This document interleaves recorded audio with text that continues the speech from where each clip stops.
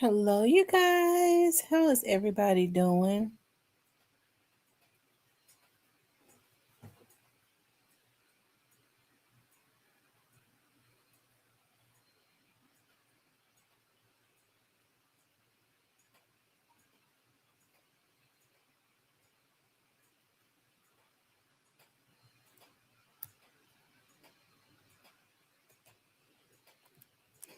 I'll let you all start getting the notifications. I have an assignment tonight, so we can stay on for like what, an hour. Let's see, it's 8 o'clock, so we stay on. We can stay on till like 9:30. What's up, you guys? I see the Black Barbie.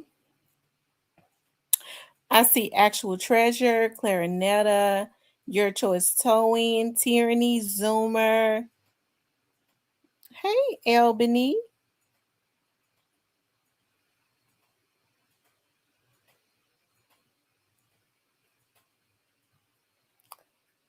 Um, what's that? I am. Is that? No, that's why did I say I am? Lamont Posse, Black Butterfly, Two Chains, Dub JJ, Nisi. Shout out to Miss Kimberly. Miss Kimberly sent me um paperwork. Kim, I was busy today. I was out in them streets today. So I appreciate you sending me the paperwork. I think a few people has posted it too. I was looking at Petty, I was looking at um Hitta, and yeah, I know those two. And one of those bigger platforms on Facebook posted it too. So shout out to them. Did I say Petty Talk? I did say Petty Talk, right? He posted it. Shout out to the subs. Y'all the best. I promise you. Y'all keep me laced up when I'm, doing my school work. I got my head in the books. I messed around. Oh, when my hard headed behind this summer and took 3 classes in the summer. I will, never do that again. Um, yeah, but we're gonna talk about Quet's paperwork. His federal paperwork was released, and it's Big Jukes unalive and about to be solved. Okay, many people think that it is officially. I think unofficially, maybe it already is. Unofficially, but let's chat about it. You all hit the like button for me. Make sure you guys please like, share, and subscribe. Okay. All right, you guys. Shout out to Miss Kimberly. I'm gonna pull the paperwork up. We normally give everybody 5 minutes to like come on into the chat and all of those good things. Let's see.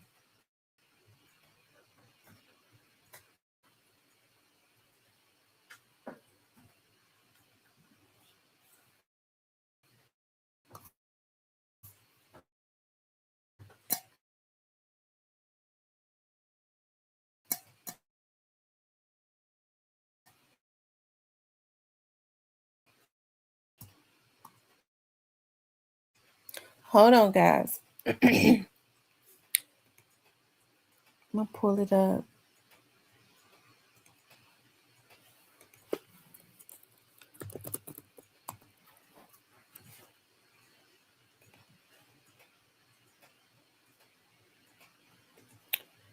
Um. Okay.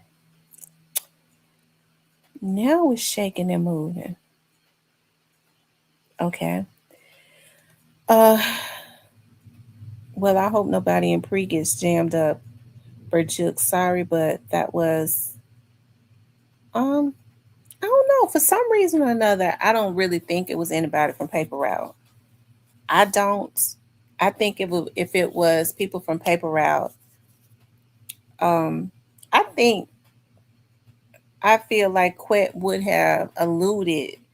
I don't think Quet would have tried to protect anybody from Paper Route. I don't. I think he would have, or any affiliates. I think he would have put it out a long time ago. Like, I know that people try to allude to, um, he is making an allusion to, because remember his attorney Wade from out of Atlanta that knows nothing about, Duke at all. In the middle of a trial that has nothing to do with Duke, calls Duke a serial K. Like, that's weird within itself, right? Um,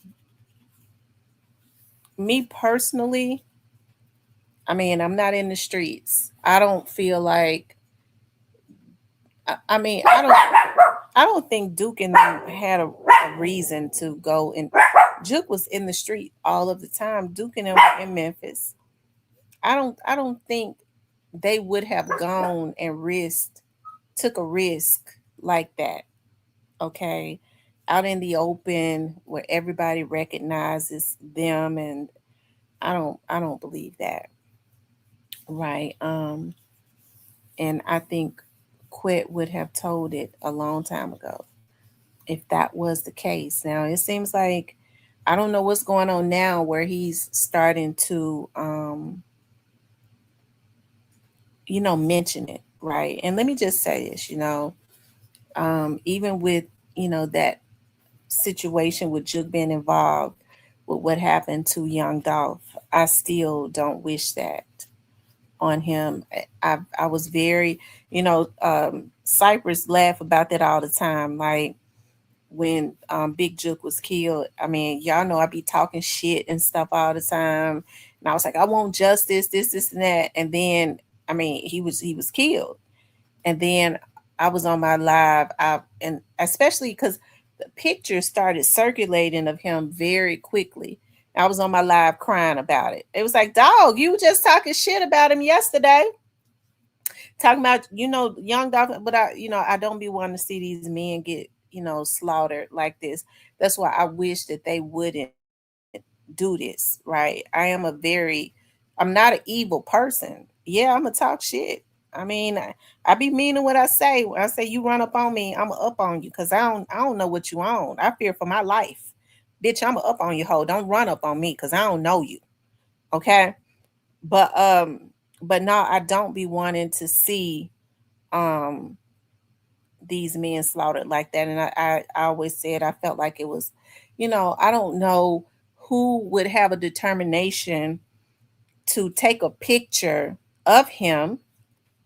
And I think people forgot about that. Who was close enough to take a picture of him?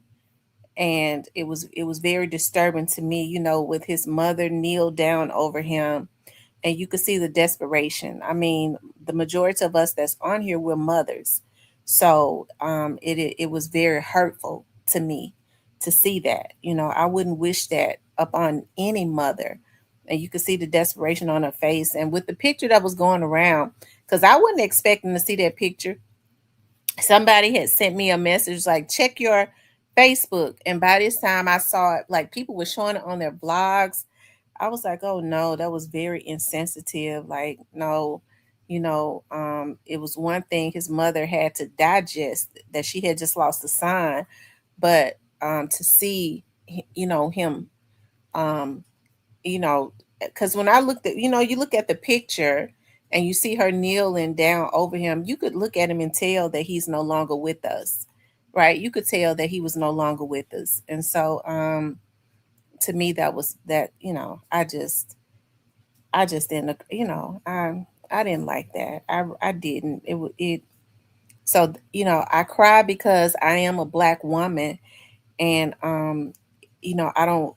Yeah, it was very distasteful. I cry about it because I am a black woman, and it really hurts me to see black men become so barbaric, that they've taken on the what's the word that I'm looking for? The characteristics of the slave master. You know what I mean? Because I'm very into history and learning about history, folks go, why do you like looking at that slave stuff and stuttering that slave stuff? It's like, that's like, I love to read about it. And I know what happened to our ancestors, and to see other black men and women taking on that, just for no reason at all, it is very disturbing. Right. So, you know, is Big Juke's murder about to be solved? Let me just say this, okay? I work for the feds, okay? I do. I work in, okay. And so, but I don't, my subscribers, because I mean, I'm not gonna go and searching for Govan's paperwork or anything like that. My subscribers send it to me. I appreciate that. I saw a couple other, like I said, a couple other people do a video on it. Hitter, I saw his, and I saw Petty Talk, and I believe the Game Spitter or whatever. And I have to say that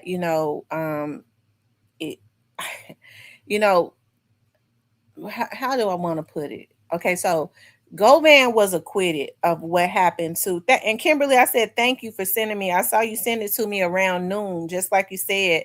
I saw it when I got home. Okay, I saw the paperwork when I got home because I was busy all day today. But I appreciate you sending it to me. I appreciate that so much. I didn't have your number, so you need to send me your phone number and an email. Okay. Um, and so, but Govan has been openly, he kind of touched on it before. He would say that the streets knew what happened to, hey Norman, the streets know. um Thank you, darling. She said she downloaded it straight from Pacer, so it's public, you guys. um the streets knew exactly what happened to Juke, but when he was on Ratchet, he kind of went directly into describing it. I mean, I knew at that point, when he went directly into describing it, I knew what I knew. I knew what I knew. So, um, I mean, I'm just in the back of, just from history, right? And so it's funny because, like, regardless to what people say, like when I'm off of here, I don't be calling no police officers or talking to no FBI agents about any of this stuff. I don't do it. Okay. I'm telling y'all, the one thing that I did, and we were all on here because y'all know I'm honest about it. Because shit, the folks that be calling people the police here, they be the police. Okay, they be the ones. But I'm gonna tell y'all what I did do that time that Lil Migo and them was threatening to do something to Grove Hero right after the situation happened, and Grove Hero had an event in North Memphis, right? And they was talking about they was gonna do something to him. So me and my subscribers, we started calling the North Precinct. We started calling the FBI. Yeah, we started writing into the FBI. So like, we ain't no other activist or person in the Memphis community that's actually helping the Memphis community. They ain't get ready to gun down nobody and get away with it no more. And we started, my subscribers, we started sending emails to the FBI. We started that night on live, and we started calling the North Precinct. The FBI called us. The FBI reached out to one of my subscribers while I was still on live, right? He reached back out while I was still on live. Believe it or not, they watch a lot of this stuff, and um, that would have been like a terroristic act. And they were out there. They were out there in undisclosed, unmarked cars. I do know that the Memphis Police Department was out there in unmarked cars. So I'm glad Lamigo and them didn't send nobody out to go out there and have a bad day that day. Okay. But as far as this situation, I vlog about this Big Juke situation. I think the FBI do a good job of, I think the FBI do a good job of um you know, doing their own job. You know what I'm talking about? Like Goldman has been doing the interviews, right? Goldman has been the one doing the interviews. He has put this out. Nobody was going and saying anything about Govan. Govan has openly put this out here. Now, people, I think a lot of times people feel like if they get away, if they get off on something, Govan has professed his innocence. And hey, I can appreciate that. But at the same time, we all have our own mind. Okay. I'm not on here to dog him out, but I mean, we blog, so we dissect, we have our own opinions. I personally believe that he was involved. He just got off. Okay. And so he got off instead of him doing his one interview and I guess going on with his life and keeping his head down and doing his box trucks. He decided that he was going to, I don't think it was wise of him to, um,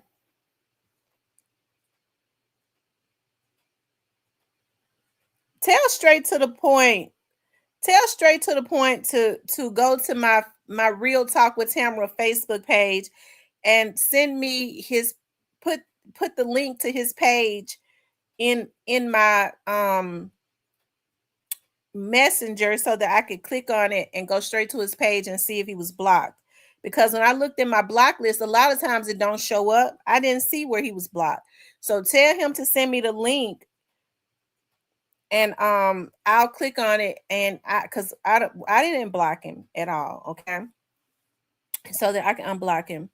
Yeah, Grove Hero is doing something with Heidi. Also, Heidi Kuhn. Heidi is running for Congress.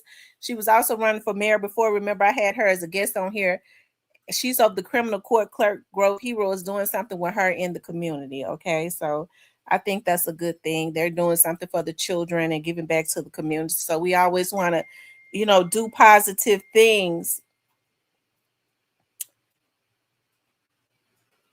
Okay, well, Cypress, tell him to send the link to your phone and you send it to my phone. Um, yeah. So so we was talking about Govan. So I've told you all, I've said this before. Okay, so yeah. So anyway, a friend of mine, y'all know, I worked for the police department for a total of 18 years, okay? For a total of 18 years before I started working for the prosecutor's office. So, well, I went out on my own and did private investigative work, and then I took a job as an investigator with the prosecutors. Okay, so one of my friends who is a colonel for the police department, I said I just did a video. I did nothing. He's high ranking. He does not really talk about nothing.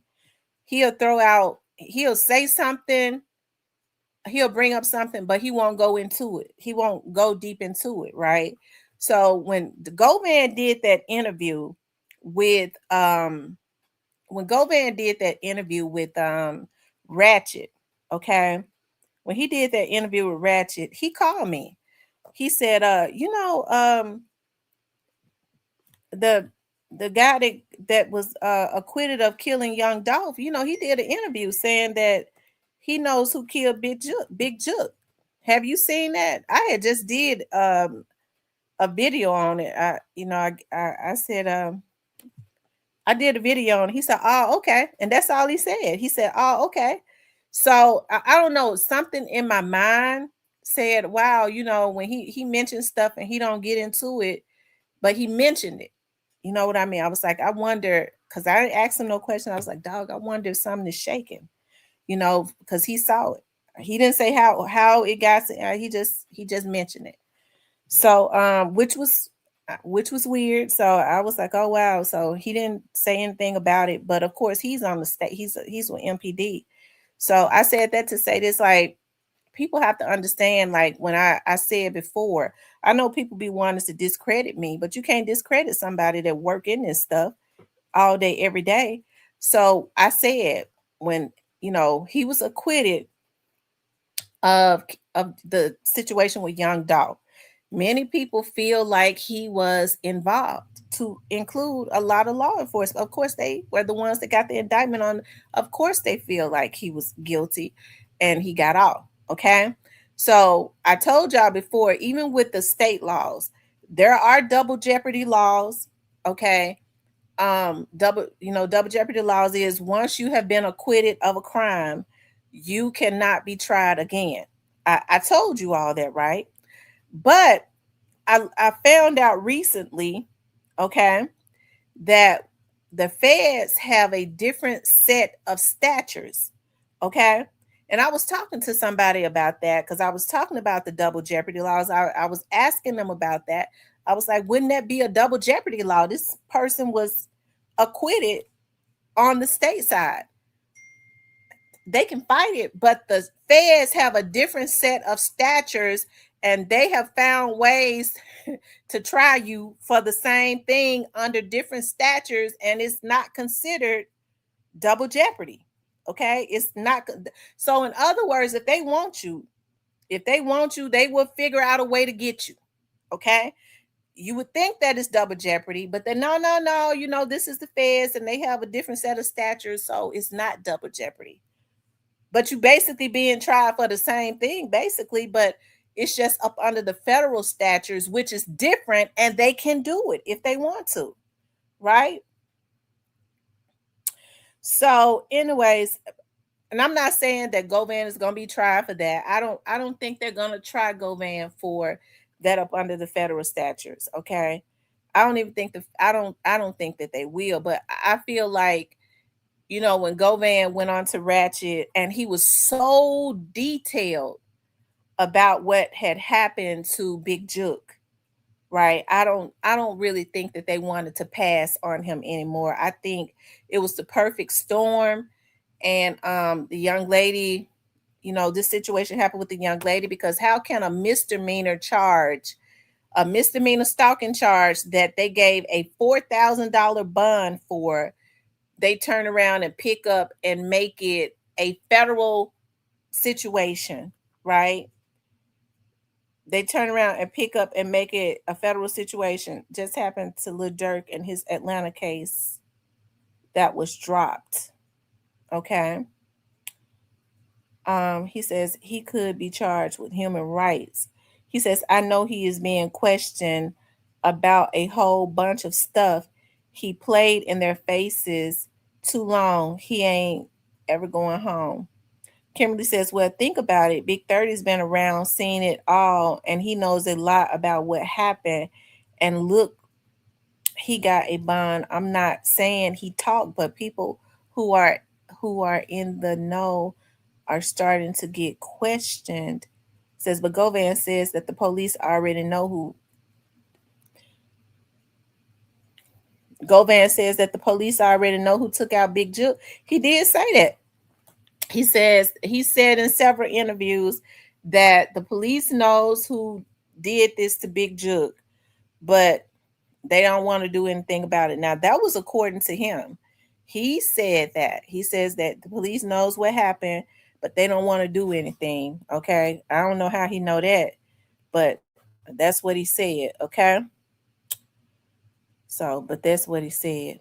All right, let's pull this paperwork up. How about that? Um,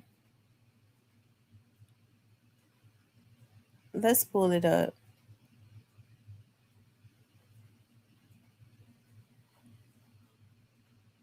I hate when this starts acting up. Okay. He said he should have left Memphis. Okay. It says an affidavit in support of criminal complaint. Harry, I should have put my glasses on. Baumgartner, being duly sworn on oath, dispose and state that I have been employed as a special agent with the Federal Bureau of Investigation since June 4th of 2025, and I am currently assigned to the FBI self Safe Task Force. Okay, Safe Streets Task Force. Affiant has been a sworn FBI agent since June of 2025. I have been assigned to the FBI Memphis Streets Task Force since June 2025. I am statutorily charged with investigating violations of federal laws, including Hobbs Act violation, firearms violation, and other violent crime matters. Prior to my role as an FBI agent, I was previously employed as a state trooper with the state of Ohio from July 2020 to December 2024. I also have served as a commissioned officer in the U.S. Army Reserve as a military police officer from May 2025. I am an investigative or law enforcement officer of the United States within the meaning of those are the statutes, and I am empowered by the law to conduct investigations and make arrests for offenses that goes to statutes. The fact in this affiant affidavit came from my personal observation, my training and experience, and information obtained from other agents, law enforcement officials, and witnesses. The affidavit is intended to show merely that there is sufficient probable cause for the requested warrant and does not set forth all my knowledge about this matter. Based on the facts set forth in the affidavit, there is probable cause to believe that Hernandez Govan committed the violations, and they're showing their statutes. The United States, including the FBI, is conducting a criminal investigation of Govan, regarding possible violations of cyber stalking. On June 4, 2026, the Memphis Police Department responded to a domestic violence call regarding threatening electronic communications on Witten Pine. Okay, I don't want to put her address out there. It says the Memphis Police Department contacted the victim, who has been receiving threatening text messages from Govan. Since the previous day on June 3rd, 2026, JJ was in fear of her life and the life of her child, requesting the police officers clear their home to ensure that Govan was not present. The text messages were a result of approximately $540 that Govan provided to JJ to pay for a rental car. When there were complications with the booking, Govan told JJ to keep the money. JJ stated to the Memphis Police Department that during the phone conversation with Govan, he had threatened to shoot up JJ's home. Okay. Y'all make sure y'all hit the like button. Okay. Make sure you all hit the like button. It says due to Govan's messages, the Memphis Police Department and the National Guard checked the area at the time of the complaint, where Govan sent a message while they was checking the area. He sent a message to her. The National Guard can't watch your house all day.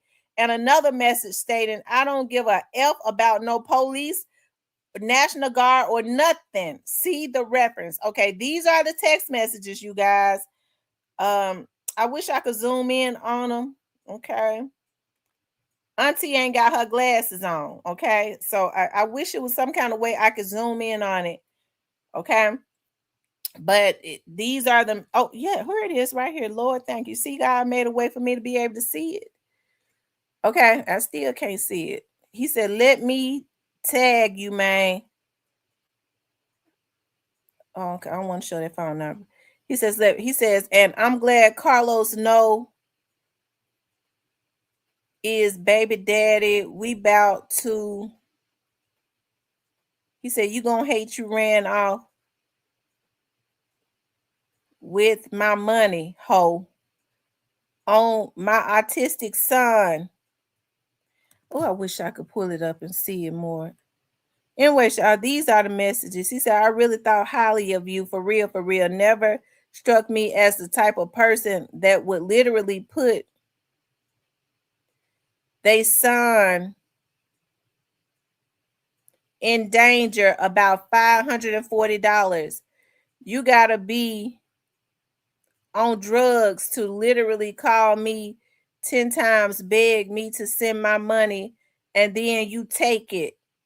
You would have been better off robbing Michael Myers than taking my money. That's for my son, meds. All I wanted was my money back. I'm a real street ninja. What I look like beefing with a bitch. more importantly, what I look like letting a hoe take $500 that I needed for my son medicine. Okay. Anyways, I was when I was able to look up closely, she told him that she would get because she was supposed to get he asked her to go, he gave her 500 something dollars to go and rent a car. Okay, that's what it says in the paperwork. She had issues with renting the car. Something went on as it relates to getting the money back, but she offered to give him his money back. Okay, at some point she said, and when he told her, "I'm going to send text message of you, I'm going to send messages, text messages to your job, to everybody, put it on social media of you sucking and eating and everything else." Okay. And so she says, "I got your 540. You can come and get your money." He told her, "I don't want it." She said, "You don't want your money back?" He said, "No, I don't want it back." Okay. So that might be another issue. She did offer to pay him, but he passed on that. There's proof that she offered to pay him to stop the harassment, and he passed on getting the money back and leaving her alone. He said, "I don't want the money back." He basically was letting her know, "I don't want it back. What I want to do is I want to put you up under distress and threaten you, okay? And your son."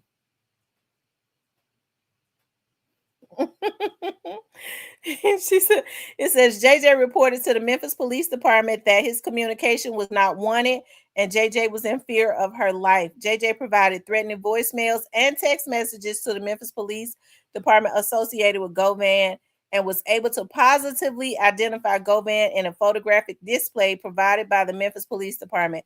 Govan also threatened to post explicit photos of JJ on social media, continuing from the previous threats made towards JJ, stating, "B, I'm about to send your video to all your friends on SM." I don't know what SM means. Okay. I don't know what that means. "And I'm about to post you Essen sucking D on Facebook for playing with my money. And I'm posting you now. And I feel sorry for your son." Within an additional message stating, "I'm about to post the one when you sucking Kiki ASS, further making a threat. I hope you turn it into 5 million. You gonna need it tonight. We making the news today. See the reference text me." Oh, Lord Jesus. Y'all, I don't know what this is. I'm glad I can't. I don't know what that is. Okay. I can't make it out myself. He said, "B, I'm about to send your videos to all your friends on SM." I don't know what SMM is, and I'm about to post it. Okay, I read that. She says, "You can come and get your money.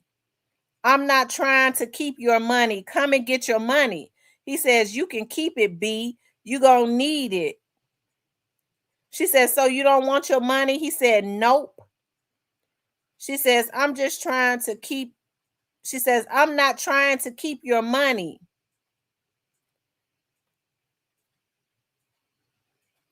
And she says something about a post on Facebook. He says, "I can't get my interview. I'm about to post it right now." She said, "You can use my card. Please don't, please." He says, "F your car." And I'm about to post the one when you sucking Kiki ass. Joke on you, ho. She said, "Please don't, please." And then she says, what can I do, please?" He says, "Go die, ho." Okay. She says, "Please don't do this, please." He says, "On my son, I'm about to use that 500 for a counselor. I'm bigger than the devil." Okay. Lord have mercy, Jesus. It says Sergeant Jay Henderson of the Memphis Police Department provided information that Govan had given JJ $500 for a rental car because Govan was having difficulties procuring one. JJ also had difficulties with procuring a rental car and offered to give Govan back his money. As a result, Govan has been harassing JJ through cell phone communication. JJ was in fear of her life and her son's life, where JJ then made the previous police report. Govan has taken action with the intent to harass and intimidate JJ using his cell phone, which is a facility of interstate commerce, to engage in a course of conduct that placed JJ in reasonable fear of death or serious bodily harm. Further, Govan's actions did cause and would be reasonably expected to cause substantial emotional distress to JJ. Therefore, I submit this case meets the elements of the statutes, and I request the issuance of an arrest warrant. All of the above occurred within the District of West Tennessee. Based on my investigation, I believe that there is probable cause to believe that Hernandez Govan committed criminal violations as set forth in the criminal complaint and respectfully request that the court issues a warrant. Okay? The courts agreed. All right, the courts agreed and issued a warrant. Okay, let's go a little further. Okay, it's some more paperwork. Let's see. That's the complaint. Okay. Shit, they've been working. That look like June 3rd. Look, they've been working on Govan all month. They started working on trying to get at him the very beginning of this month, because it was the feds was writing up the complaint on June the 3rd. So so I don't know. They wrote up a complaint. Said no, okay. So I, the complainant in this case, state that the following is true, to the best of my knowledge. Yeah, yeah. Hmm. Okay, but she signed it on okay, June the 12th. Hold on one second, y'all. Her name and stuff is in that one, so I don't want to pull it up. I don't want to show the young ladies information. Okay. Now it's some more stuff. I'm scared. Listen.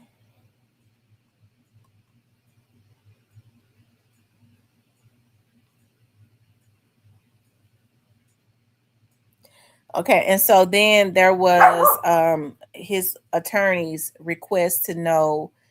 They're requesting to know what the government has and what the government wants to do to him. Okay.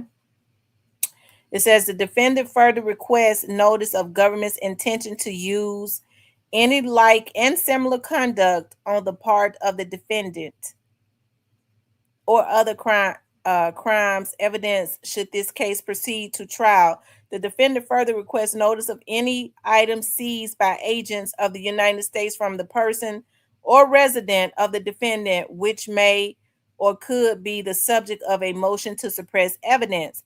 The defendant further requests notice of the use of electronic surveillance or wiretap in this case. So he's basically wanting to know if the feds had wiretapped him, for how long they had been wiretapping him, and he would like for them to release that to his attorney. Okay.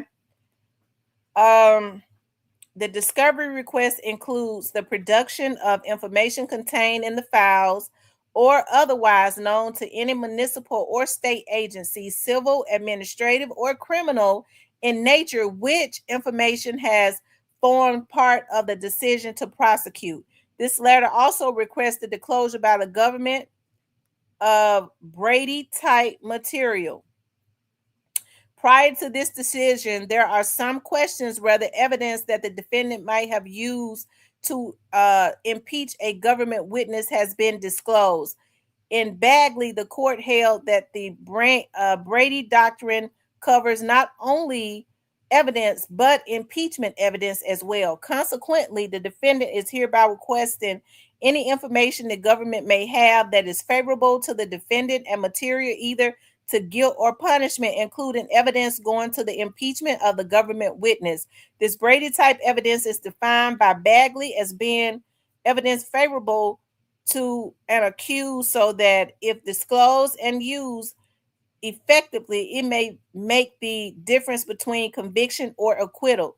It specifically includes the possible interest of a witness in testifying falsely, the existence, substance, extent, and the manner of the execution or fulfillment of any inducement, promise, statement, agreement, understanding, or arrangement, either verbal, written, or implied, between the government and or its agents and any prosecution witness or his or her attorneys or representatives for the purpose of obtaining said person's testimony, cooperation, or provision of information to the government with wherein the government has agreed, stated, or implied action to any of the following: not to prosecute said person for any crime or crimes charged or uncharged, to provide a formal grant or statutory immunity. So they basically wanted to know what the government has on him. They're wanting him to release it,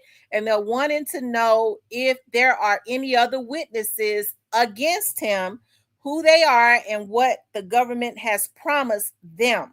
Okay, if they testify. So that's basically what his paperwork is saying. They say he crying over $500. I don't know. He said in the paper, he said that in the text messages to her, she blocked him from making $5,000. He asked her, he tried to rent himself a car. He couldn't rent a car. He asked her to rent it. He gave her the 500 and I guess $50 or whatever it was. She went to go try to rent a car. She wasn't able to rent the car. It caused a problem. I don't know if she was slow about giving him the money back. He says that she stopped him from making $5,000. He was trying to get to an interview out of town and was not able to make that interview. Therefore, according to him, she helped to mess him out of $5,000. Okay. He never said who it was that he was going to do the interview with, that he was supposed to make the $5,000 from. Okay. Now, the reason I bring Big Juke up, okay, is because it seems to me that Govan really, he said in Ratchet's interview, okay, in which he's been hinting at it all the time. Every time he's done an interview, Vlad with Adam, they asked him about Big Juke's unaliving. He has said in all of them, he didn't go into detail, that the streets know what happened to Big Juke. Okay. Hey, Big Stacks. He says that the streets know allegedly what happened to Big Juke. It just so happens this time he went into detail. Okay. The folks was watching. Okay. The people were watching. Maybe there had been rumors, because remember I told you all that when it first happened, the rumor was that the people had came in from out of Houston, okay, allegedly. Y'all know people call into Crime Stoppers with tips and stuff all of the time, and um hey, Stanley.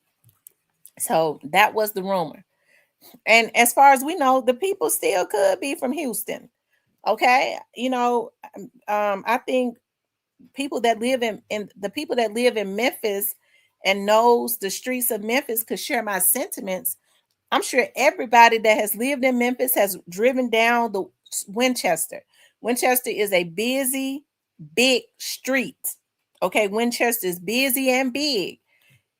There are camera lights everywhere. There are cameras on all of the businesses.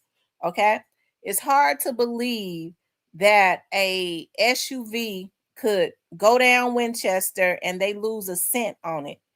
Have no video, no nothing. Okay, like I said, the only thing I could see is it ducked off into a neighborhood, and like somebody was saying, they put it up in a truck or some other. Somebody came in the chat and said that, so I don't know. They say it ducked off in the neighborhood, and it went up, and they drove it up in a big truck. Y'all know that's that movie type stuff, right? Where they drive the cars and stuff up in a big truck and hide it. I don't know. I think the big truck in the neighborhood would have been seen or something, right? I don't know. But I guess that's just a theory, but I find it really weird with all of the lights and the cameras and stuff. I'm sure right after it happened, the police immediately started to pull those cameras and all of that. Even if they hit the expressway, there are nothing but cameras on the expressway. T-Dot could have pulled that. So I think the cameras and stuff could follow you anywhere you go now. So for them not to have been able to get that is really weird within itself, right? I don't know. As far as we know, the car hasn't the SUV has not been found. The only thing I could see is because right, they did say that once the SUV, the white SUV hit Winchester, there were two SUVs that were the same, exactly the same. Once it hit Winchester, they went separate ways. I mean, I'm sure that was to throw the police off. You see what I'm talking about? Once it hit Winchester, it went two different ways. So down Winchester, and I think Winchester runs east and west. So one went west, one went east. Okay, so um, like I said, it seems to me. I mean, Govan says that he had a relationship with Juk. Juk was like his family, was like his cousin and all of that. So, hey, it seemed like to me, if you put out there, you got such detail of what happened. Okay, he says he knows who was driving. He know who actually did the shooting. He knows who was in the passenger side. He knows who was in the back. Okay, you give these type of details. Of course, the people going Juk's case is unsolved. It's still an unsolved murder. I think they're gonna want to know, um, who it was, how he knows, right? Um, he says everywhere you go, doggone license plate readers, trees. Hmm. He said, on I forget what show he was on, but they asked him. Somebody else asked him where was he at when Big Chook was unalived, and he said he was on the very next street. I don't know if he was on Adam or on Vlad. They asked him, "Where were you at when Big Chook was killed?" He said, I was on the very next street." I do know that when Ratchet asked him where was he at when Big Jook was killed, he said he was on Getwell. Getwell is not the next street from where Jook was killed at, because somebody help me out. Jook, where they had that repass, that was in East Memphis, and it wasn't too far from Privé. I think the next street from where the repass was at, that's a isn't that a neighborhood? Isn't that a neighborhood over there by where Juke was killed at, like the very next street over? Aren't there houses over there? Somebody help me out from Memphis. I'm trying to picture it in my brain. I ain't lived in East Memphis in 100 years. So I can't. I do know that Riverdale is going back east, right? Riverdale, but I still think, even still, because his house is on Riverdale. So he said the next street over. I guess I'm trying to picture going back west, being the next street over, but it could have been going back east, because I think, yeah, on Winchester where Juke was killed at, isn't going okay. So going back west, it's a like that's a neighbor. Those are neighborhoods where with houses over there, right? I'm trying to picture what the next street is, because going back up is going towards Riverdale. Going back east is right up the street, and up there is Privé, sits right there on that corner of Riverdale and Winchester. But it may be some houses and stuff even before you get back up there to Riverdale. Oh yeah, it's Hickory Hill. You're right. It's Hickory Hill. So that's definitely a neighborhood and really a main street. It is. It's Hickory Hill. Right. And Winchester is not close to Getwell. So when Ratchet asked him where was he at when Juke was hit, he said he was on Get Well, and that's what I was like. I was like, Get Well is nowhere near Winchester. I don't know. I don't think Winchester intersects with Get Well. It could, but I can't picture it in my head. Um I don't know. Winchester runs all the way to Whitehaven. Really all the way shit to, I think it go all the way down through there to Westwood.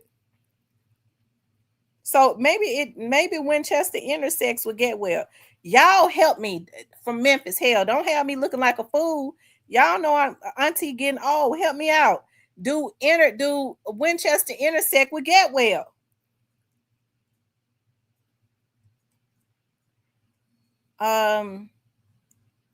Okay, it does. Okay. But even though it intersects with Get Well, it's still not over there by where Juke was at. It still don't run all the way, because going back down Get Well is like southeast Memphis. It's not East Memphis. That's going all the way back down the other way. That's not the next street. Okay, over there by the Pony where the strip club is. Okay, so that's all the way back down. That's going all the way back down, like all the way back down. That's like southeast Memphis. Right. It's still not close to the repass. Yeah, so it's far. It says still not close to the repass where Juke was killed. Right. Juke was killed where Juke and them was at. Like somebody said, that's Hickory Hill is going back west. Riverdale is going back east. And Privé sits up there at the corner of Riverdale, like going back east. It's right there at the corner. It sits right there on the corner of Winchester and Riverdale. So, you know, I would really be interested in knowing who took that picture of Juke. I would really be interested in knowing who took that picture of Juke and put it out to the blogs. I would really be interested in knowing, because I feel like if you could ever figure out who that person was, you probably won't be that far off on whoever the killers are. Okay. Whoever it was that stayed behind and took a picture and blended in with everybody, they blended in. They were able to get up close where his mother was, where his body was. I think if we could ever figure out who that is, you probably would be maybe 1 degree away from whoever it was that took him out. You know, because you got to be you got to be a cold-hearted person to sit up and take a picture of a man that just been, because anybody else would be in pandemonium. I know I would have been. Hell, I know I would have been. I mean, I would have been. And most people would have been scattered out. You don't be thinking when somebody has just been gunned down to be taking no damn pictures of them. Hell, I mean, that's just me, but of course I am a sane human. They always say a hit dog caller. They've been talking since that day. Cypress says it's not a secret. Oh, Cypress. Cypress.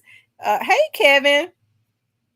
Brenda says, I bet they took that picture to show that the job was done. Probably.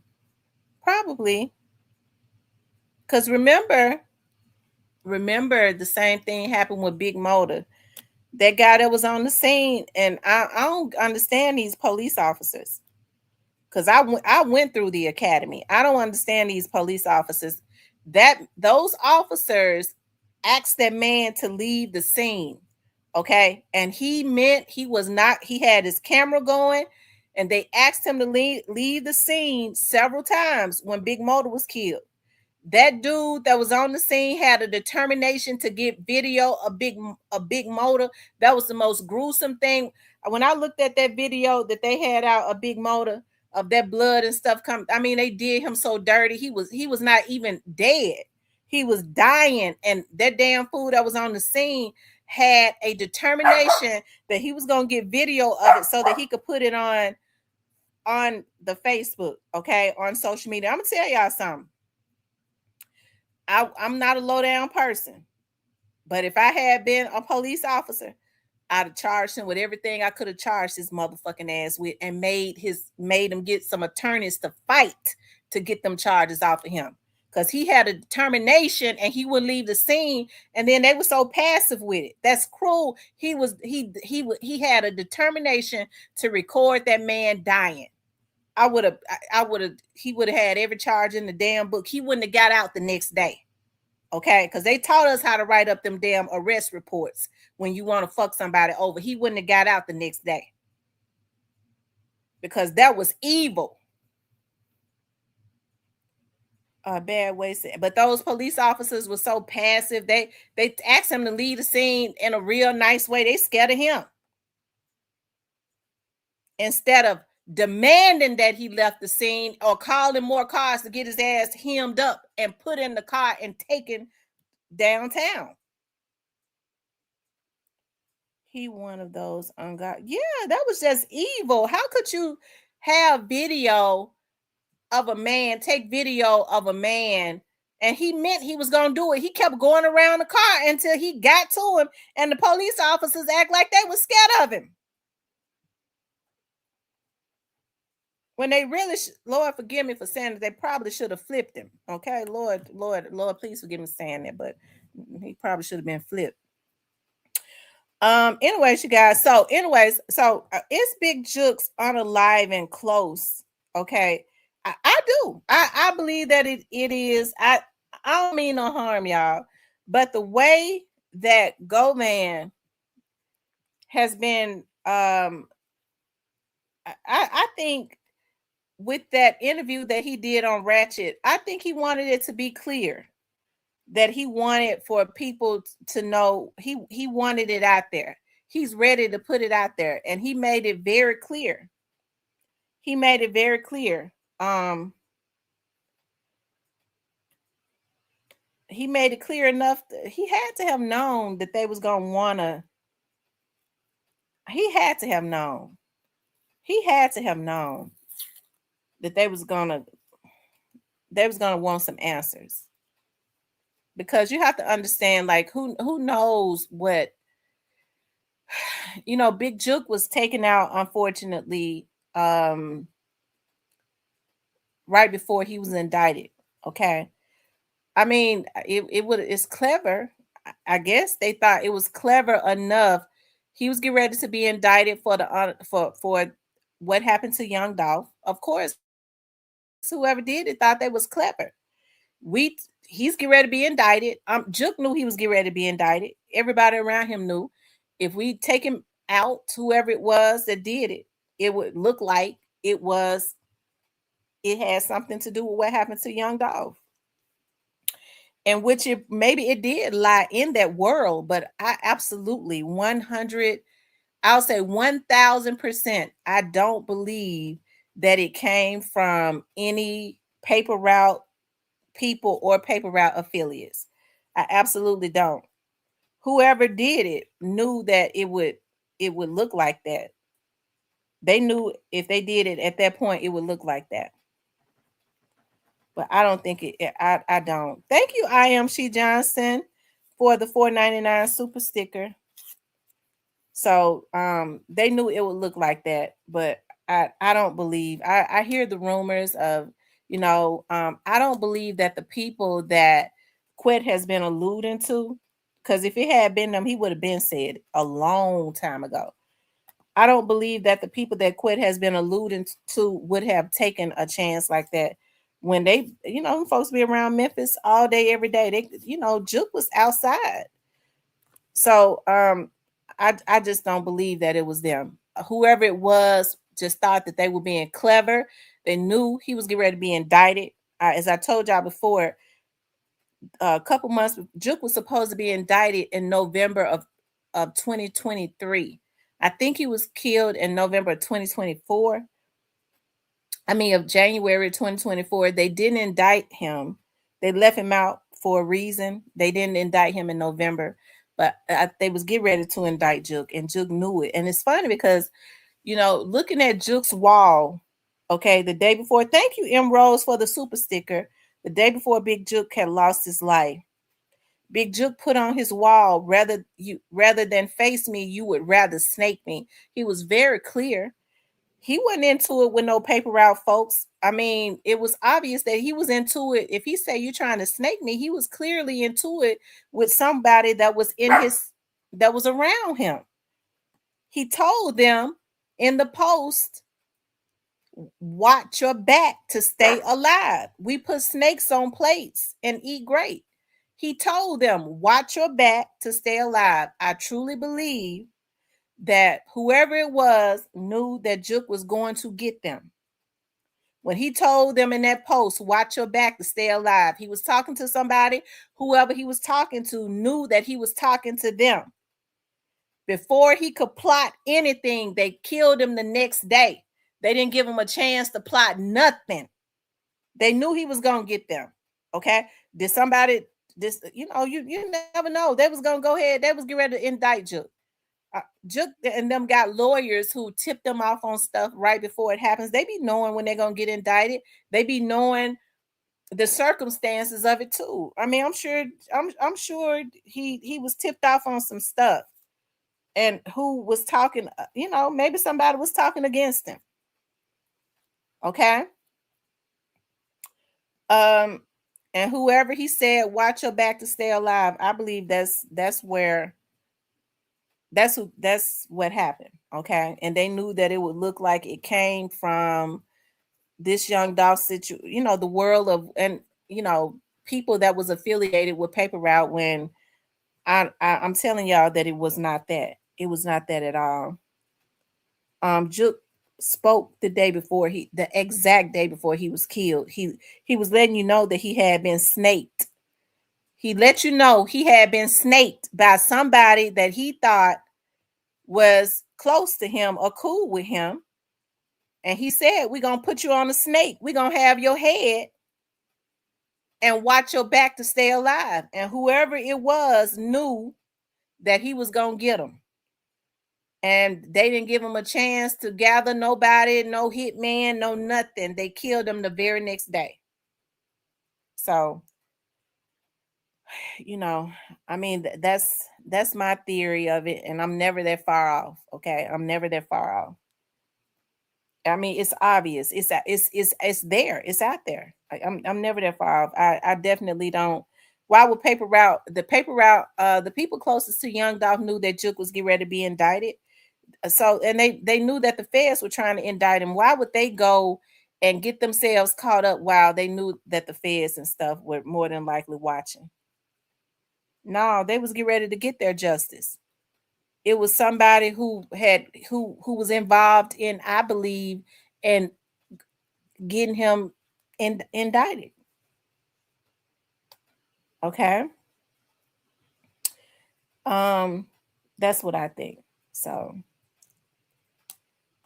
I don't know, but it'll be interesting to he says that two of them cannot, what do you say, two of them can't give interviews, so that could mean anything. He said it was three. One of them is still out walking around breathing, and then he says the other two can't. So that only means one or two things: that the other two are unalived, or they're in jail. Okay, it can only mean one or two things. But I do know this: I've never seen something that's, because people, I mean, they're saying, but you know, how am I trying to put it? They're saying that a simple misdemeanor, um,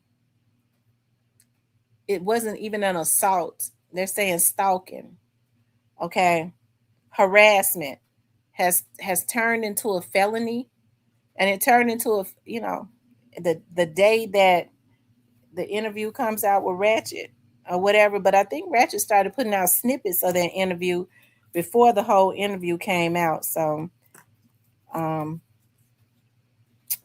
he did say in the interview that God didn't need to have a conversation with him.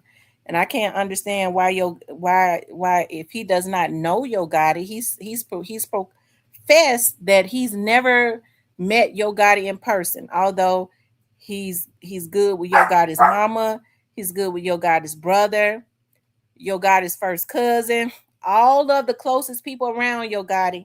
He's good with them. He's close with them, but he's never laid eyes on Yo Gotti. But yet he says that Yo Gotti needs to have a conversation with him. Why? If he's never had any contact with them, proclaims not to know him, why would Yo Gotti need to have a conversation with him? Probably Yo Gotti probably gonna wish he had a conversation with him. But I mean, I don't know, because I think about Govan's trial, and Govan's attorney said in Govan's trial, when they mentioned Juke, Govan, he says that Juke did not have the money to pay for a hit. I mean, all you got to do is go look at Law and Order. He says that Juke did not have the money to pay for a hit. He says, but now Juke's brother Yo Gotti is wealthy. He does. Where would Manny Aurora get that from? Okay. I mean, Manny Aurora put it out. He said Juke didn't have the money to pay for no hit. But his brother is wealthy. Yo Gotti, now he would have the money too. He's wealthy. He did. So where do you all think that Manny would get something, an analysis like that from? Well, according to the government says that Young Dolph's hit was paid for by CMG. Now that's what the government said. Okay. They didn't say specifically Big Juke. They kind of, because he was getting ready to he was the one that was next up to be indicted. So they spoke about his name more. But when they talk about who paid for the hit, they don't just say Juke, they say CMG. Who owns CMG? I'm trying to figure that out. Did Juke own CMG? Or did somebody else own it? Okay. Kimberly says Duke only had $18,000 in his account when he died. I know that because I saw the probate bond and the probate documents. Black Barbie says because we know that Quet is a joke and a big liar. Duke was going broke. Allegedly, Duke probably had money in shoeboxes. Well, he probably did. He could have had money in shoeboxes. He might have did. Who knows? But I do know that the first thing that the federal government does is they start searching your accounts, and they start searching your accounts, and then if they will see some. And I think based on what they saw, I mean, it was easy for them to come to the conclusion that they don't believe that Juke paid for a hit. Based on the history of what has gone in and out of his accounts, it was easy for them to come to the conclusion that he didn't pay for the hit on Young Dolph. And if you all think that, I will say this: if you all think that only $100,000 was paid to kill Young Dolph, it's something wrong with y'all, for real. If that's what you all believe, it's something wrong, because it wasn't just $100,000, but I'm sure that'll come out in the federal case. Kimberly says, yeah, I'm just saying, like, what the lawyer for the probate could track down. See, his mama got caught trying to sell his house, and she can't do that because he had children. Cypress, did you send me straight to the point stuff? Did you send me his page?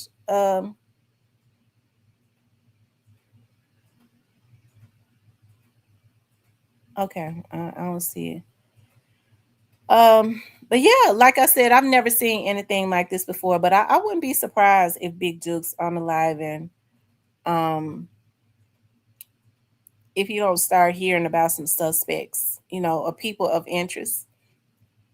Because although Goman has said that he didn't want to put the names of the people out there, he may as well had to say,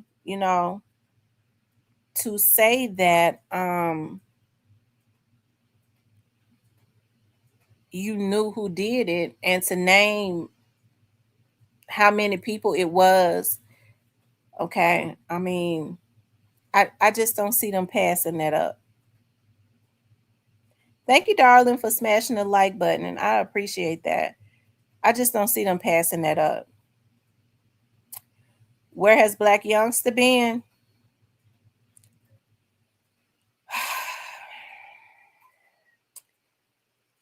I don't know what to say about Black Youngster. I all I could say is that I hate that Black Youngster got himself so involved with something that had nothing to do with him. He got himself involved in something that didn't have anything to do with him. And if you think about it, Black Youngster is really no different than Straight Drop, Um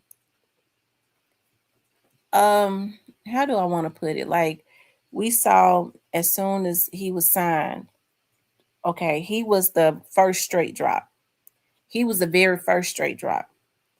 So as soon as he was signed, we saw that he started going at Dolph. And then, like, shortly after that, we see him on the news with the little dudes that was around him for, shooting up the van 100 times and going to Castelia with um, weapons and all of that. So, I mean, there's definitely a history of people from this record label and affiliates trying to kill this man. So I really don't understand how the head of the record label thinks that he's going to be able to skate by.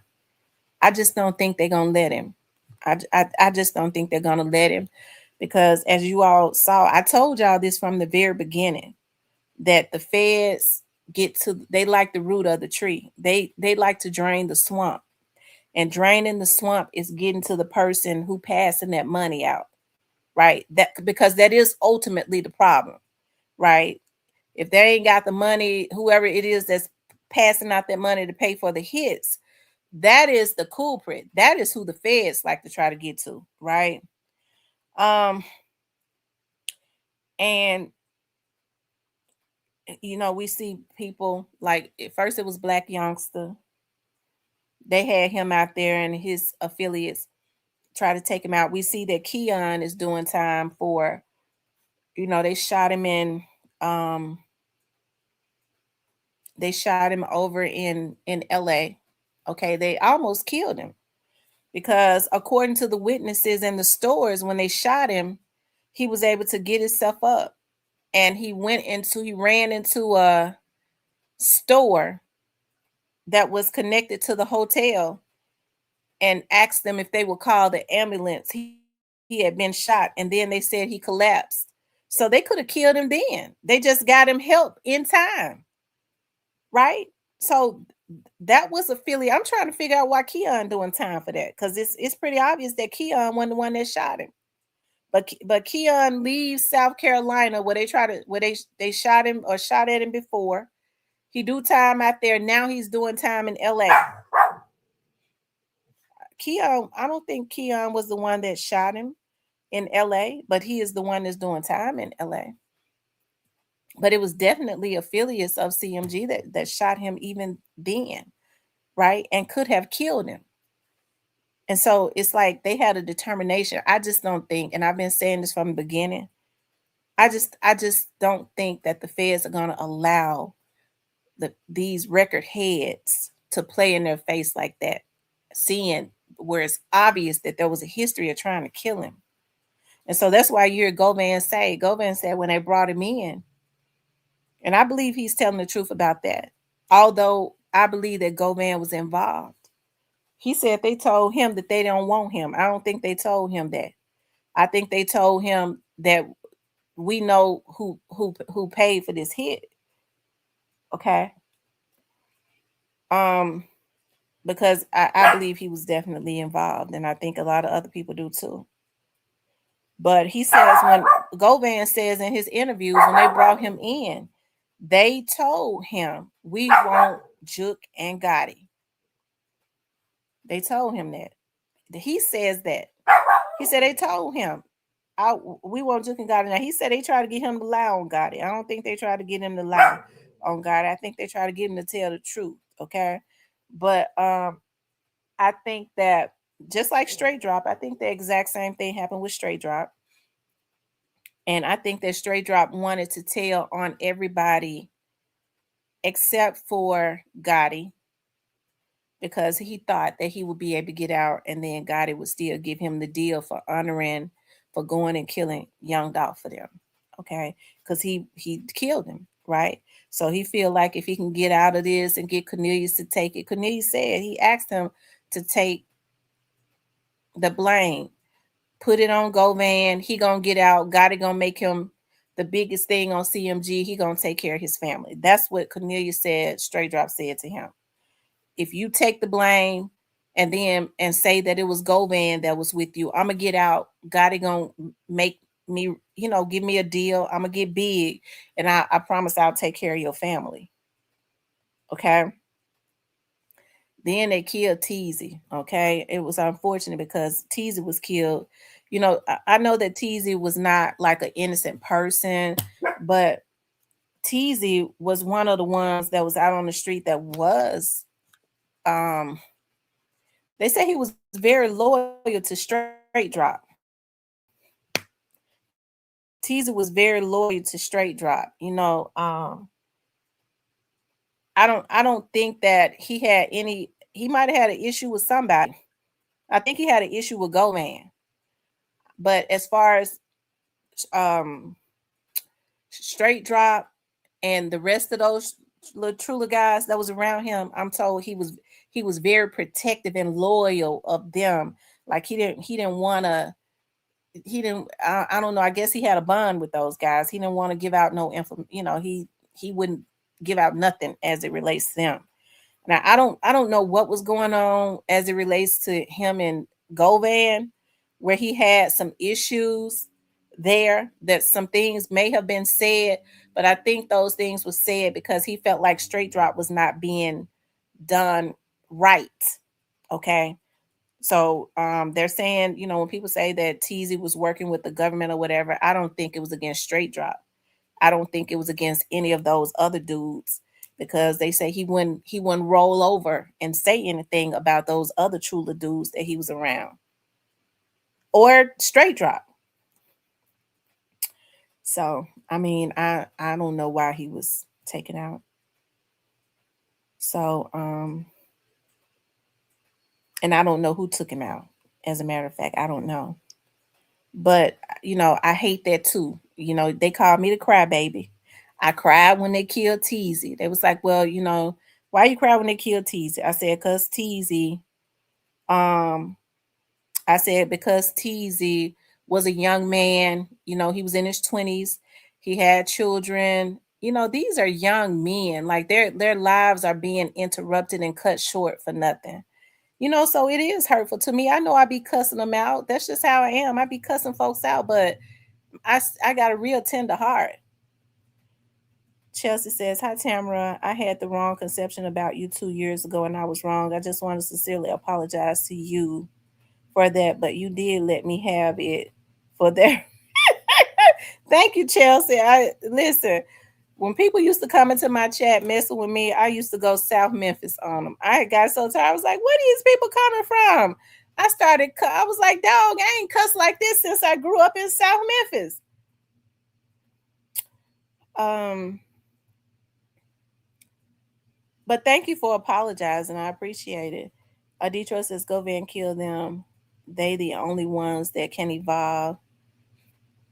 Teasy and Quet used to be close. That's what Quet said. He said that Teasy and Teasy were very close, but he hadn't said it. Well, Quet did say, I was gonna say Quet never said anything about what happened to Teasy, but Quet did say that Teasy was not killed by ops. He said Teasy was killed by people that was close to him. Child, he sure said it in the interview. I forgot about that. Quest says Teasy was not killed by ops. He was killed by people in his circle. Ooh, oh, Lord Jesus. Child, look, I don't know. Hey, double RR87. Kimberly says no, it was on something he had been arrested for previously. That's why Teasy had the Apple Watch. Well, I mean, one of my friends said that's what happened when the reason, because when I saw Chief Davis on the scene, it's very a chief of police don't make a scene, just not unless it's an officer down. When I saw her, I knew it was something. But my friend told me when Chief Davis pulled up, she pulled up and she had the FBI with her, and they took Teasy's phone and his watch. So I don't know. Um, um, I don't know. They've been real quiet about that one too. So I wouldn't be surprised if that one don't get solved, because I guess it ain't that hard to break down. Not unless Quet was just saying something, because he says that Teasy was not killed by ops. He said Teasy wasn't killed by ops. He was killed by people that were not ops, by people close around him. Who that? I mean, I guess it could have been a family member. Who knows? It says unsolved unalivings. He says Slim can hoop. Well, we know now.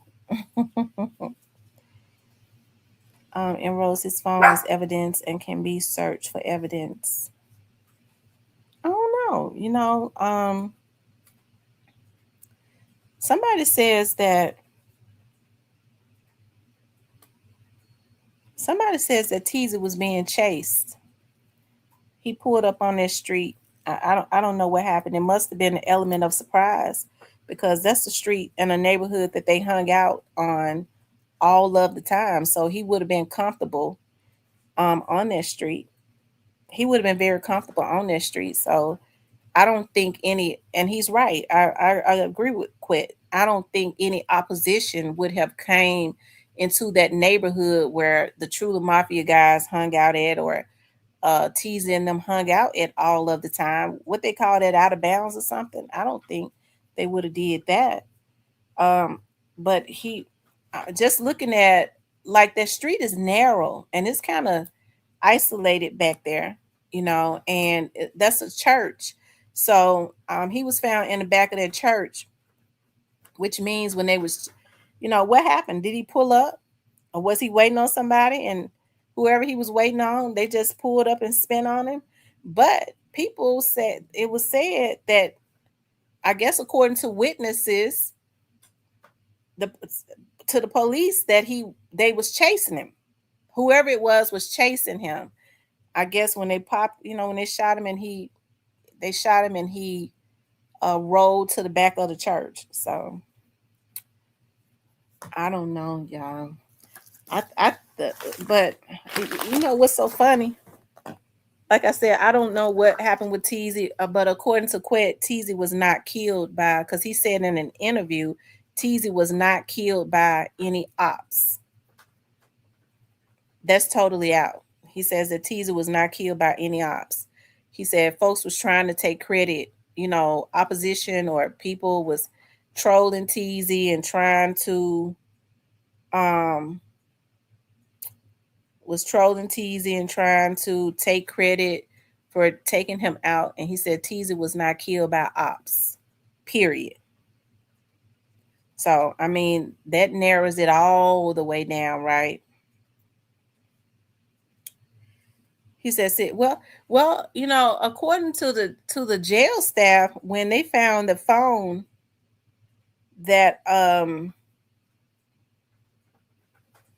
when they took Straight Drop's phone, Straight Drop talked to Teasy every night. That was who he communicated with. Teasy, Juke, and his baby mama.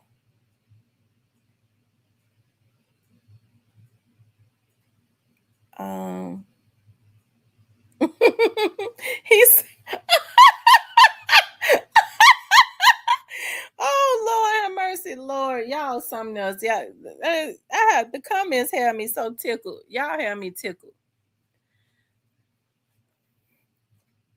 I don't know. The internet, just kind of put everything out there. Tam, if Young Dolph was alive today, do you think pre-labor would have been bigger? Oh, absolutely.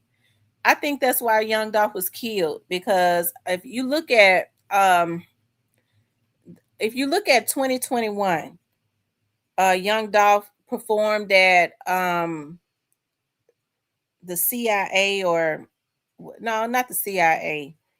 Y'all help me with that. I forget the name of that, where he brought all of his artists out. Y'all see those hits? He had gotten with a producer. They was dropping them hits. Y'all see the song he made with Snoop and Woo? These ninjas ain't effing with me. Snoop Band songs. Um, Snoop Band song. What's the name of that song? Pop Out. He was doing it big. I think he had started. It seemed like to me he had started putting a lot of energy. He had started putting a lot of energy. I know they getting on my nerves. Into investing in his artist, right? I think that because in 2021 he had started going hard and started putting a lot of energy and investing in his artists, he was a threat. He was already a threat, but he was really a threat. He had made himself big. He was investing in his artists. He was ready to make them big. He had already made Key Glock big. So I think people started seeing that energy, and they there was an urgency to take him out, just because they knew. The dude had the confidence of, I don't know, just of a billionaire. He was ready to make himself a billionaire, and then he had a different language as it relates to money in the industry. Dolph had made himself relevant, right? So he had artists looking up to him. So if Dolph is doing it different and his language is different, as far as the Rolling Loud, that's what it was, Alicia.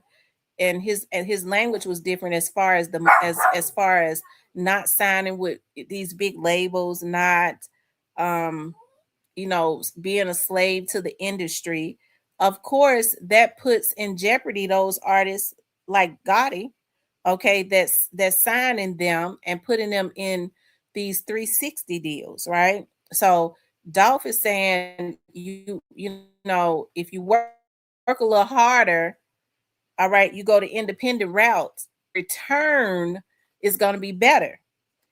Um, it's going to be better if you work harder, you wait a little bit longer, the money is going to be longer.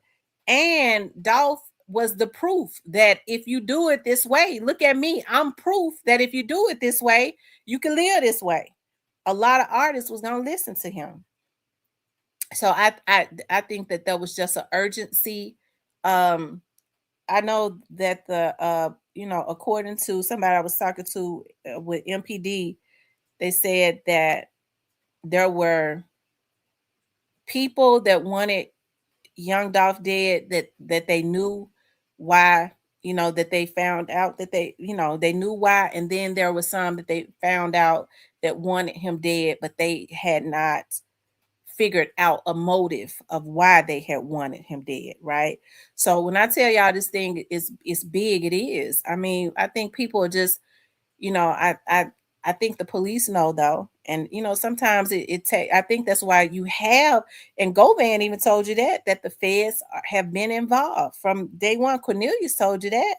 Cornelius said that His attorney told him from the start, listen, the feds are involved. Work with the feds because you're not going to be able to get out of this. Work is going to be better for you to work with the feds based on what they have and what they're trying to do. And that's in early on, and that's what he did. So yeah. But long live young Dolph. You know, I hate that happened to Dolph. And another thing Govan said in the interview, he says Ratchet asks him if he could say anything to Dolph, what would he say? And Govan said he would tell him he should have took the end. Don't listen to Gucci, and you should have took the sit down with Gotti. So Govan pointing you to the people who did this, you know. But you know what I can't understand is who is Gotti. You know what I mean? Like when folks have said, "Well, Dolph should have sat down and talked to Gotti," I wouldn't sit down and talk to his motherfucking ass either. After they had tried to constantly kill him, what kind of sense that make? The truth be told, Govan wouldn't have did it. Nobody else would have did it. They had a history of trying to kill the boy. They had shot him. They was constantly trying to kill him. Govan told you they was intending to go kill paper route dudes. They was on their way to Westwood to try to pop up the innocent people out there, and that they was doing that to try to discourage Dolph. If they start killing this artist, that would probably discourage him. They wanted him to stop by any means necessary. Okay. And so when they talk about, well, he should have sat down with God, who died and made God God? Who died and made God God? Who is he to decide that either young Dolph gonna sit down with me or he gonna die? Who is he? And I get mad every time I don't want to talk about that because see, I'll get the cussing and acting a fool, and I get mad. Because one thing I don't like is for a motherfucker to think that they can control somebody. Who the fuck is he to decide if he have a sit down with me? And then he killed a boy. Okay, he paid to have him killed. Cornelius was sentenced to 15 years, and from my understanding, he'll be out in 7. Now let's go back to that. I had said I wasn't gonna even get into this. Okay. Now Cornelius was sentenced to 15 years. He'll be out in 7. Okay, because he done already did 5. They're gonna let him out in 7. And you think Straight Drop, being a 27, 28-year-old young man, gonna do 2 life sentences and he can get it cut short? Y'all think because see what he's waiting on now is this last appeal. His last appeal is with the Supreme Court. Okay. The appellate court denied a new trial or whatever. He done took it to the Supreme Court. They're gonna uphold the appellate court. It's too much evidence. So I mean, after this last appeal, what y'all think he gonna do? He gonna play ball.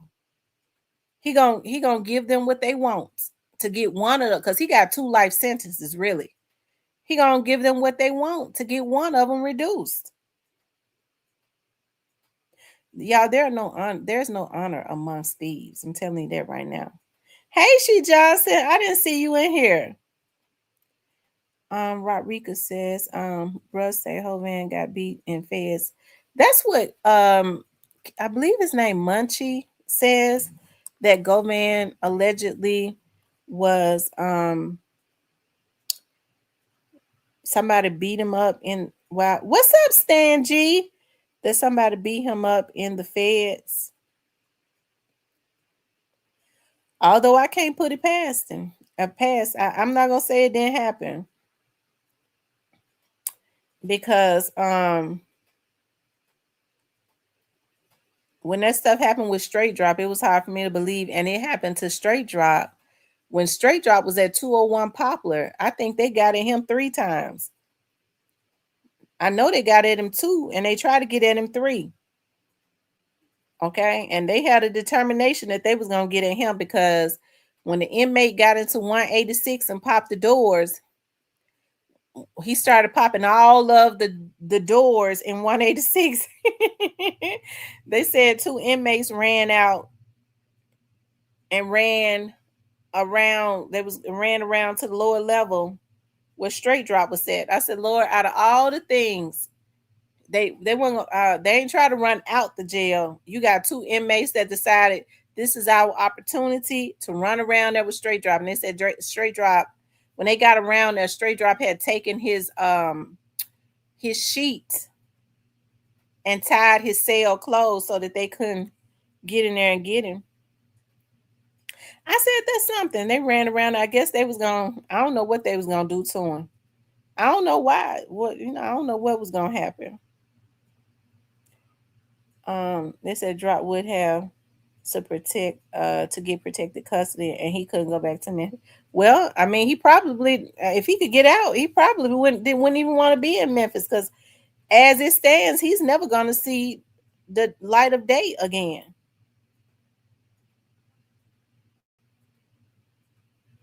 Govan told y'all that Straight Drop talked. I don't know why it would be hard for people to believe that he wouldn't talk again. He just decided that he was going to he told Cornelius to do the talking because he felt like if he could get out, then God would honor his deal. You could tell Straight Drop is a naive. Okay, even though he's out in the street, he has a naivety about him to even be thinking like that, right?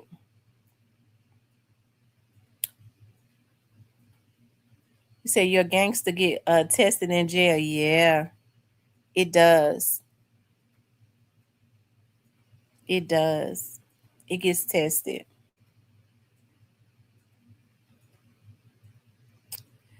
But you guys, I really believe that in the near future, we are going to hear on the news about some persons of interest as it relates to Big Juke. And then I think we'll start to hear about some persons of interest as it relates to Jeremiah Taylor. And I kind of believe we're gonna hear. I kind of believe I feel safe enough to go and throw Teasy on in there because it has already been narrowed down. Govan told us that unless he was just talking now, he could have been just talking. He said that Teasy was not killed by any ops. He was killed by people that was close to him. Hell, how much blunt can you get as it relates to that? So I guess it's just a matter of the police trying to figure out who was it that Teasy was cool with that wanted him unalive. And in which I hope it was not any of the Trula guys. I hope not. Not the way they say he tried to he wouldn't talk and he tried to protect them. Police said the investigator said that you couldn't get him to say nothing, tell them nothing about them. Straight Drop nor any of them Trula Mafia guys. Teasy wouldn't say nothing. But now it was a little different with Govan.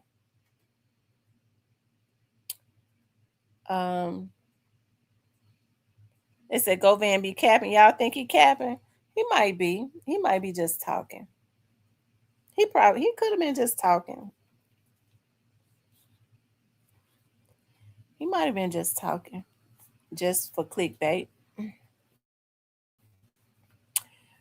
Toy says, what happened to the guy that was on the run with Straight Drop? Isn't that something with that situation down in Covington? I'm thinking about Trayon with Trayon Ingram. When they said that the person that was with Trayon is on the run, y'all notice they never said another word about the person. That tells you everything you need to know right there. That they know who the person is. Michelle says he had to get them all out the way, in my opinion. Hey, new to you. Officer Hovind. I don't know. Maybe, Govan saying that he knows who it was that took Big Jook out. Why hadn't he said? Govan says that he was close to Big Jook. If he knew Big Jook was taken out 2.5 years ago, if he knew what happened, why hadn't he said anything to the police? Or when you're in the street, you don't say nothing to the police? Is that what it is? When you're in the street, you don't tell, huh? But if it's somebody close to you, don't you supposed to tell? So it's almost 500 people up in here. Y'all talk to me. If it's a person that's close to you that was taken out and you know who it is, aren't you supposed to tell the police so that they can get some justice and their family? Yes or no? I want to see what y'all got. I want to see how the people in my chat thinking tonight. Michelle says he said he knew where everyone was sitting. Yeah, I think that right there too is the reason why they just couldn't pass on him no more. Anytime you give detail about the seating, anytime you give detail about the seating of a high profile murder, because Juke's murder was high profile, not only do you say you know who it was, but you give the seating of the killers, okay? The position and the seating. They just couldn't pass on him no more. Drico says Govan killed Teaser and Juke to save himself. Rodney says no. Rodney, you ain't no, you don't tell. Rodrigo says no. If you a snake, he might as well tell. He tell it.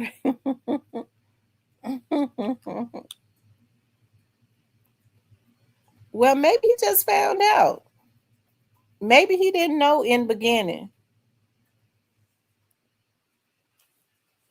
No, get back. He says no, get back. But he told everything else. Rodney says keep it in the street. Well, maybe that's what he meant. Ratchet did ask him if the dudes that did this to Juke were they still alive, or did he ask him, or he says are they able to give interviews, and he says two of them are not. So maybe there have been some get back. Maybe he's saying that, but then at the same time, I mean, that's gonna have the feds looking at CMG again, because if the two guys that took Juke out is no longer with us, who got the get back other than the people, his brother and the people that he was affiliated with? Nobody else would have got the get back but them. So they said who shot up Dolph concert. I didn't know Dolph had a concert that was shot up.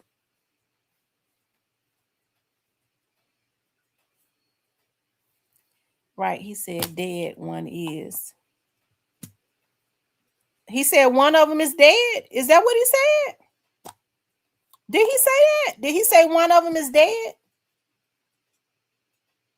I didn't hear him say that. I didn't hear him say that one of them is dead. Oh, wow. So he confirmed that one of the guys that took Juke out is dead.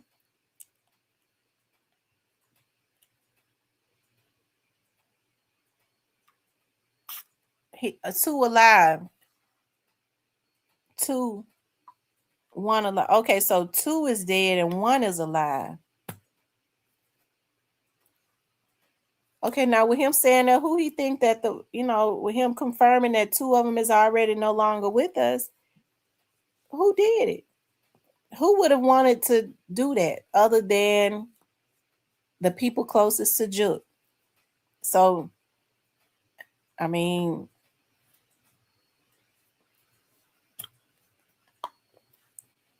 once he tell who it was that did it, I mean, who you think that the feds gonna start looking at? Because I mean, even if they were the ones that took out Juke, and if they're no longer with us, they still have to try to solve their murders. They said God isn't telling directly. He talks through his send outs.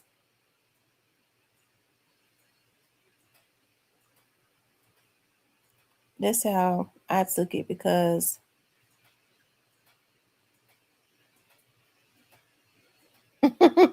he said clean up aisle 9. Oh wow, they said God isn't telling directly. To me, it seems that Govan was in on it, and he said 2 of them is unalive, and the third one was him. That's what I got out of it. Oh wow. Um, he says Govan feels betrayed because God didn't want to acknowledge him. Govan trying to get paid. I mean, well, yeah, Ratchet did get him to admit that he feels a certain way, that Gotti has not reached out to him. He did say that. He feels a certain way that Gotti has not reached out to him. So, um, you know, now that he knows, that he says that now that Gotti knows for a fact that he's not trying to do anything to get him locked up. I tell you that's loaded. Just that whole sentence right there is totally loaded. I wonder if Gotti got him a residence overseas. Um,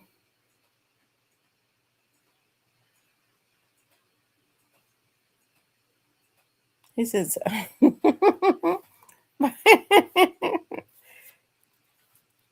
says 540 USD.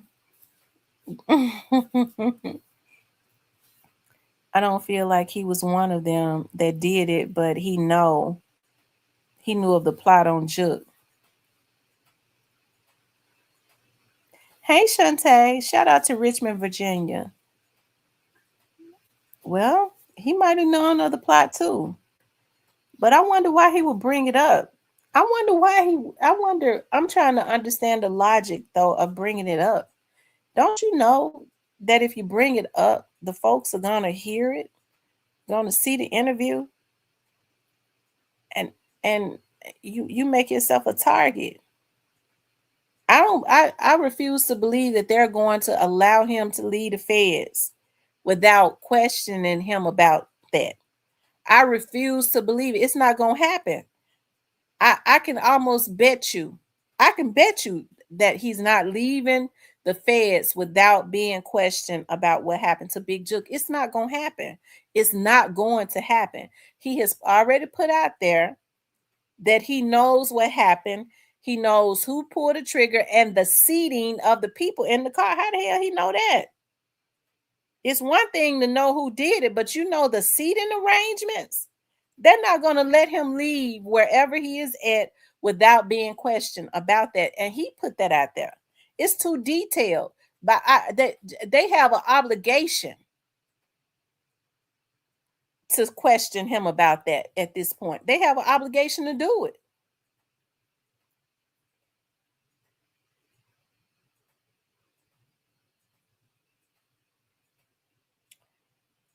He brought it up because his ego too big. Then after he said that he told Ratchet that he should pay him more money. Yeah, he told he should pay him more money. I wonder how much Ratchet paid him for that interview. Kevin says clout is a hell of a drug. Worse, I don't know. Govan seems to be very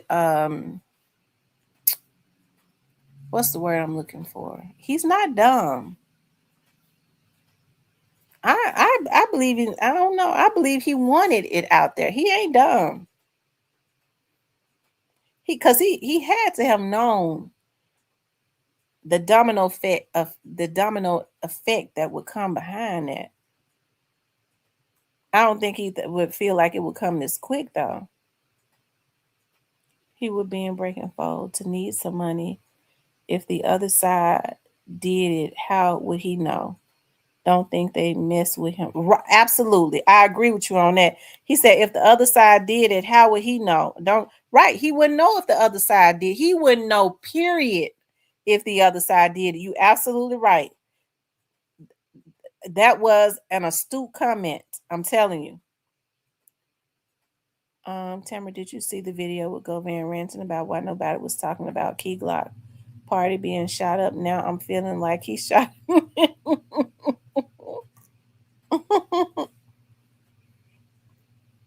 I hope he didn't go down there and shoot it up, Lord.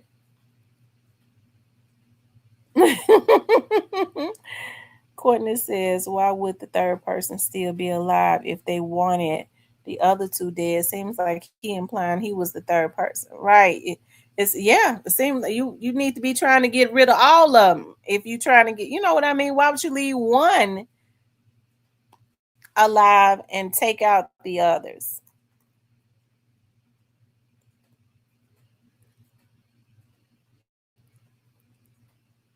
Shook was the only one that could leak the unalive. And what got me is when he said the only way a RICO would take place is if me and Gotti did business together. He be constantly putting some stuff out there. I'm telling you, they are. If they ain't scared of him, they need to be. I think Govan, when he say stuff like that, he be letting them know I'm the reason y'all free right now. He be letting them know I'm the reason y'all free. Y'all need to be grateful.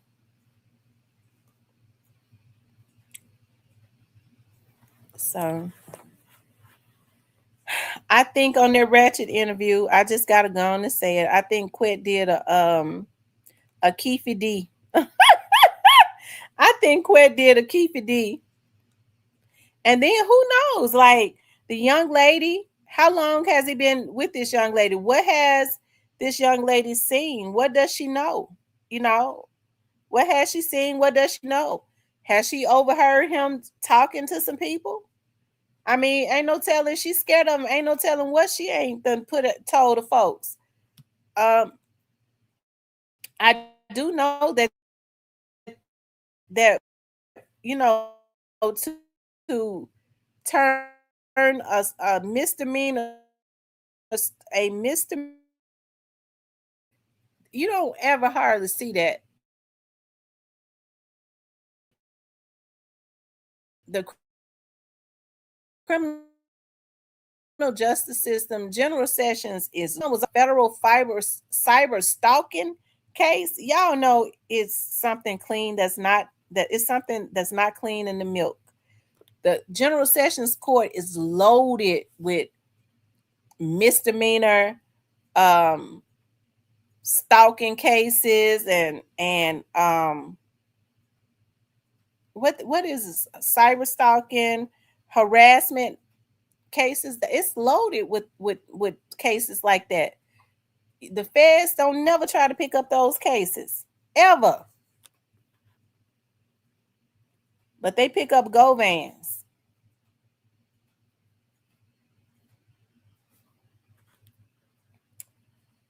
So that's just interesting within itself. That's why I say don't be surprised if we don't hear about, you know,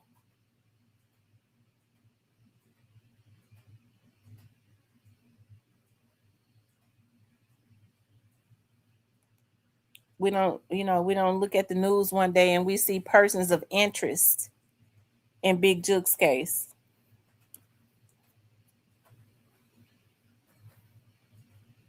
So,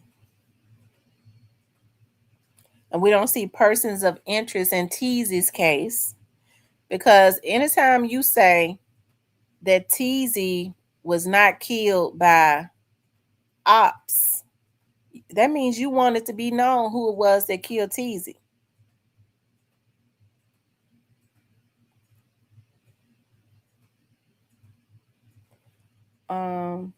In that interview, he said he wanted to see that picture of him on the scene with the gray jumpsuit. He might have really been on the scene. He sure said it. Maybe Sammy knocked some sense.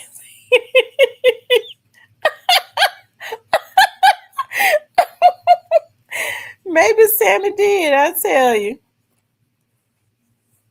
I hope he don't get out and go over there and try to mess with Sammy. He need to just go on and leave Sammy alone. I don't think them dudes in Castelia gonna let him come over there and mess with Sammy. Um,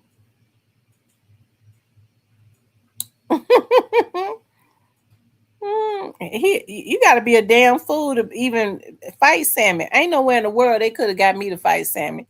The way Sammy jumped out that damn car and stuff, he should have been trying to move right along. Okay, sometimes you just have to let your ego die and just move right along. Ain't nowhere in the world. Once Sammy took that shirt off, he should have known at that point Sammy is crazy. Okay, ain't nowhere in the world he should have been fighting Sammy. What he say? I told the old nigga to sit down. So that's what Sammy said, quote unquote. Um, he says in that interview, he said he wanted to see that picture of him. He says, I can't see Gotti being in that building without knowing everyone in that building off to right. They're not going to just let anybody around Yo Gotti. So when we saw Straight Drop, Quit was there. If I'm not mistaken, Quit was there. Quit was there. Straight Drop was there. Juke was there.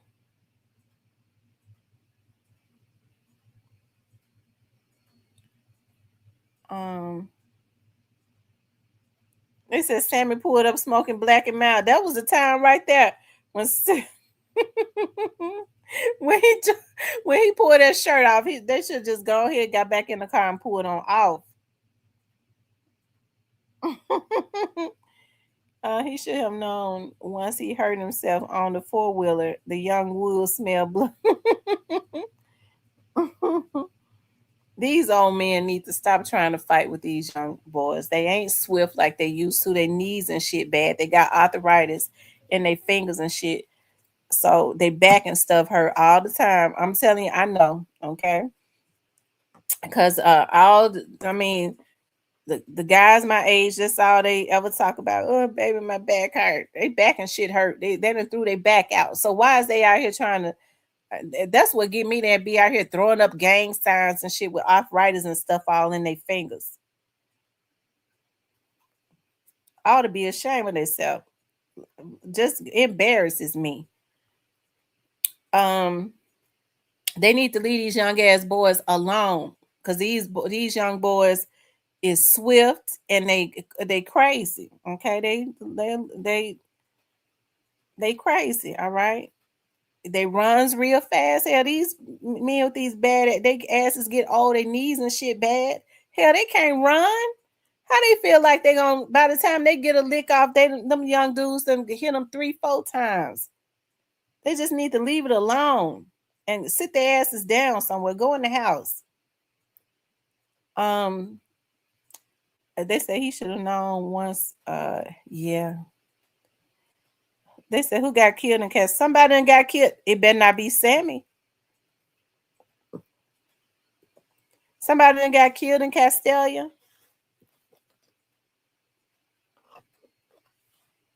The National Guard has been hanging out in Castelia tough. National Guard has been hanging tough in Castelia. Somebody got killed in Castelia tonight.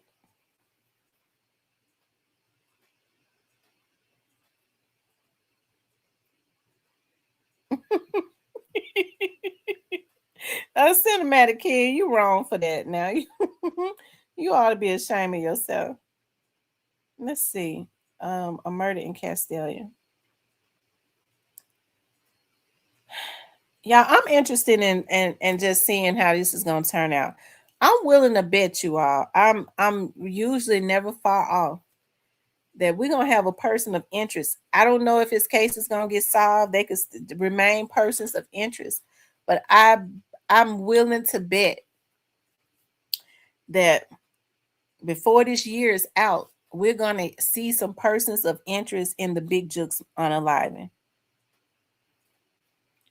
Hey, Mama G, how are you?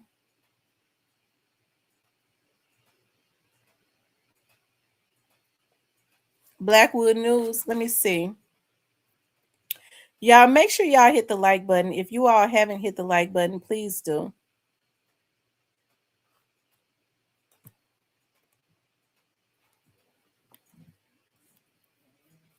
Let's see, Blackwood News.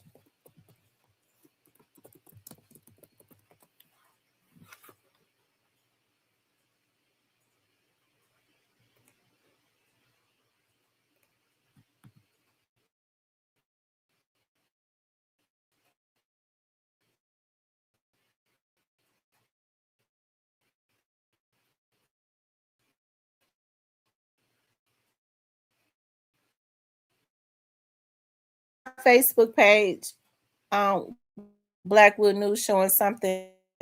Somebody has been hit in Castalia.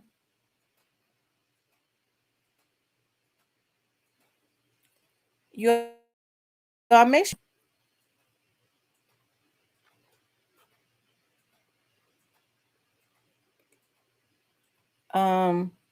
Who pulled up on Quet?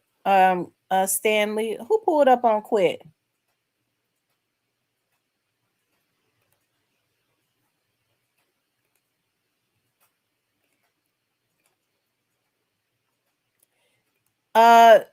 He was blocked. Cypress. I just unblocked him. He was blocked. Straight to the point. He was. He was blocked. I just went to his page and unblocked him. I didn't know he was blocked.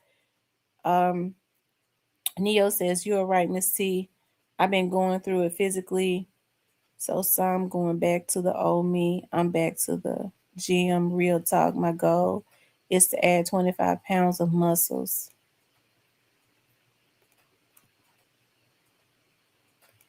Hold on, you all. Let me see. Oh my God.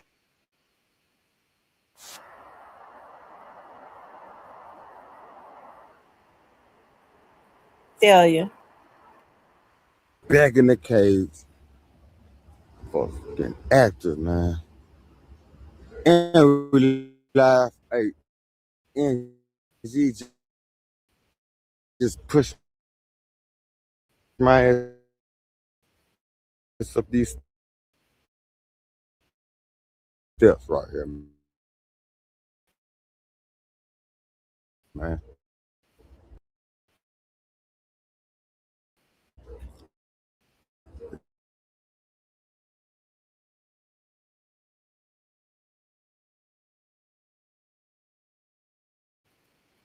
Back in the city, taking care of business, man. It don't stop. At the scene where a man has been shot and killed, right here. They said it happened at the Dolph store, man. I'm finna head Oh down wow, there to it the happened bottom, in man. Dolphland, y'all. I tried to hit the other Little way, bit but the Dolphland. NGs are tripping. We're back in the city. We in Memphis, man.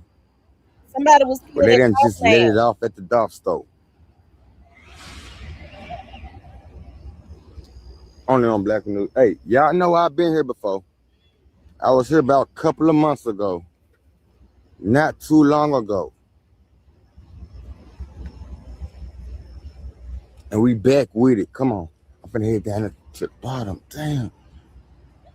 The hood pulling up, man. Let's take the steps.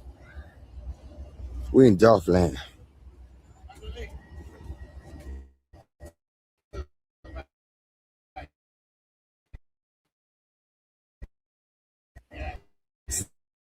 The it's a man out here dead.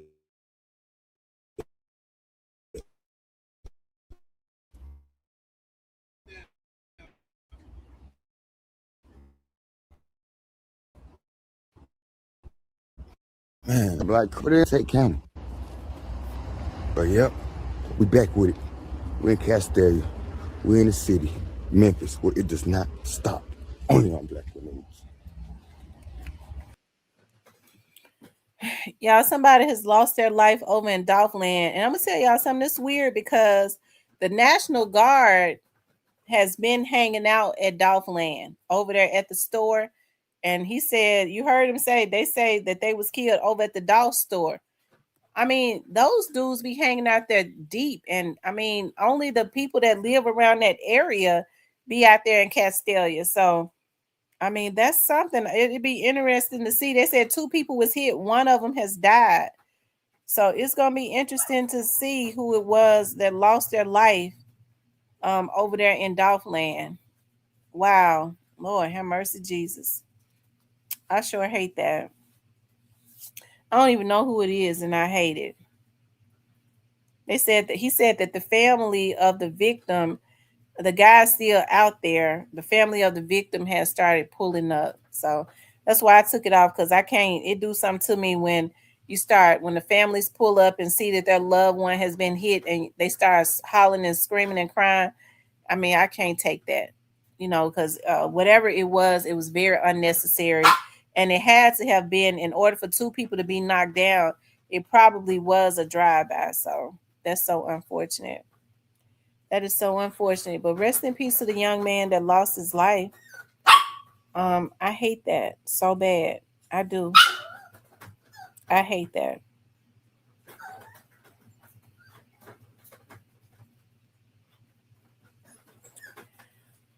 Y'all, what I want to do is I want to open up the phone lines and let y'all call in for for the next 30 minutes. I'll stay on for 30 more minutes.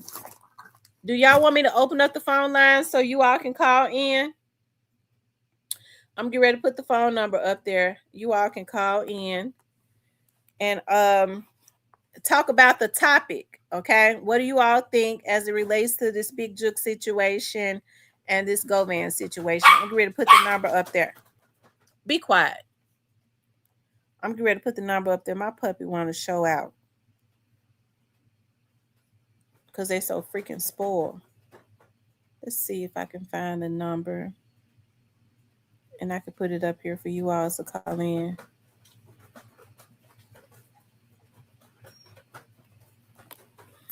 Let's see, where my other phone at? Hold on, you all. I'm getting ready to open up the phone lines. Hold on. Give me 1 minute.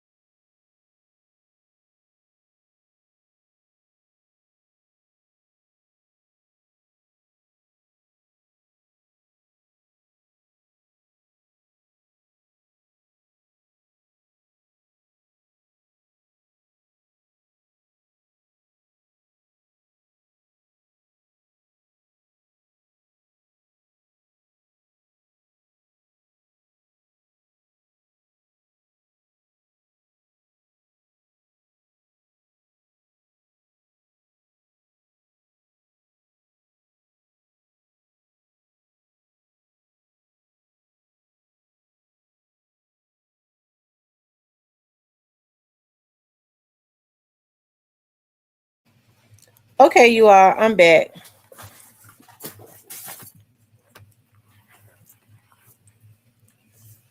Hold on.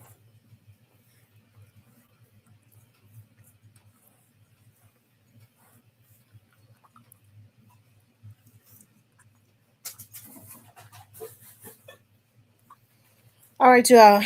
This is the number. The number is 501. 901 501 7975. You all call in. Keep it on the topic, okay? Keep it on the topic. We're talking about Big Juke's case. Do you think that Big Juke's case is about to be, at least where they have some persons of interest? And we're talking about Govan's paperwork. You all can call in. Okay, make sure you keep it on the topic. I'll be on until Let's see. I'll be on for like 20 more minutes. No, we're not going off topic. Stay on topic. Yeah, stay on topic. Y'all hit the like button for me and call in. That's the number that's in the chat. That's the number that is up on the screen. 901-501-7975. Go ahead and call in, okay?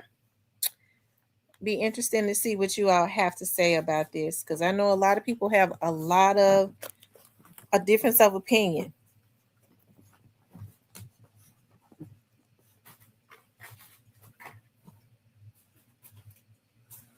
As it relates to this. Everything that goes up must come down. And I think I've been very vocal about this. I think that what they did, all the hating is egregious. It is very egregious. Antonio, it is. Hate is unnecessary. It is so unnecessary.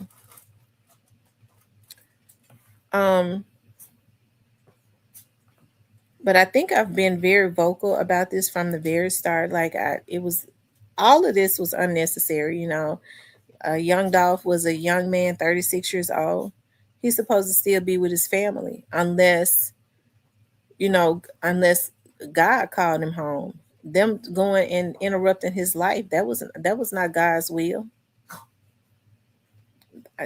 I mean, that wasn't God's will. So, yeah, jealousy, hate, and envy. You all call in 901-501-7975. What do you all think about Govan's paperwork? Do you all think that the feds went ahead and indicted him, made his case federal because they have bigger?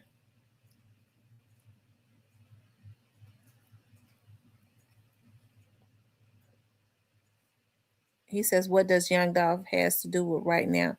What are you talking about, Antonio? What do you mean by that? Explain to me. Y'all let him explain. Don't block him. Explain to me, what do you mean by that when you say, what does Young Dolph have to do with right now? What are you talking about? What are you talking about? He said all the hating is egregious. So when you say all the hating is egregious, what do you mean by that too? I like to know what people, I'd like to get an understanding of what people mean. And moderators, don't block him, because I really want to get an understanding of what he means. Because I'm misunderstanding him. So I want to give him the opportunity to say what it is that he means, or he could call in. The number up there on the screen. 901-501-7975. Antonio, are you still in the chat?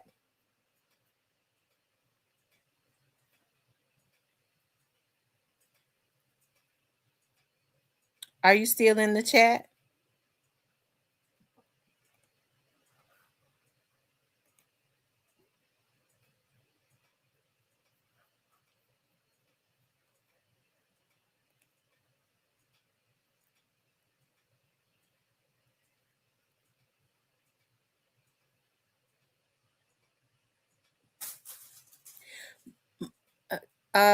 Did you call News Channel 3, News Channel 5, and News Channel 24 and tell them that? Did you call the major news stations and tell them the same thing when you say it don't make no motherfucking sense? What is you talking about?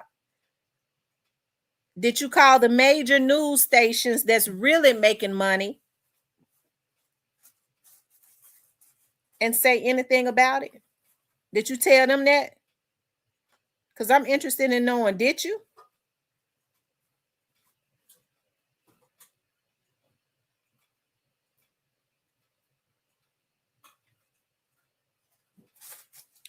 Inspired by 2383. What are you talking about? I want to know what you mean too.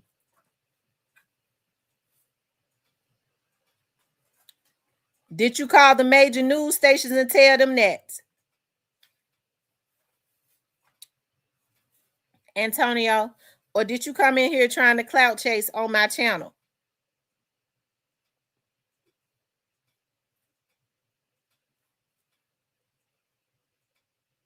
Because if you didn't call the major news stations and tell them that you out of line up in here.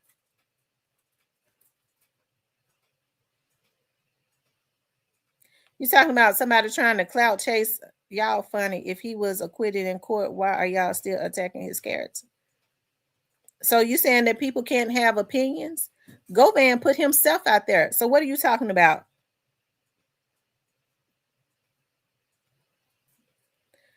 Inspired by 2383, what don't make no sense? And if you got an issue with us talking about Govan, why are you up in here? Because I mean, if you got an issue with it, it seemed like to me you shouldn't be in a channel, because surely you understand that you can't control me. It's been other channels talk about him. Why you up in here talking to me? Is it because you clout chasing me on my channel, or you think I'm an easy target because I'm a motherfucking woman? Either way, motherfucker, you got the issues confused. Don't look, sir. Come on now. Listen, I'm trying. I'm trying. You ain't seen Govan doing interviews?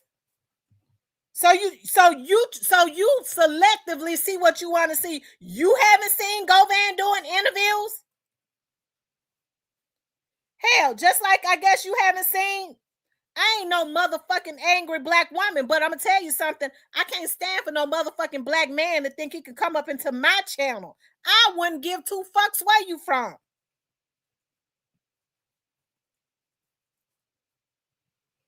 I got issues with people coming on my channel thinking they can tell me what I can and can't talk about.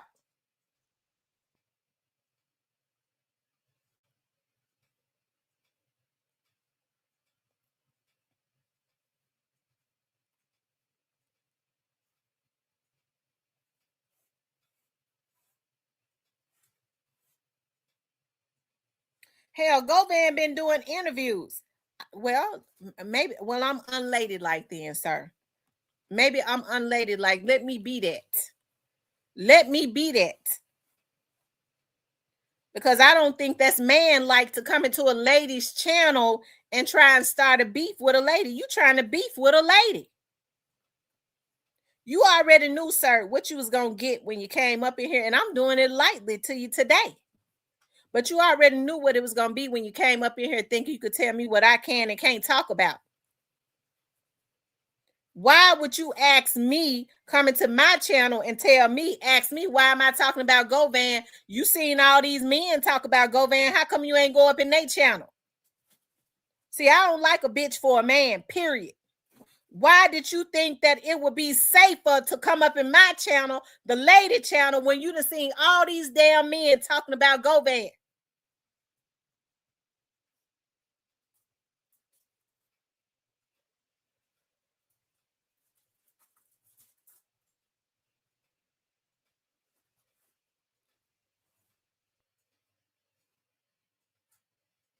Okay.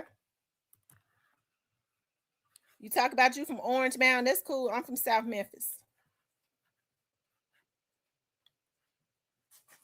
And just like you came up in here calling yourself disrespecting me, I don't really care where you from. You will get it. You could have been, you could have been from Timbuktu.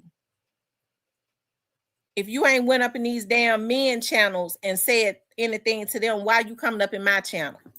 Because you felt like it was safer. I don't trust a motherfucking man that feel like it's safe to go at a woman.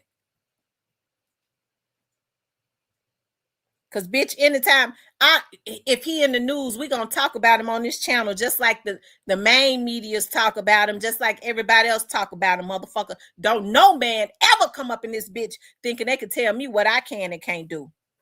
Because I understand these motherfuckers in Memphis got a damn witchcrafty spirit on them, but you got the wrong one today.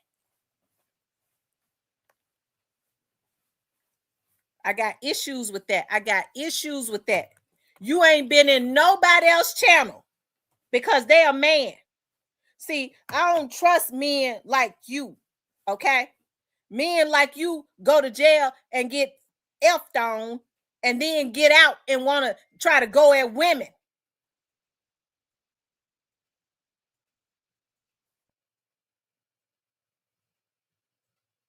Okay.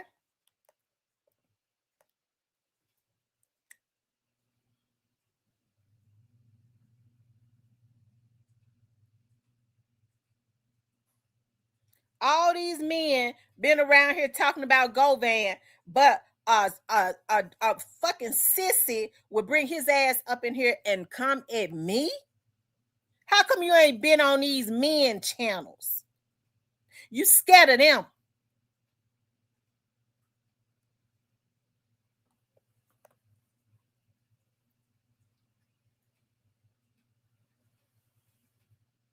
That's right. How come you went over? How come you ain't went over there to Castalia? Where was you at when he was out there fighting Sammy? If you want to save him, how come you went out there? No, that's another man. It kills me how these damn men bring their asses up in here. Govan, when he out, and I do blogs on Govan. You don't see Govan coming up in no woman chat. These folks want to act like they so motherfucking loyal, but they want to pick and choose who they think would be easiest to show their loyalty to. But a real man, no, you's a bitch. You's a motherfucking bitch. Don't know, man. Real man wants you taking up for him when you choosing to go after the woman because you feel like she easier. Motherfucker, go after some of these men. If you want to prove some loyalty.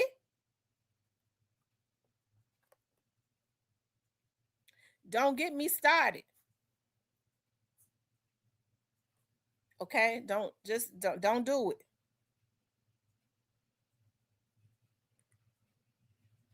Anyways, the phone number up. Okay? Don't you ever think you're going to come in my chat and shine on me. The number is 901-501-7975. 901-501-7975.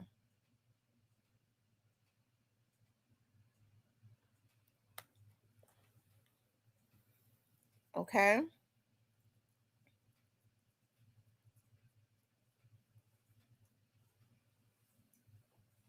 Anybody that want to call in can call in.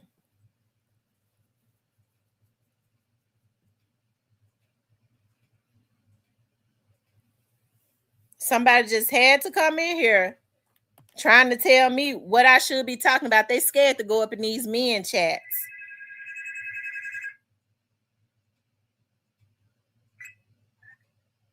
Hey, this is Tamara.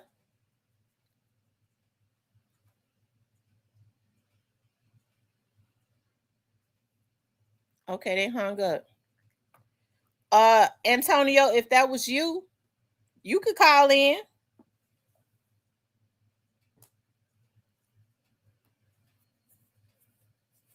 The number is 901-501-7975.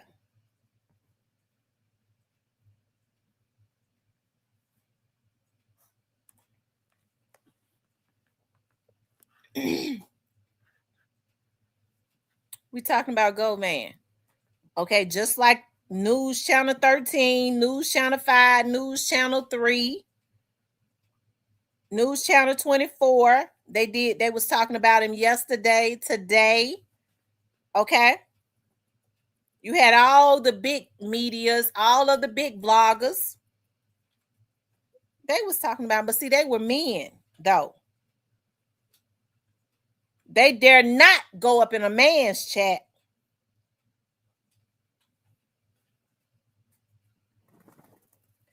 And don't wait until I get off to call, because you're gonna mess around and you don't wait till I get off the call. Don't call with no mess. Y'all see they hemming them up.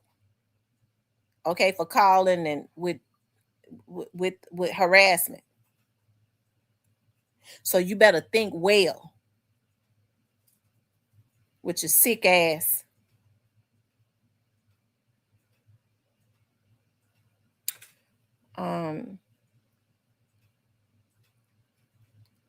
I guess I'm gonna have to start making examples because these motherfuckers want to be up under folks so bad. They clout chase so bad.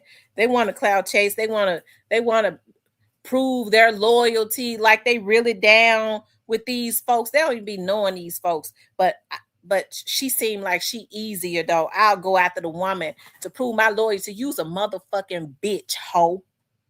Why don't you prove your loyalty by going at some of these motherfucking men? And you better walk on a tightrope, bitch. Because if you call this motherfucker and you up with the shit, I'm gonna make sure you over there with Govan. Y'all can be Sallys. Okay, since you want to take up for him, I'll help you to go to where he at. Because harassment is illegal.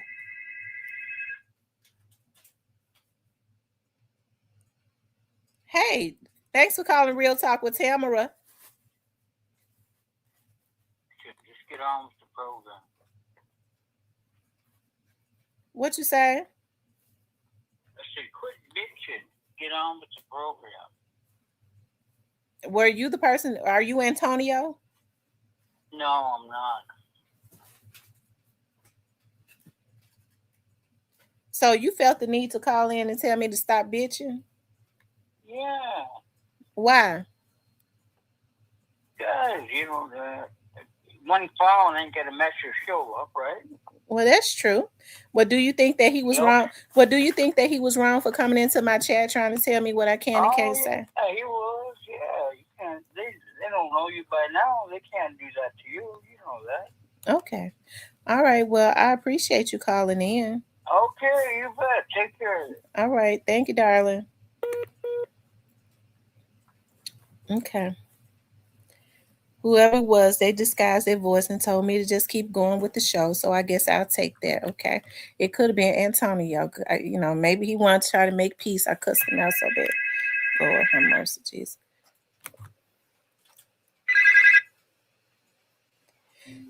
Hey, thanks for calling Real Talk with Tamara. Hey, what's up with you, Queen? You all good, baby. You keep on running your mouth about dog. They just want you to shut it down. That's one of they little on their side camp, wherever you want to call them, the fruity goons or whatever you want to call them. But shit, don't even trip on it. You know what I mean? Keep on going. I'll just be in the cut. You know what I'm saying? I'll be wanting to call, but I'll just be chilling on. You know what I'm saying? Smoking my weed, sipping on my motherfucking wine or my Hennessy or some shit. You know what I'm saying? And I like your little picture, you know what I'm saying, that you got on the screen, you know what I'm saying? Got a little rump back there, like, you fine as hell, so you good. I don't give a shit. Just keep telling the truth. And, you know what I'm saying? And, you know what I'm saying, make sure your skin glowing and shit to make it rubbing in their face extra hard. You feel me? So, okay. You good. All right. Well, thank you for calling in, darling. I appreciate that. Yeah, I'm going to call back another time, you know what I'm saying, when I'm more clear-minded. But right now, you know what I'm saying, I'm 2 shots in, so I'm feeling it. All right. Well, you know well, make sure you be careful. Don't drink and drive, okay? Heck yeah. R.I.P. Dolph. R.I.P. Dolph. Yeah, R.I.P. to Dolph. Thank you for calling in, darling. Thank you. Make sure y'all hit the like button for me. Make sure y'all please like, share, and subscribe. Please like, share, and subscribe. Okay. I think that person was calling from out of St. Louis. Shout out to St. Louis. I think that was St. Louis. If y'all want to call in, y'all can call in. We'll be on for a few more minutes. She said Tia was here at 11. Hey, Tia. Yeah, make sure y'all hit the like button. Now, do you all believe like what do you all think about call in? What do you all think about Govan's? I said from the very start though, I found it weird that they would take a misdemeanor case and make it a federal case. It's just more that meets the eye. And like I said, I don't know how long he's been knowing that young lady, but you never know, what she could have said, who knows? Who knows? What has been said around her, what she has heard, what she knows, who knows? So one thing for sure, they're trying to keep him, they're wanting to keep him locked up until trial. The number is 901-501 She said St. Louis in the chat. 901-501-7975. 901-501-7975.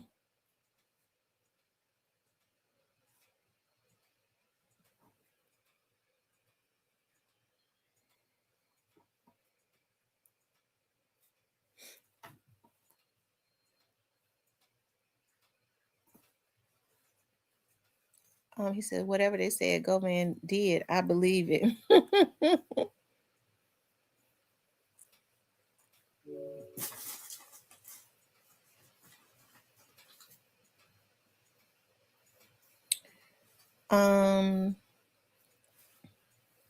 It's lit it's lit in the chat tonight. At one time, it was almost 500 people up in here. Shout out to everybody that came up in here tonight. And it's still about 350 that's rocking out with us. Yep, it's still 350 rocking. It's about 10 on the other channel.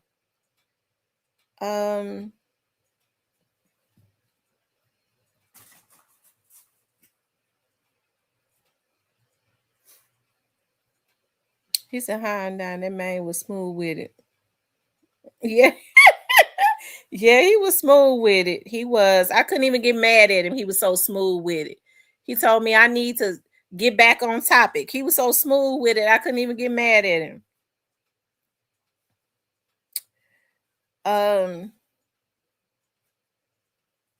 Hey, Clarice. You all, the line is open. 901-501-7975. We're talking about, we read Govan's paperwork earlier. His federal paperwork has dropped, of course, and we talked about Big Jukes on a live, and I believe that we're going to start hearing about persons of interest really soon. I do. Before this year is out. I believe that. I'm going to tell y'all something else. I believe that I don't know, I just believe it's a couple of unalivings that we're going to hear about. Big Juke, Teasy, and Jeremiah Taylor. Those three, I think that we're going to hear something about them. What's the word on? You know what? They've always been very private with Trayon Ingram's case. You can't. It's hard to even get information about Trayon's case, and that should tell you a lot. They've been very private. They haven't even talked about the other person that was in the car with Trayon down there in that was in the car with Trayon that was down there in Covington. Now, I think I heard Govan say that allegedly Trayon was not Trula Mafia. I think that was that's what people were saying, that he was a part of Trula. I think Govan says that Trayon was not Trula. I hate Trayon got himself caught up in that because he was playing football and all of that. I really hate that he got himself caught up.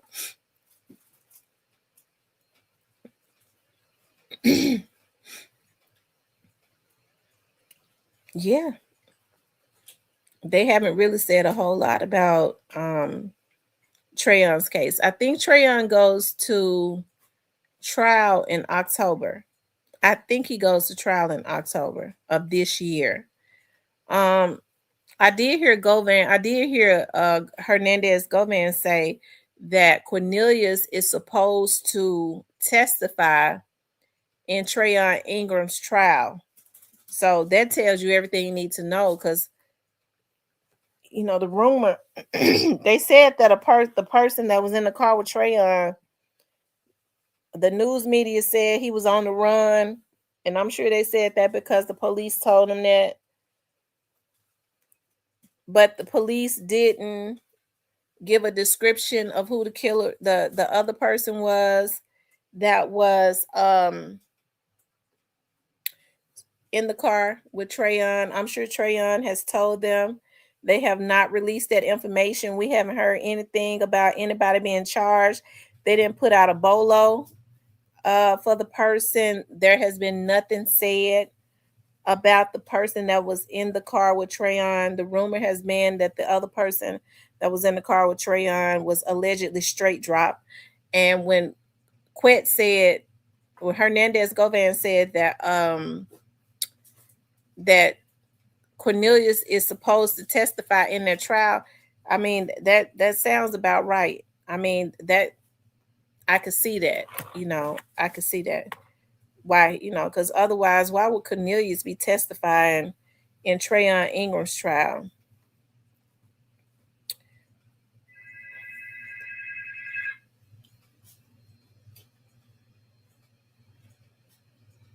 Hey, thanks for calling Real Talk with Tamara. So you Snake Spotter. Hey, Snake Spotter. How you doing? I'm good. How about yourself? I'm doing all right. Man, what I tell you, man, you're an alpha woman. So to a mega man, you're going to make him feel some type of way, man. Don't let them get to you, man. Come on now. Well, thank you. You're absolutely right. Now, you know I got to talk fast. You're going to start trying to cut me off. You don't like when I talk. You already know that. But did I tell y'all we can bet with Quit? I told y'all we can bet with Quit. I told y'all, can't lose that with him. Can't lose. This dude talks so much, man, he done ran his mouth right into jail. Mm-hmm. I told y'all this is just gonna be amazing, man. It's just the beginning, man. Y'all stay tuned, man. Let me ask you something. Do you think that when he did, do you think that this interview with Ratchet is what did it, or this was already in the making? You said it already. You keep it easy, so. Yeah. You keep it easy, so. I don't think he be realizing what he be saying. He just be talking sometimes, but he about to understand that. Yeah, I mean, about to understand that. because saying that who took somebody out, it's one thing to say that, because at first he was saying, well, the streets know, the streets talking, but then to say that and then put the positions of the people that was actually in the car, in order to know the positions of the people and who was on the driver's side, who was in the back seat, I mean, that would only mean that you was looking at them or something. You know what I'm saying? That's too personable. That only means that you were there and you know too much. How do you got all this information that is not public information? Come here. What do you know? Come here. How do you know that? Let me tell you that. Idiot. Yeah, so I think it's gonna. It was just hard for them to pass that up. I mean, I don't see, regardless of whether he admits to it or not, I just don't see them letting him out without at least questioning him about that, because he put that into the atmosphere. Nobody else did that. He put that out there. Do you think that he wanted? Do you think that he wanted for them to know? Like, some people say they think it's a blackmail or something, or extortion. Some type of blackmail. I think he trying to get under Gotti's head because Gotti ain't paying no attention. That's just what I believe. That's just my opinion. I could be wrong though, but that's what it look like to me. And as you can see, Keegan would get out of jail card, so he'll be out. He'll probably, because he's got a lawyer. He'll probably be out, more than likely. They're trying to hold him in there, but he'll more than likely get out. Dirt on people, man. It's like, I don't see why people keep dealing with him. I don't understand it. But hey, it's life though, man. It's sad and it's crazy though, man. Yeah. But he got off once. He ain't getting off this time. I think they about to go in and wrap him up. It's probably more people in the background that's talking. You have to understand, like, I think when he was putting that into a lot of stuff into the atmosphere, with a lot of people being fearful that he knows their dirt and he'll tell on them. I mean, Quet has been out in the street. You never know. It could be some people around him that's in the background telling on him. You never know, to make sure that he get got. Yeah, that's true. But you can only do so much telling. After a while, then it's told so much, they'll be like, okay, well, you basically, I mean, how you not got nothing to do with nothing, but you know everything. Like, come on, man. Yeah. But, I guess his luck ran out, man. He talked a little too much, man. And that interview money ain't that good, man. Real. Yeah, and think about it. We don't with the young lady, they say in the paperwork she says she's fearful. If she knows anything, you better know she is going to tell it to try to keep him locked up as long as she can so that she can feel safe. And her words so credible because he got a history of threatening people. Yeah, that's true. Texts, paperwork, voicemails. Like, come on, bro. You can only beat so many charges, man. That's true.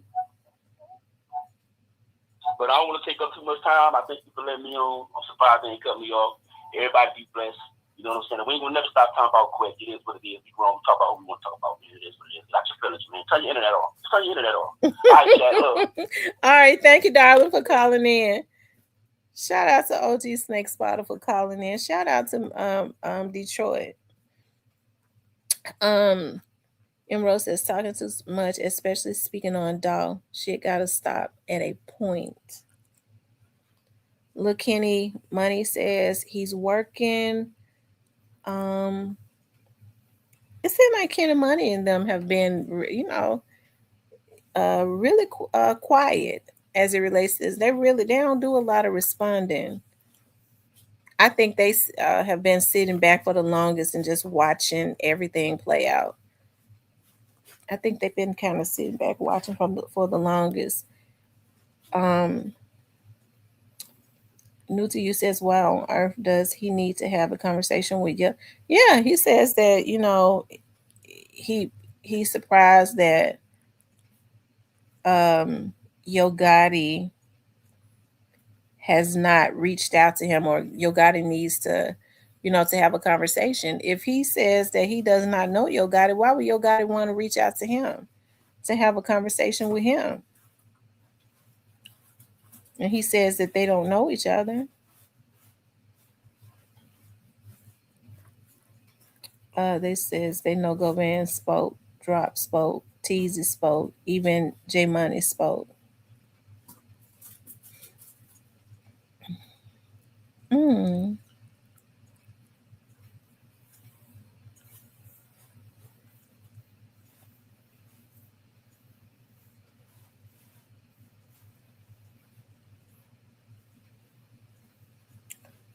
I tell you.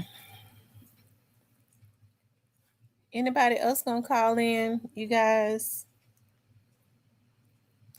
Make sure you all hit the like button. If you haven't hit the like button, please do hit the like button. Also, if you want to support the channel, you can hit the Cash App $ Real Talk with Tamara.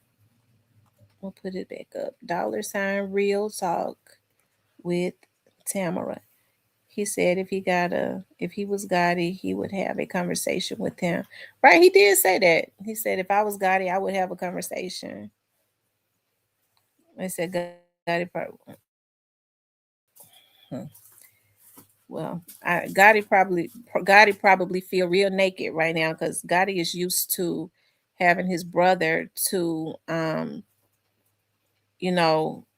what's the word, to stand in the gap for him. He's used to that juke basically put everything on his back as it relates to his brother. So and I think Gotti was used to that. Juke made sure that, and so I think he feels naked. I don't care about B Mims and them being his cousin and stuff. I don't think that they would be willing to do for him what Juke has done for him. And I don't think he can trust anybody the way that he had trusted his brother. So to be as loyal to him. So he's probably feeling really naked right now.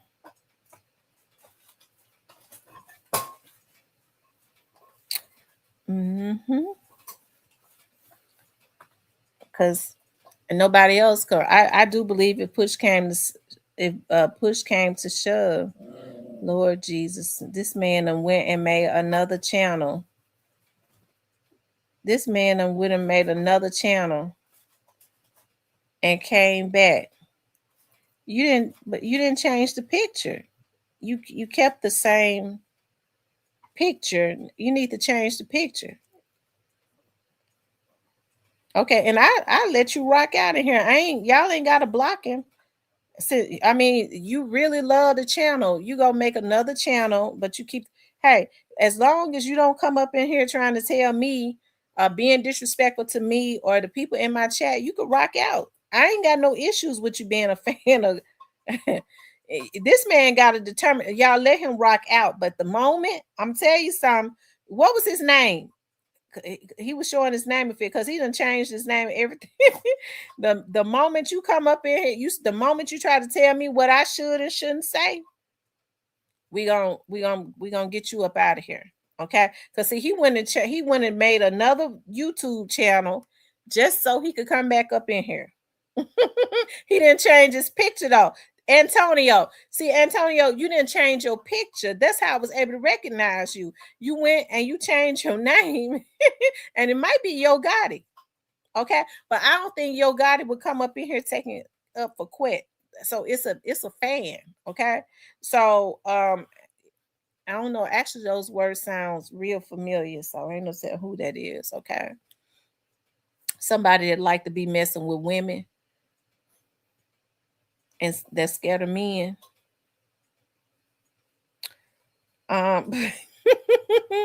Yeah, you love it up in here, child. Antonio, you're gonna have to, if you gonna come, if we block you and then you gonna make another channel, word to the wise, change your picture so we won't know who you. It'll be hard to recognize. Change your picture, okay? He said they had plenty of times to get got it. Okay. So Antonio, what do you think about Quet interviews? What y'all? I want to hear what he got to say. What do you think about the interviews that Quet has been doing, Antonio? I would love your opinion on that.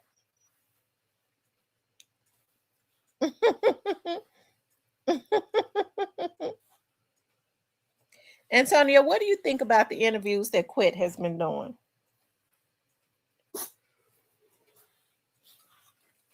Yeah, y'all. Antonio went and met another. He is a fan. He's a grade A fan, child. Antonio, donate to the channel too. Because we blocked you and you was back. You made another page in less than 5 minutes. So you was really a dedicated fan.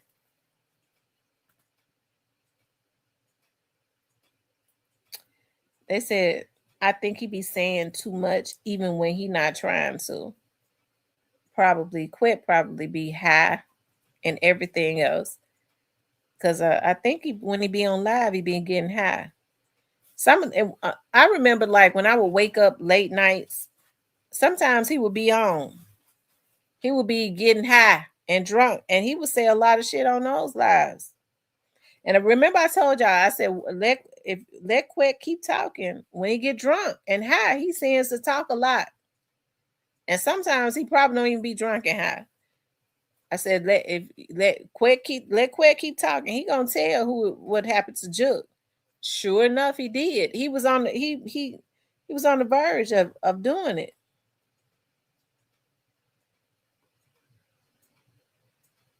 And Rose says, Quet be popping pills. The real Don Watt says, like he said, he never heard Dolph trying to take out Gotti. He heard it the other way around. Like, bruh, what? I mean, he's basically, listen, Ratchet asked him, if you could say something to Dolph, what would you say? What he say? Man, don't listen to Gucci and take that sit down with Yo Gotti. Hi, thanks for calling Real Talk with Tamara. Can I help you? Hey, Tam. Hey. Tam, what's up? This is Leo. I ain't called in years. Well, I'm glad you called. Okay. Yeah, I always been in the bushes though. How you been? I'm been okay. I've been hanging in there. Yeah. This case here is crazy though. But I think there's nobody else to get but Juke. He done took everybody else out. I mean, not Juke. I mean Govan. Oh my goodness. Nobody else to get but Govan. He telling on himself. Yeah.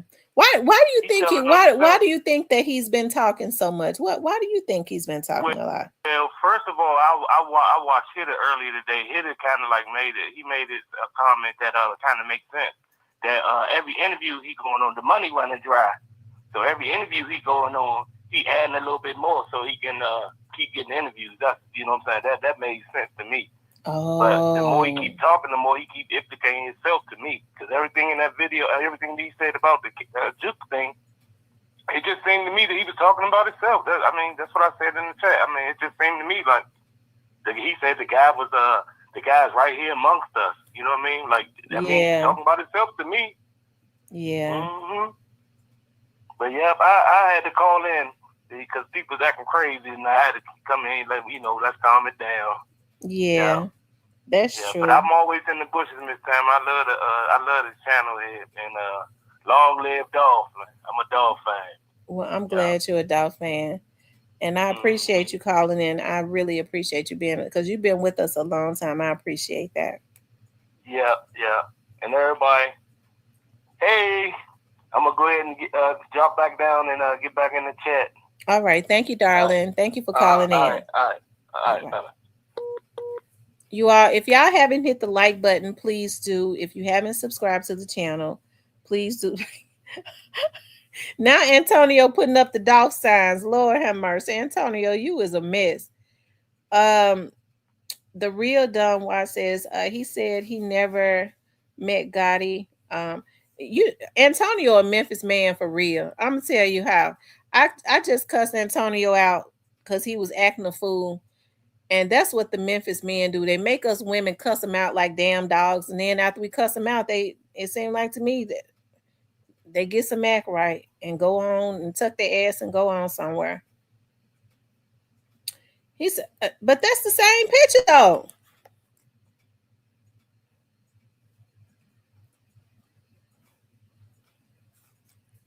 Let me see if Antonio, let me see if I can go back up.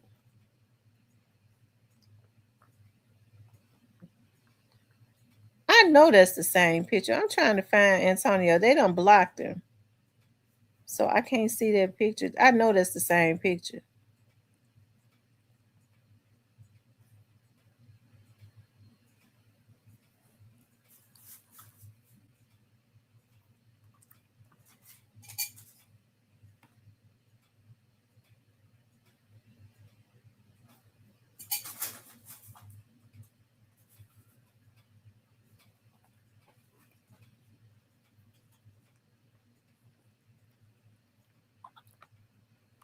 Antonio Stacker.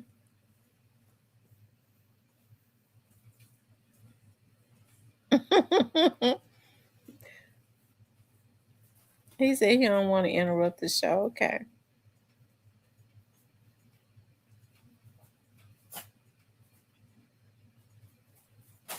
Well, if you're not Antonio, we know Antonio in the bushes. After he done got cussed out like real bad. What's up?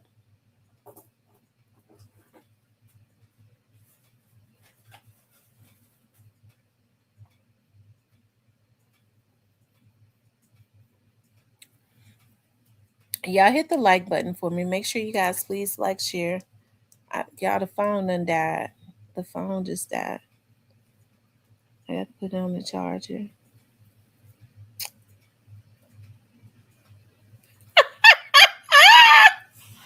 They said that's what Grove Hero said.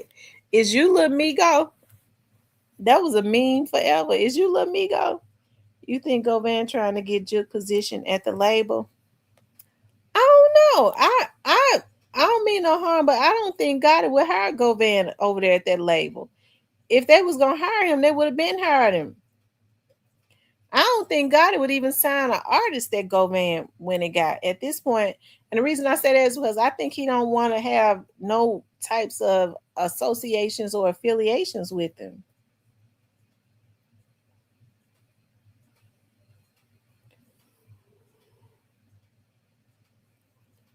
He says, I think he wants some money for not telling on him. Yeah.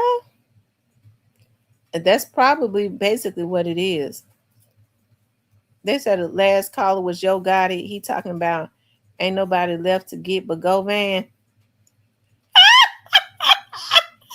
It might have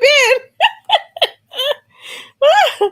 We know. Look, we know Govan is. We know Gotti is a fan of the show. He the biggest fan. I'm gonna say that right now. Somebody told me when he in meetings and he get the notification that I'm on, he run out the damn meeting so he could log on. That's what I heard. Says he the biggest fan. I know he in the bushes right now. Macy says must be drinking him a Coke. Ken says Yo Gotti should sell the label and stay out the country. He probably ain't the owner of it right now. Is Yo Gotti be getting so many loans and they advance him so much money. He have to get collateral until that money paid back. He probably ain't even the owner of that label. He just the face of it.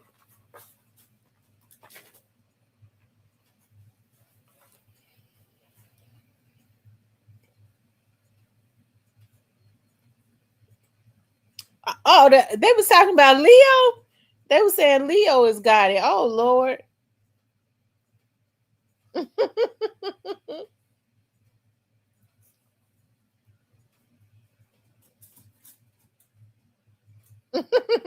They said, who wants to buy that label? Who will want to buy it? I mean, is 42 Doug still on the label? Is 42 Doug still on the label?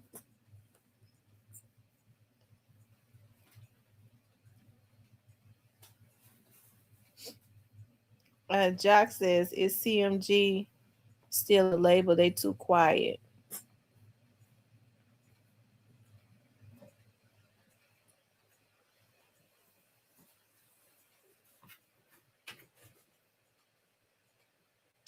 The real Don Watts. Okay, they're saying that 42 Doug is still on the label. What's up? Did I see the truth come up in here? I thought I saw him. I might didn't see him. I know they just lost Lil Papa. Yeah, unfortunately, Lil Papa supposedly took his life. It's a CMG new to recruit new folks.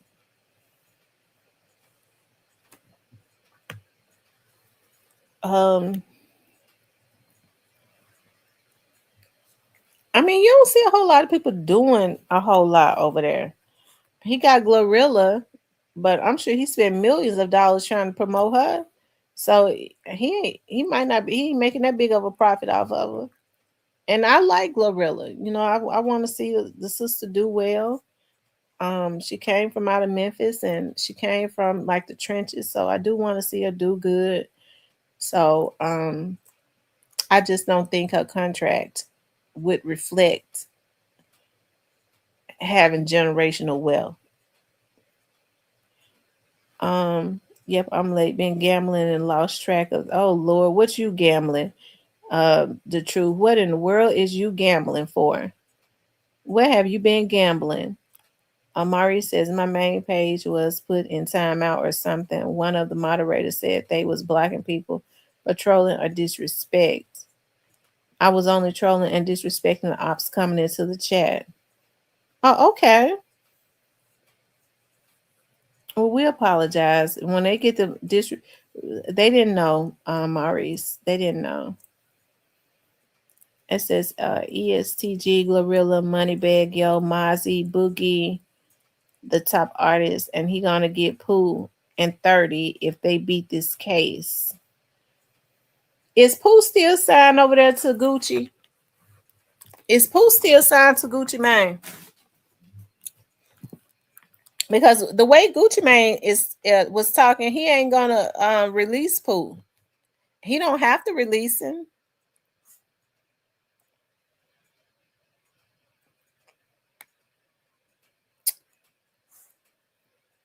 Yeah, Pooh is still signed to Gucci Mane, and I don't think Gucci Mane gonna release him. Yeah, well, I don't think Gucci is and he probably would never release him at this point. I think what Pooh should have did, I say this all the time. See, I think what Pooh should have did, Pooh was hot. He was hot just like Finesse Two Times was when I think he was hot like Finesse Two Times was when Finesse first got out of jail. Pooh was the same way. Everybody called those masks the Pooh Shiesty mask. Pooh Shiesty should have got out and started doing shows, went to China or whatever, and got them Pooh Shiesty mask in all colors and brought them to his concerts and sign them and sell them for $50. Pooh Shiesty could have bought himself out of his contract if he had did that. If he had sold, Pooh Shiesty was hotter than a firecracker. I mean, he was straight off the press. If Pooh Shiesty had sold those Pooh Shiesty masks and was signing them, if he had got a website and was selling them, $50. Hold on.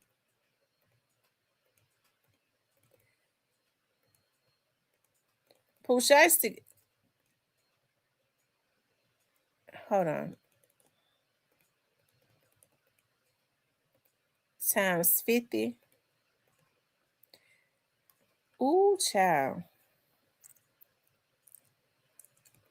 Let's see. 100,000.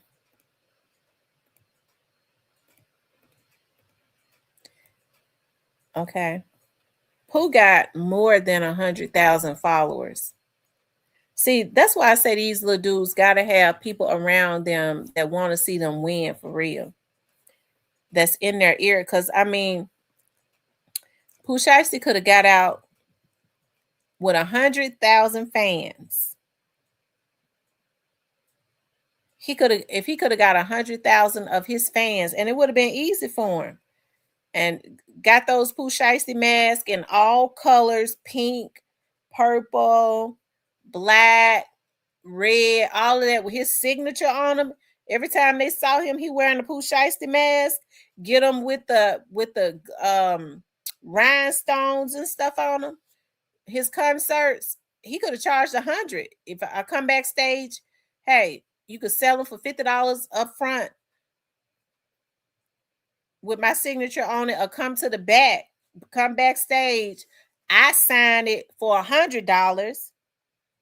Don't you know if that boy had sold 100,000 Pooh Shiesty mask for $50, he would have made $5 million. He ain't had to go over there and do that to Gucci. That's why I say it's something wrong with his damn daddy too. And I know his dad out. He need to hear this. Okay, because it ain't nowhere in the world that should have never happened on his watch. But if he had took those Pooh Shiesty masks, everybody call it the Pooh Shiesty mask, and marketed that, sold 100,000 of them, which would have been easy for Pooh to do. For $50, he could have sold them more. He'd have made $5 million. He could have been banking to buy himself out of Gucci contract. That's right. He didn't have the right team around him.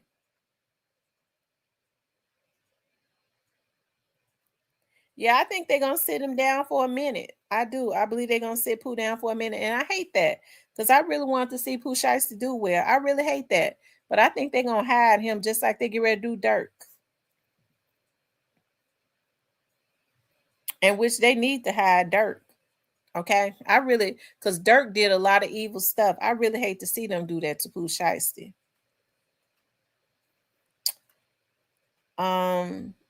Real Talk with Tamara, I told the reason before why Trayon Ingram was involved in the Covington shooting. Really? What was the reasoning? Cypress said free Shiesty.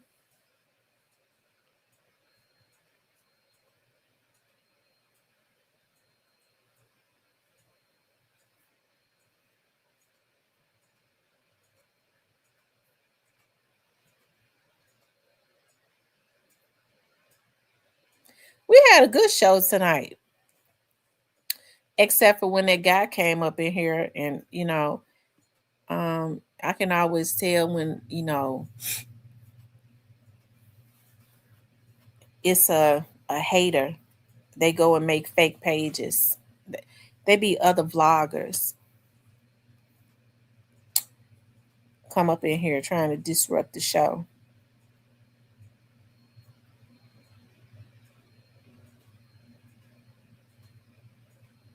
I think Pooh did more evil than Dirk. Dirk was just avenging his people. Pooh shiesty for real.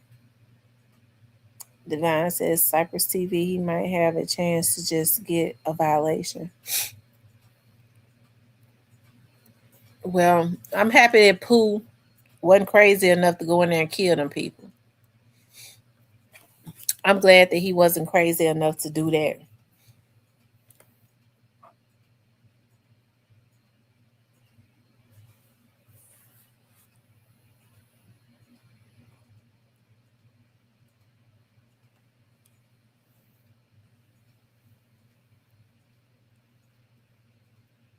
They said he might have a chance to get a violation. So y'all, Govan went to court today. So who knows when he's going to be released though?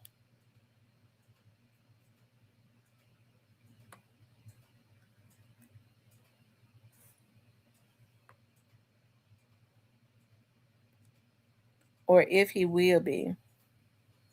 So does Govan not have bond? I'm confused. They didn't really say. The only thing that was said, his paperwork was released today. He had federal court today.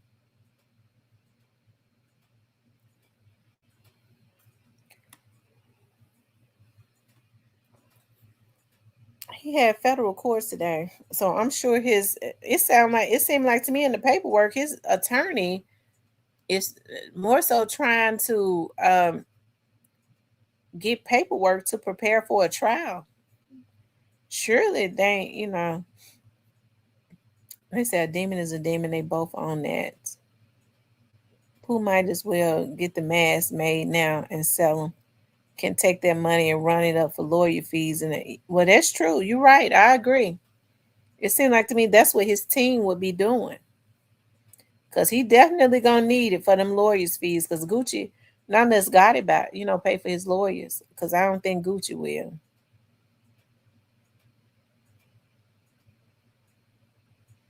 They said the system is showing a probation violation from 2017 on Govan.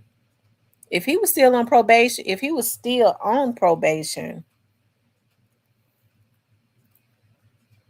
and then they want to bring him in, they'll find any reason to do it.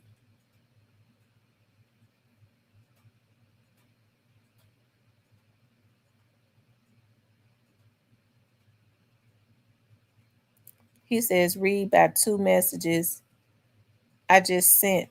It explains it all.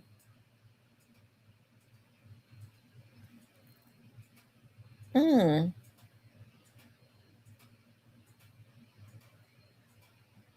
He said, read the 2 messages I just posted in the chat. I didn't see him. Oh, it says Darnisha's son, whose football game she attended that day, is a member of the gang that killed Trayon's mother. Oh my God. Oh my God. Oh my God. Oh, Lord have mercy, Jesus.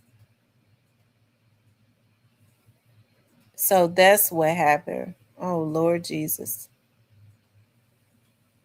Remember they was trying to say that that Darnisha was Yo Gotti's baby mama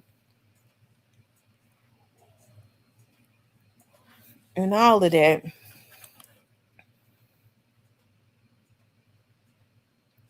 A gang in North Memphis killed Trayon Ingram's mother in a robbery gone wrong, and Trayon, along with Stray Drop, went to get revenge and shot up the car in which Darnisha was in. Oh wow.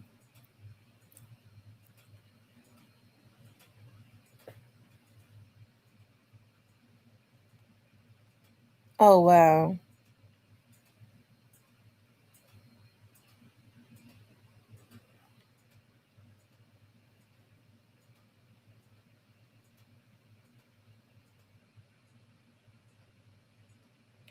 Yeah, because I think they use the exact same Mercedes Benz. They use the exact same car that they use in the Young Dog murder, that they use down in um,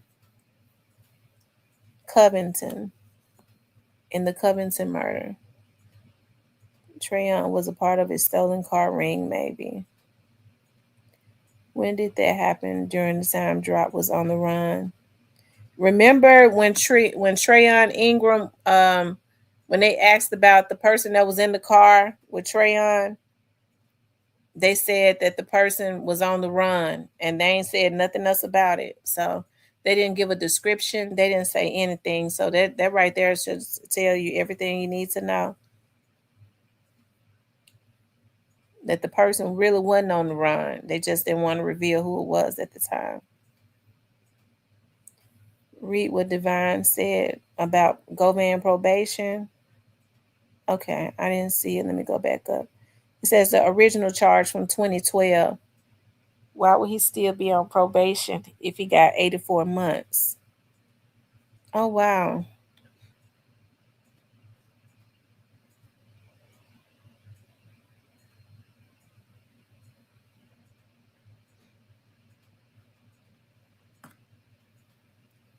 Oh, that many have explained the bullet hole in the ram.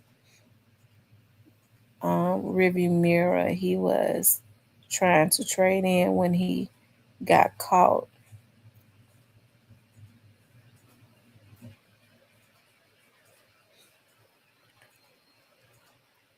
I mean, I'm sure Govan is going to get out at some point. But they don't want to release him, though. Which is, I mean, like I said, it's just more than meets the eye. Because I ain't never seen the feds turn a misdemeanor stalking into a federal stalking and try to hold a person. So it's, you already know that it's more to it.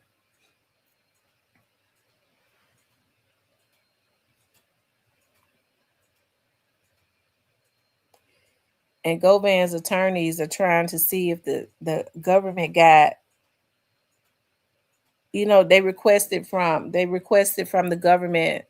They wanted to know if they had been wiretapping him, if they had any wiretapping on him and all of that.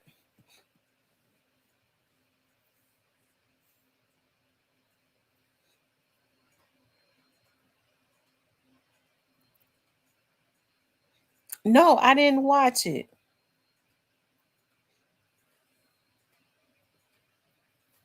What did he say to sum it up?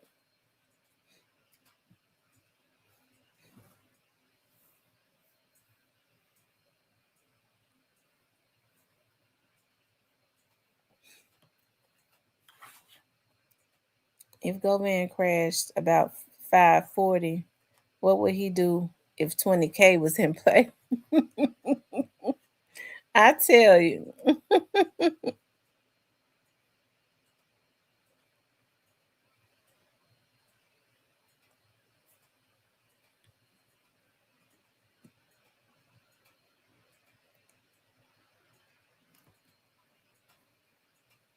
Stanley says he's getting out. Is he getting out today?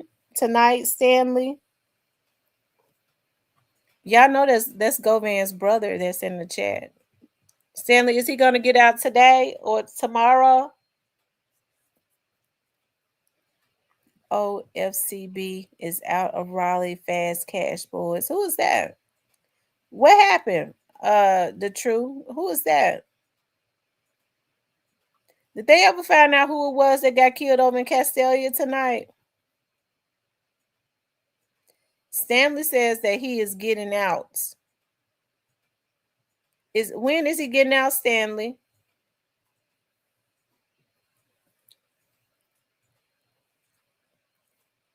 Have they said when they're gonna release him?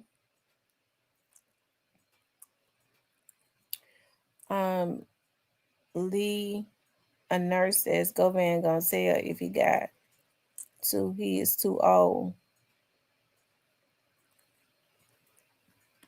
Thursday. He's getting out Thursday. John says he said that the house that the white Benz was parked in belonged to Govan. So Govan was lying when he said he lived across the street.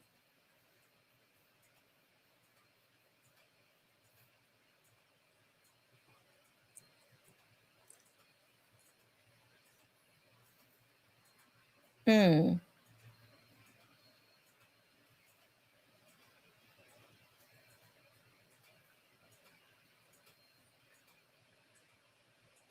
Thank you for coming through, She Johnson, and thank you for supporting the channel. I appreciate that so much.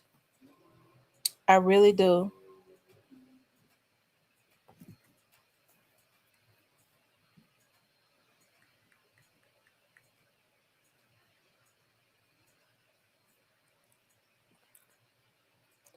Okay, somebody send me a cash app. Thank you. New to you for the cash app. I appreciate that. So tomorrow I'm gonna go buy me that pho. Y'all know I've fallen in love with that spicy Vietnamese. Is it called pho? Pho. At the I Love Pho. I Love Pho sell the best spicy Vietnamese shrimp pho. I call it pho, but I think they call it pho or something. It's really good. Yeah, it is so good. I have to have the shrimp. I don't want no meat. Okay, I don't mean no harm. I don't want the meat. Give me the shrimp. And the shrimp be so big and good. Oh my God. So New to you bought my lunch tomorrow because that's exactly what I have been craving, where I'm going to eat at tomorrow. I love spicy food. And I mean, it be so good. Oh my God. The broth is spicy and it be so freaking good with the vegetables and the shrimp and the noodles. I got to figure out how to make it. They said Straight Drop went to Atlanta, Dallas. Straight Drop went to several places. He went to, I think Straight Drop went to Dallas. Then he go to Houston. He went to Atlanta. And which was weird because, you know, they claim he went to these places to pick up money. He left with, you heard Cornelius said he was leaving, he was on the run with his money. But he went to these places. I know that they went to Virginia, and then they caught him in Indiana.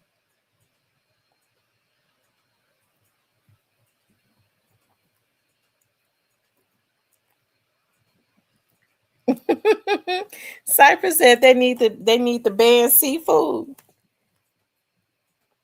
I mean, it's certain restaurants I go to. I don't want their meat. Period. I don't want it.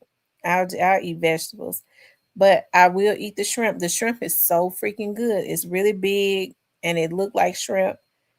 Cause I've gone to certain restaurants. I couldn't even eat their shrimp because it looked like little toes and fingers. I said I can't eat that. So I just eat vegetables. Loose Goose says they said behind a house of Govan, not the lobster, crab legs, crab. Cypress don't like seafood. He said he allergic to it. I'm supposedly allergic to crab, but when I was in the store the other day, I sure got me a thing of the real crab. The real, not the imitation, so I can make me some crab cakes one day when I feel like it. Because taking these classes is kicking my butt. I don't be feeling like doing nothing. Trying to pass these classes. He says it's a lot of people that ain't happy about some stuff that was said. Well, I mean, he has already put it out there. And Derek, to be honest, I think Govan purposely, I think Go I don't I think Govan has been in the street long enough to know what to say and what not to say. So I don't think that it was a slip of the tongue. I think he wanted to put that out there for a reason. It's definitely a reason behind it. He did say God, if he was Gotti, he would have a conversation with him.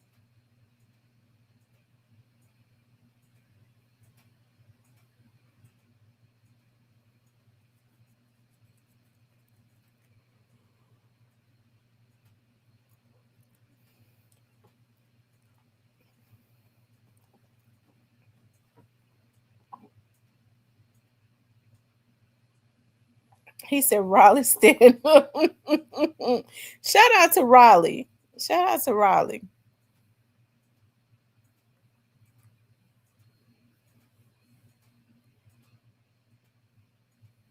I like Raleigh. I like to go to that Marshalls over there. That's a statement Govan made. That's like a threat, honestly.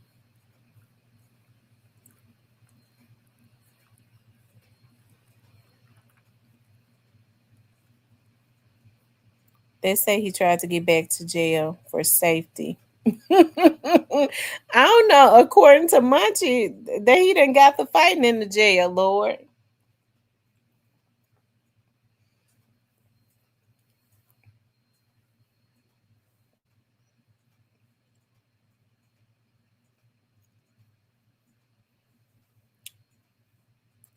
Derek says, Tam, you're right, but he should have thought this one out a little longer. He burnt too many bridges for that heat he's brought on himself. Stanley says, not true. His brother said he didn't get into a fight in jail.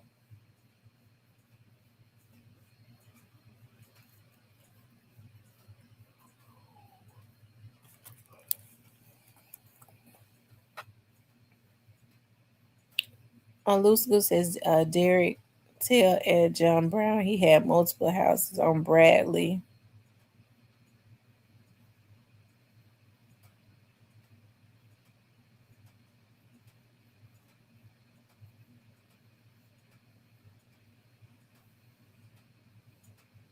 Stanley says that he's a Munchie trolling.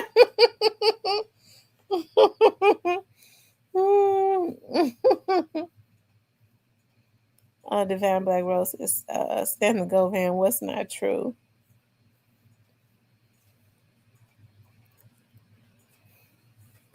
You all make sure y'all hit the like button for me.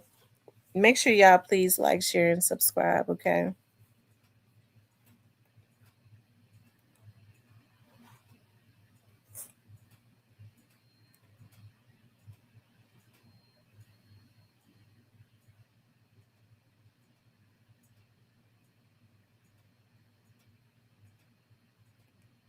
Y'all hit the like button for me.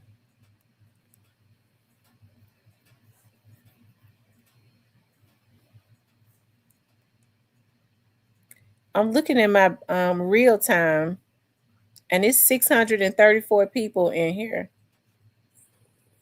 It's 634 people. It's showing my back studio. Shout out to the 600 people that's up in here that's been rocking out with me. At one point, it was 500 and something. Now, the numbers on the screen show something different. In real time, it shows how many people that's in here in my back studio.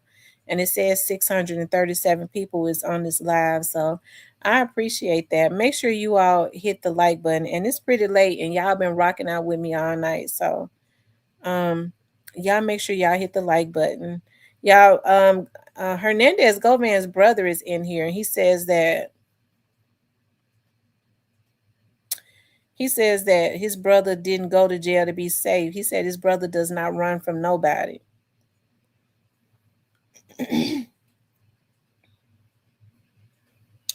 Derek says the support system he had during the trial and aren't supporting him anymore. Oh wow. Derek, why you think the people that was supporting him during the trial isn't supporting him anymore?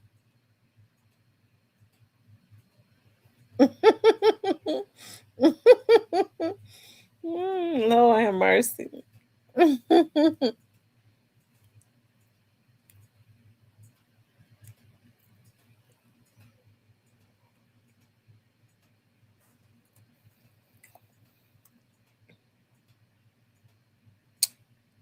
Yeah, he said when he was at 201 Poplar, on that misdemeanor, they had him in high profile. They had him segregated. He was in high profile custody.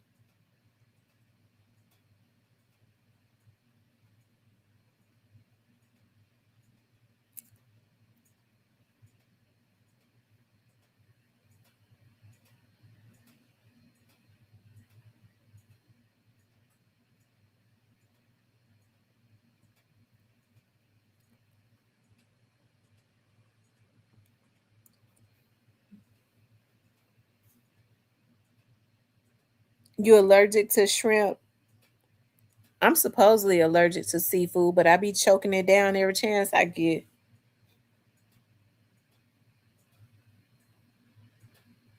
And I'm gonna tell y'all something. Like my taste buds change as I get older. I didn't like no beef. I did not like a roast. Period. Like growing up, when my mother would make roast, I wouldn't eat it because I didn't like thick meat. I started buying roast and putting it in my slow cooker and seasoning it really good and letting it tear up. Just tear apart. Oh my god! And taking it and putting it on top of homemade um mashed potatoes, and I don't eat no box mashed potatoes. Period. I don't want nothing that come out the damn box that looks like cardboard and it turns into food. I don't want it. I go get the real potatoes and boil them and then mash them and then start whipping them, and they are so good with butter and a little Gouda cheese, just a little bit on there on top of it. The best mashed potatoes in the world. I don't cook with salt, but I do put a little salt on top of it. Says, man, look at a coward would run. At least he faced him.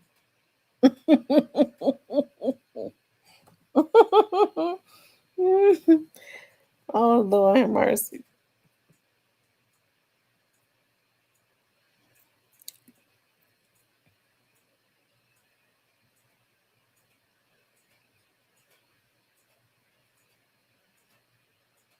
I put carrots in my roast. I put carrots, celery. I cut up an onion, and I put all of that in there. I put pepperoncinis. I do the Mississippi mud roast. So I put pepperoncinis in there too. It'll be really good. Um, he says ninjas was in Dallas patronizing prostitutes on Harry Hines. Straight drop got paid. He just didn't pay Govan and Courtney. Who is Courtney? Who is Courtney? Cornelius? Oh, Cornelius.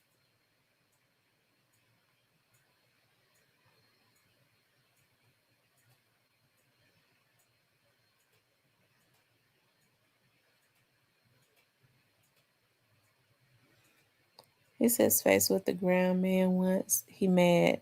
Make him matter.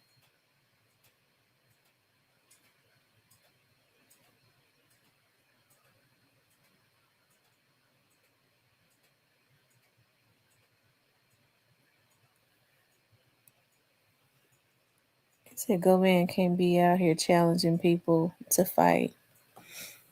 I don't know. You know what? I believe that so many. I believe like what the truth said.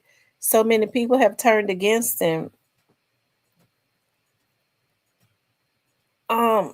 He gonna have to always look over his shoulder. So I don't think he gonna have a problem eliminating the people that he feel like at this point is a threat to his life, because surely I believe people are going to be, gunning for, they're going to try to take him out.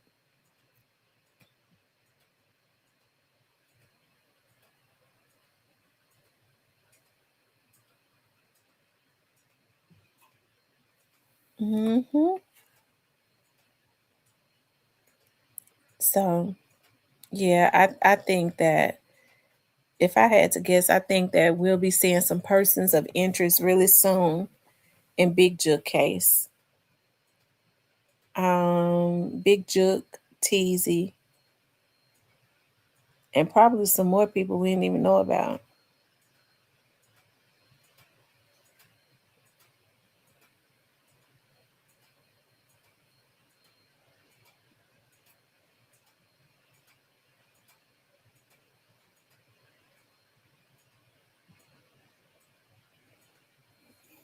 Anyways, you guys, I appreciate y'all. I was only intended to be on here an hour and a half. Y'all kept me on here with you all for 3.5 hours. Y'all messed with me the long way tonight, though. Y'all rocked out with me the whole time. I appreciate that. Hernandez Govan brother says he'll be home. He's supposed to be getting released.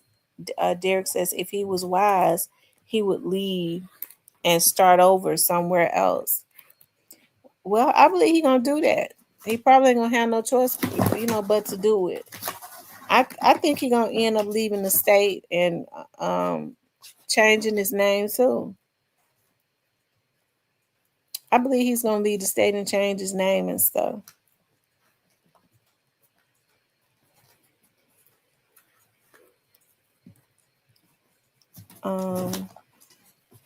If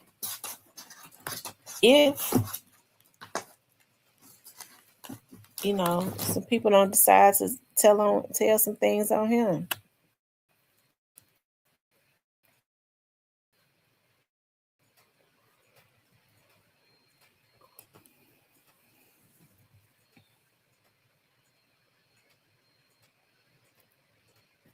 Who was that? When he was out on bond, they had him way out in California. That other guy that they had that was involved in Young Dolph case, they let him, that he was out and he was on a monitor. And they had him out in California. Black Barber says that would be wise if he really wants to be around. Yeah, make sure y'all hit the like button for me.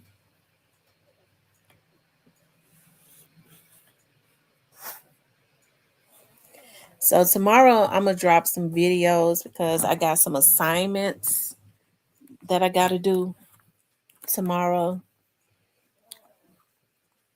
And it's like Cornelius trying to tell on Govan. Govan already told on himself because they came to the census and got all the facts on Govan was a middleman, just like people follow him just to wait for him to meet his karma behind off. Nobody cares about Govan but his family, his loved ones.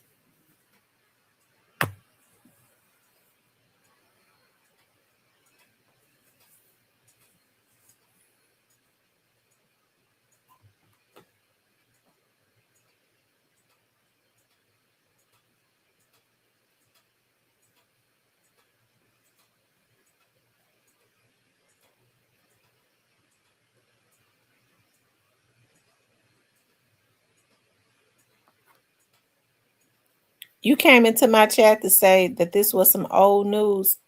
You didn't see the you brought your funky ass in my chat to say that this was old news. Bitch, you got your funky pissy ass up, bitch, at 11:30 at night just watching me the whole time because you's a motherfucking fan, hoe. You sitting next to your damn man looking at me, bitch, because he want to look at me, hoe. And then you finally get your pissy shitty ass up, fucking shitty breath ass up to type in the chat, bitch. You press for real. You press, bitch. You been looking at me for 3.5 hours because you's a motherfucking obsessed fan, hoe. No, this is fresh news, bitch. And you finally get your shitty breath ass, the nerve up with your shitty breath ass to come up in here and say that this old news, bitch, you press, you's a motherfucking obsessed fan, hoe. Turn the motherfucking TV off, bitch, so your man won't be looking at me, hoe.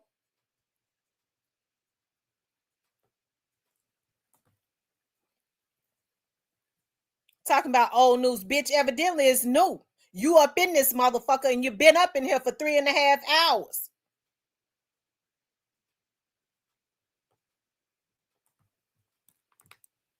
Okay.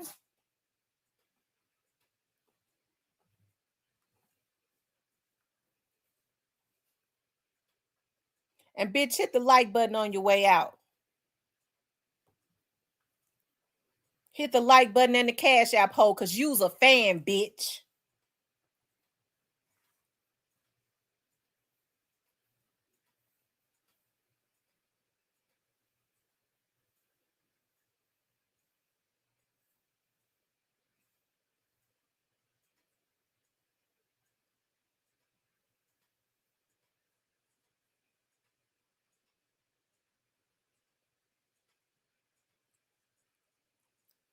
Y'all hit that like button.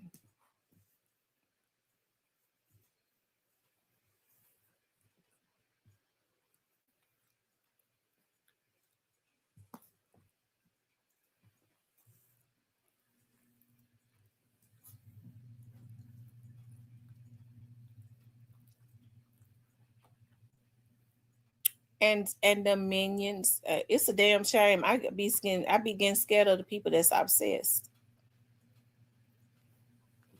You know a person obsessed when they just can't let it go. I promise you. They ain't gonna say nothing to no man though. Them are none of their minions. They scared of the men.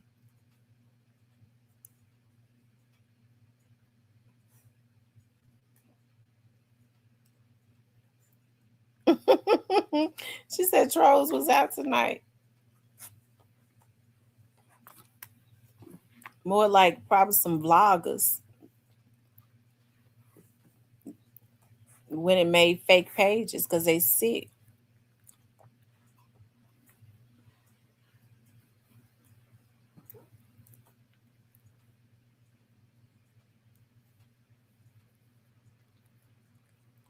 Is it talking about it? A hater don't matter if it was sold. It's new to all us. It's 300 some people in here. I'm telling you.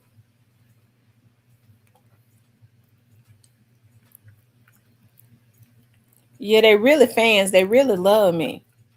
Why you talking about Govan? Govan was on the news today. It's been I'm the only female. Well, Auntie Fee was talking about him. They don't want to go up in there because Auntie Fee gonna cuss them out, talk about their mamas and shit. Okay. So they don't go over on Auntie Fee page. But they'll bring it's somebody that's obsessed with me. They bring they shitty breath ass up in here trying to mess with me.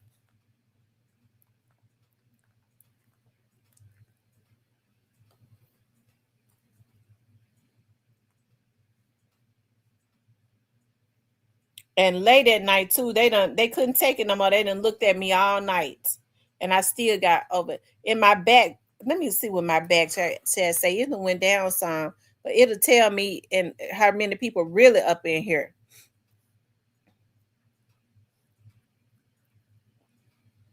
We still got 651 people rocking out with me tonight. So I mean, and whoever that was with their shitty breath ass, they still in the chat. Probably ain't washed their face, they ass, or nothing today. Breath shitty, but they can come up in here worried about me. Obsessed.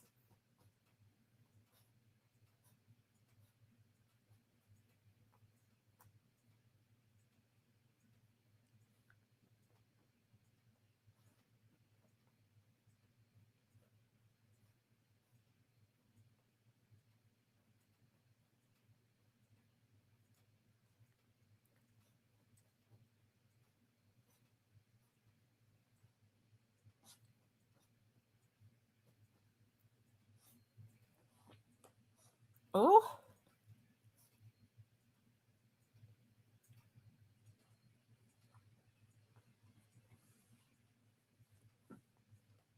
Y'all hit the like button.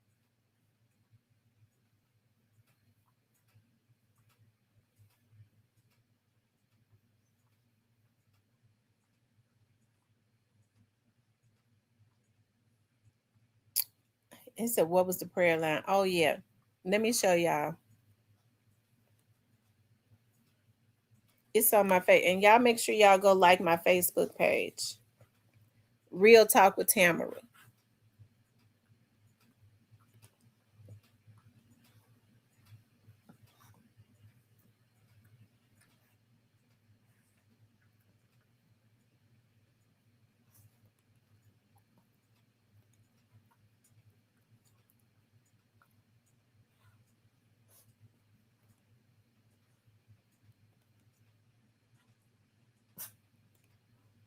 It's on my Facebook page, Real Talk with Tamara.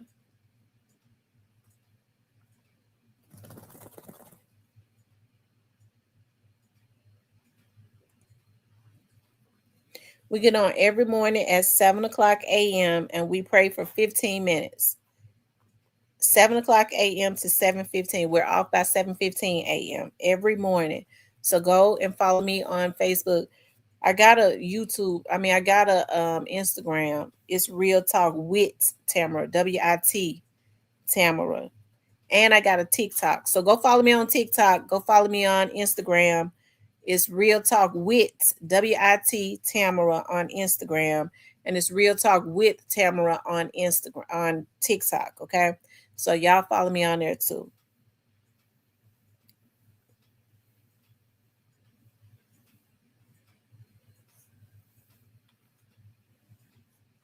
Yeah, y'all invited to prayer too. When y'all are up in the mornings, when y'all get up in the mornings, I'm getting ready to show y'all. Because the number is on there. If y'all are up getting ready for work or you're just getting off of work, y'all can log on. We're on promptly at 7. We're normally off by 7:10. We come into agreement, we pray. Okay, well then you can get on. That means that's the number right there. The number is 978-890-8900 and the code is 061043. So go follow me on Real Talk with Tamara. That's my like page, my like page right there. And the number is on here. And that's the number up there, the prayer line number and the code to get in. And like I said, we're on promptly every morning at 7 a.m. And then we're off by 7:10 or 7:15. It helps to command your day. It helps to command your day. Prayer works. Like if you got difficult, you're working with difficult people, it's good to come into agreement with people that's really praying for you. I tell people all the time, like if you got praying partners and you've been praying with them for years and ain't nothing came to pass, you need to get you some more praying partners. And I'm being serious. If you call yourself got praying partners and you know that you are in alignment with God and you've been praying with them for years and ain't nothing happened, you need to get you some new praying partners because somebody ain't agreeing with you. Because God says where 2 or 3 agree, if you come into agreement for some things with the right people and they're praying for you, God says where 2 or 3 agree, he would be in the midst. Some people praying with the enemy and everything you speak out, they coming against it and canceling it out. So you got to be very careful about who you speak out your dreams and stuff to. And then you think they're your praying partners. They really your op, and you don't even know it. I remember a time this girl, I used to get on this prayer line years ago. I was so naive. I'd be trying to pray with anybody. And I remember this girl said, and such, she was real blunt too. And everything she spoke out, as she was speaking it out, I was canceling that stuff out in the spiritual realm. You better be careful about who you speak out what your dreams and stuff to. You make yourself a target, because people will start silently trying to compete with you instead of praying with you. They'll be trying to compete with you. So I don't believe in that. Well, we've been praying for 25 years and I'm just going to suffer and believe God to give me what I want. And I'm just going to be wait. God is a right now God. If he was blessing folks in the Bible days and he was doing miracle in the Bible days, he is not a respecter of persons. I don't believe I got to wait. I believe that I can speak it out, come into agreement, command it. Okay, because God spoke everything into existence. I can speak it out. That's why you have to be careful about what you speak out into the atmosphere over your life and over your children. It has to come to pass. Okay. So absolutely premature announcements attract it. Right. I'm telling you, folks be jealous. Jealousy is the most dangerous emotion out there. And a lot of people are too naive to realize it, because they feel like, these are people I've been knowing for a long time. Them be the ones. Those be the ones.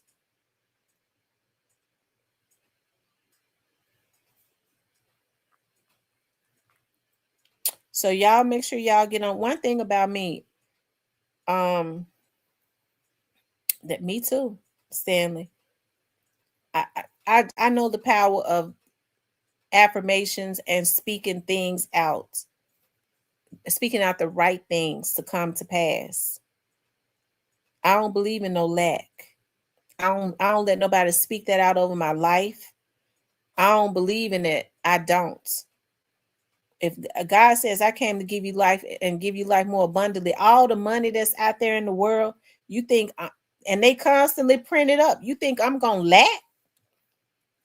The problem is, I think people be sitting waiting for something. They want the easy way. I'm going to take a hit. So they be constantly creating bad karma for themselves. Or they want somebody else to give it to them. Hell, don't nobody owe your ass nothing. God gave you a mind. Start using that mind to be creative. There's some folks so talented. They know how to go and sew stuff. They know how to go and they craft it with their hands. They know how to make little stuff, put glitter and stuff together and make shirts. And they just talented. They supposed to be using their gift to be always having some money. Instead, the world is so evil now. They make these young ladies believe that the body, the sacredness of their body is to be given to everybody. That's why you got young girl. I'm gonna sell some. I'm shaking what my mama gave me. You got mothers that be whoring out their daughters instead of using the creative mind, thinking things and speaking things into existence, because we are in the image of the Creator. God spoke everything into existence. We are in that image. Folks better start speaking out the right stuff and stop letting people speak out evil stuff over their life. I don't deal with negative folks.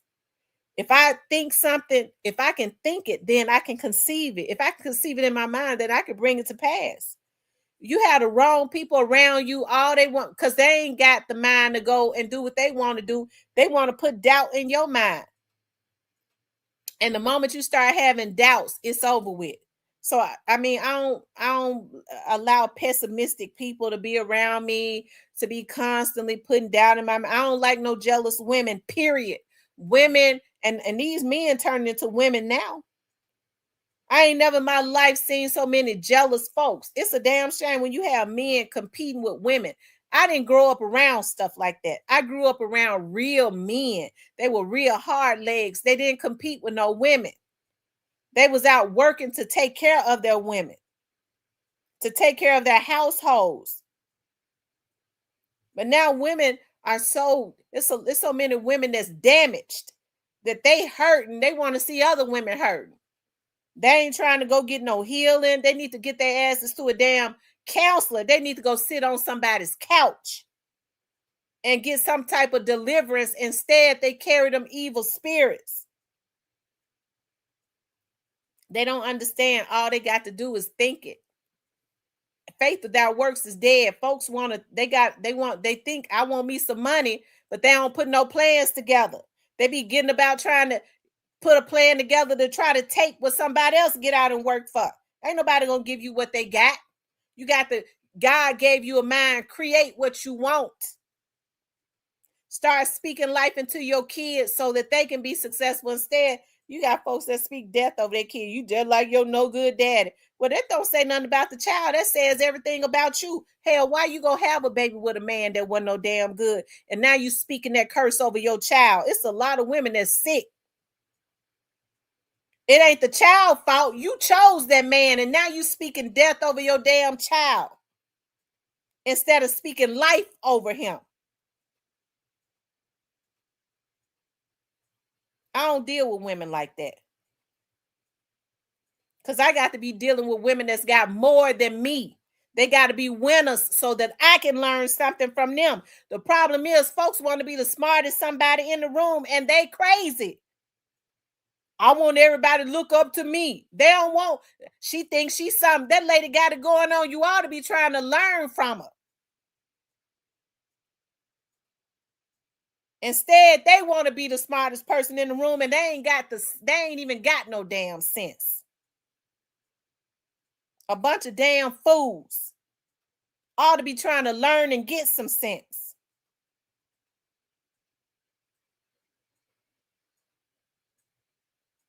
Women are very territorial by nature. I know because I'm a woman. We're territorial by nature, but it just ain't no need for women to be jealous of each other. If God bless you with a good-natured person, see, now the human animal want to use everybody. If God sent a good-natured person in your life, you ought to be grateful. And you ought to be trying to learn from them. Instead, folks are so twisted and sick now. That's a good-hearted person. I wonder if I'm going to see what I can get off of them. Ain't nobody going to let you use them. You think people going to go and have what they have and be as successful as they are and be dumb enough to let you run game on them? No. What they're going to do is they're going to cut you off. Because they know your spirit ain't right.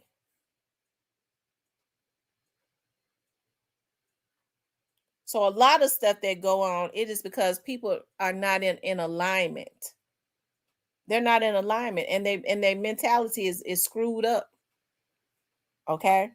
And I'm gonna tell these men something. Until they get back on their throne and stop mistreating these women.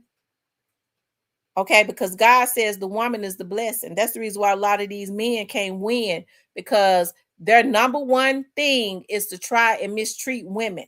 That's why they can't win and to use women. A lot of them have turned into straight sissies. Use a bitch, use a hoe. Anytime you think a woman is supposed to take care of you, that's not the order. Men provide and take care of their women.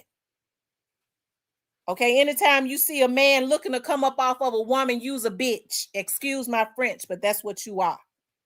That's not how it's supposed to be. And you ought to be shamed. Some of these men so messed up, they hate women. They take their asses to jail and get dogged out and stumped down and screwed in the ass and get out and want to mistreat women. I respect you better if you go and live your truth and build and get you a man. But instead, they want to mistreat. They look for weak-minded women. And then they get their funky asses on here in my chat and see that I got a strong mental outlook. I was taught to have high self-esteem. Okay? They see at my personality, and they don't like women that's got a strong mental person. They don't like mentally strong women. They ain't never laid eyes on me, don't know nothing about me. They start to, I hate strong women because I hate women's this.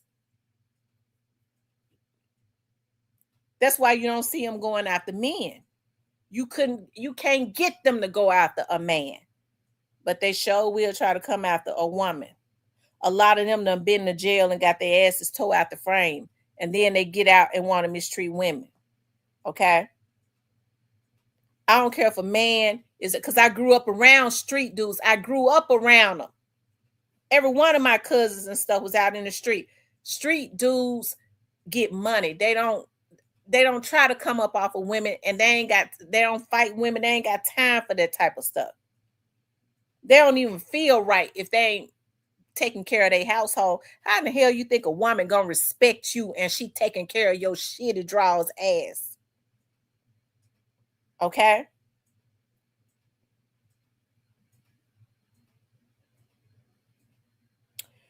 He says when the man put 5 plates on and the woman only put no plates on. What are you talking about?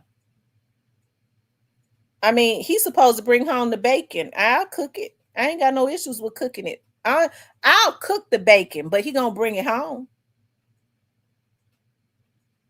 I ain't got no issues with cooking bacon that he bring home.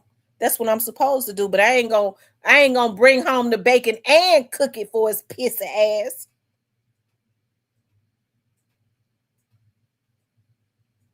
Okay.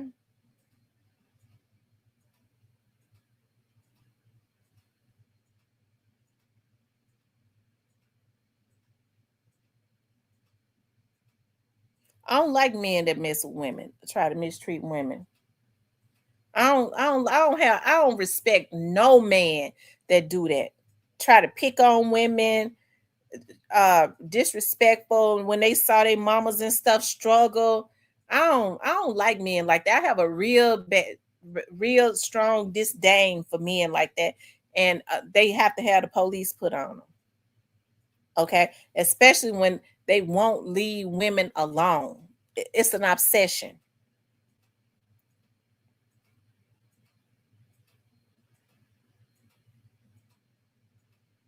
He said that's why you must pray and seek the right partner. That's right. You're supposed to always write the vision down, make it plain. These men be, they get mad because they get with the wrong women. I mean, they need to stop seeking out whores and get them a decent woman. Then they get mad because they get with a whore and try to make her a housewife, and she proved to him I'm a hoe. Then they get with somebody's good daughter and want to dog her out. They treat her like they should have treated the whore. And that's the reason why God whooped their ass cat raggedy, because they can't be mistreating nobody's good daughter and thinking they're going to have good luck.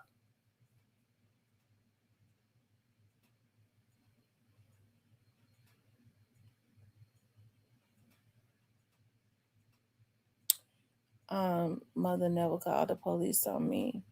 A man that doesn't have himself can't have me. The goal is to match each other's energy. Right. I'm gonna tell you, I really be fascinated with manly men. I do. I be real fascinated with them. When they lay back and manly, they work, they can take care of themselves. Okay. And they just be like, they don't be bothered with no gossip. They just be chill one way or the other, because women gonna be women. We just, that's how we are by nature. We fussy, we whiny, we spoil, and it don't make her no bad woman. Women, girls will always spoil. Okay.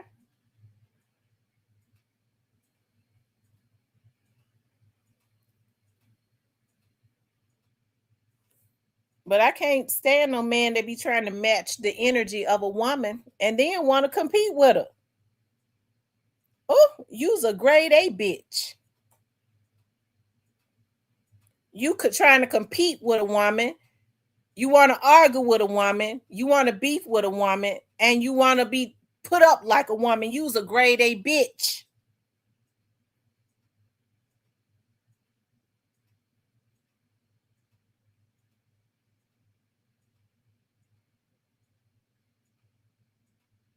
I'm the head of my household. You don't bring home nothing. You don't even work. I don't know how.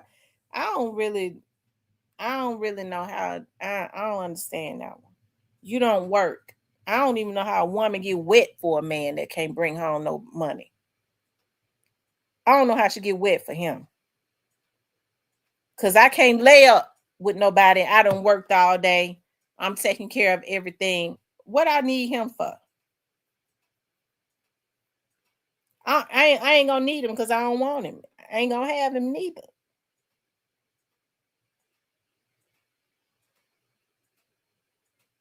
Fingernails longer than mine.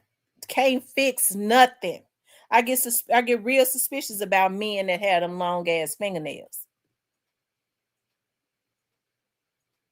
That's diva like activity. Okay.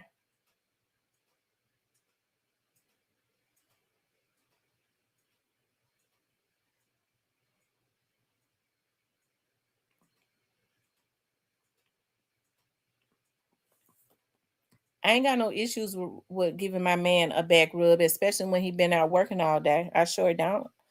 He pay all them bills and he come home and he been working all day. He asked me to rub his back. I'm gonna rub his motherfucking back and cook his food and stuff for him too.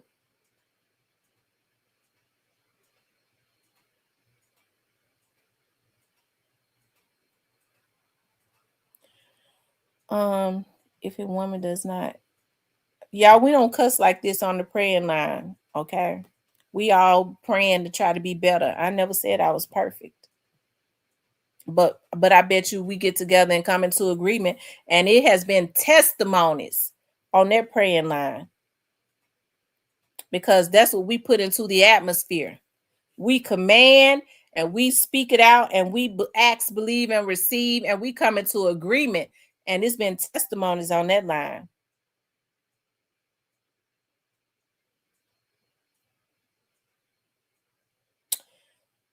Shorty says balance is key.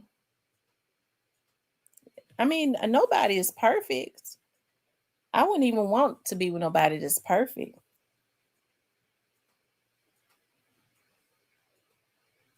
I just want I just like manly men. And manly men don't be bothered and messing with no women. They just don't. They don't try to bully women. But what if he don't really work but can pay your bill? Well, I mean, that works for me. That works for me. As long as he can get up and you got men now that don't even know how to change the light bulbs. One of my things is I like to see men working. I like to see them doing stuff around. I like to be able to say, baby, the light blue. I shouldn't even have to say that. He ought to be able to fix stuff. I like to see men fixing stuff. It turns me on. I can't fix it. My fingernails too long. He all at the damn nail shop getting his toes and stuff done, feet and stuff splashing all in the water. That's a turnoff to me. That's something women do. He all at the down. I'm gonna go to the nail shop splashing his damn toes and stuff all in the water.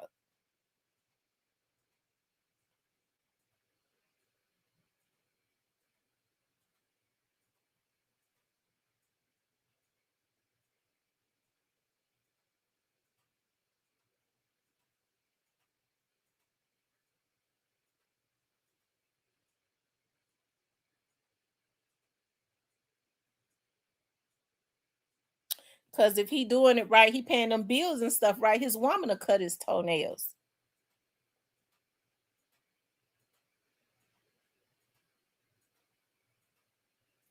I don't like men with soft hands. I like for them to have hard hands. Because if their hands soft, they don't work. They ain't never did no work and don't know how to do none. A man's supposed to clip his nails Right. I mean, why they gotta have the long fingernails? That's diva like activity. Mm-mm. My nails and stuff cut low right now. I don't wear that acrylic no more. I've been going.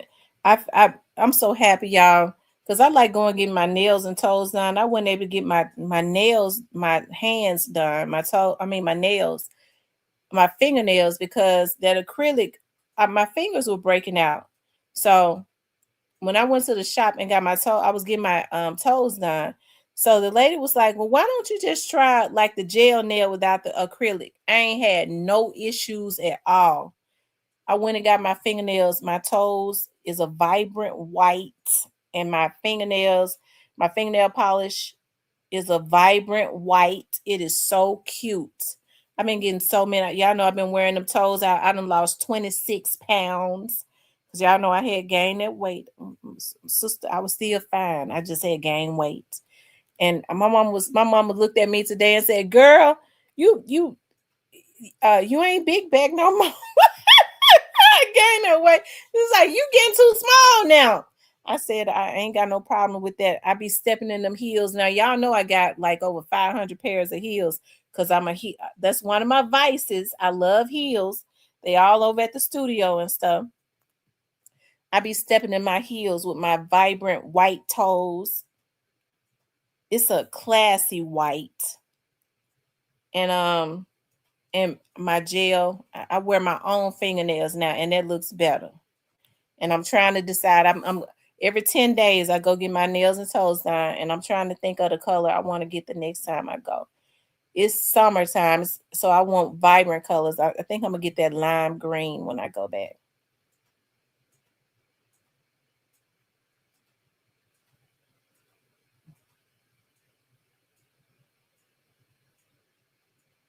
Y'all don't get that acrylic. That acrylic, my fingers was swelling up so big. I didn't know what was going on.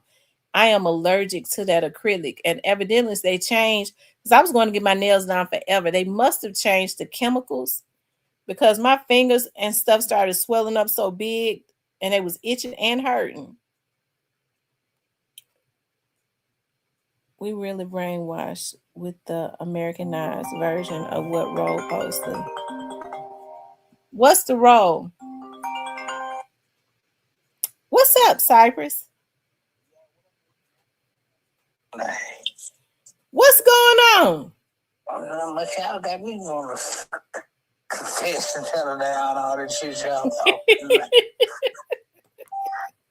Yeah, but listen, you can't be out doing what you was doing before, trying to play women. Yeah, it's time to change, you right? It's a lot of good women out there. Men don't understand, like women be wanting a man to do right. Don't play no games. Don't be trying to sneak out every now and again, because she's gonna lose respect for you. Yeah, true. Yeah, what they got going on in the chat tonight? I had to call in and see what was going on with everybody. So what you think about this, Cypress? I need your analysis on this Govan thing. What you think going on? I think some niggas, I don't know, man. I think it's gonna be I think they want to make I don't know. I think Feds is trying to make their move and see what they can get out of it. He got himself to blame though. Can you hear me? Yeah. Why you say he got his self to blame? Because like you don't go say it, even if you believe it, you don't go say that.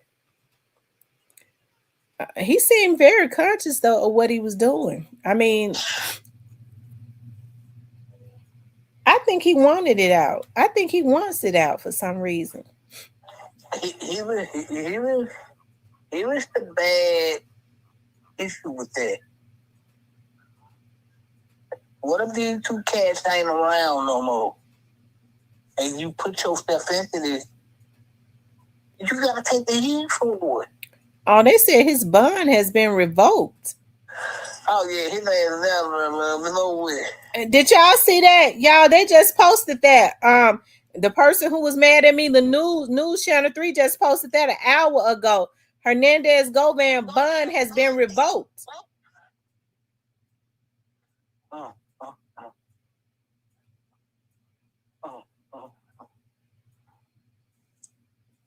Yeah, I hate he said that. I feel like even if he believed that, he shouldn't have said that. Even if you believe that, you don't say that.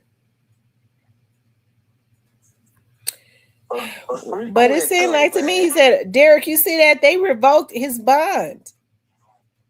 Oh, Derek said he told us he didn't have a bond.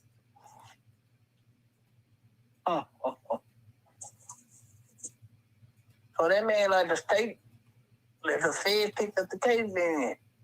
They said Hernandez Govan's bond has been revoked in connection with cyber stalking after texts were presented in federal court today between him and the victim. Govan, 47, had posted a $4,000 bond on Friday and is in federal court as of Monday.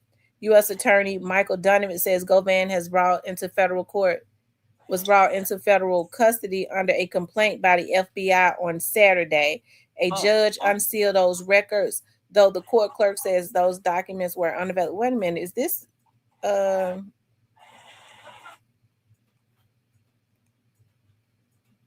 posted this 2 hours ago, but I mean, maybe it's something updated.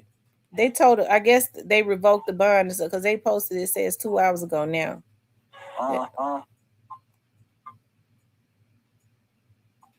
Okay, yeah, they said it was updated. The post from yesterday has been updated. Well, they revoked the bond. He revoked the bond. He's stuck for a minute. Okay, so he goes to another hearing on tomorrow. I just really wish he wouldn't have said what he did. Hello.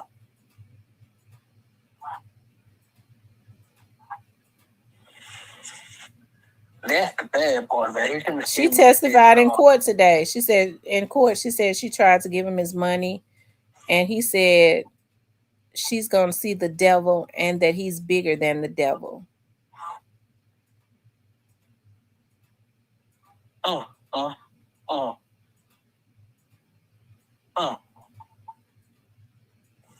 Wouldn't want to be bigger than him, but I digress. She said today Govan told her that he'll do life in prison.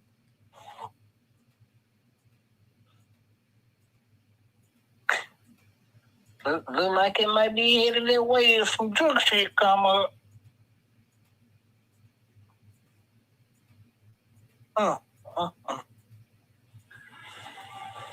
He threatened the child too, and he did in the text threaten the child. The child under 18? Yeah. I think the child is like 9 years old or something. Brother, you gotta know better than that.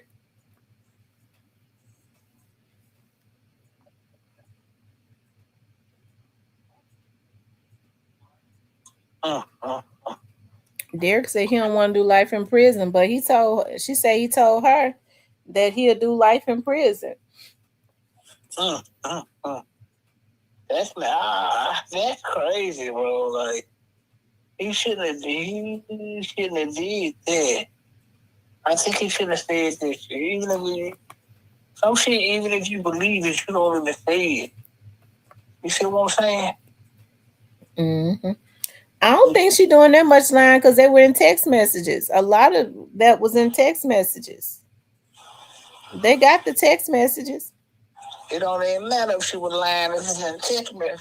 Because what I did see in the text messages is he told her, I didn't think you would be dumb enough to put your child's life in danger by messing with him. So basically, I mean, just even by that text, that is kind of like threatening the child, ain't it?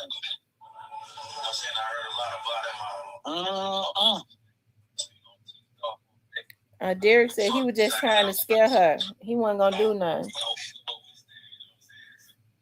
Yeah. The judge ain't gonna look at it that way. That's the bad thing about it.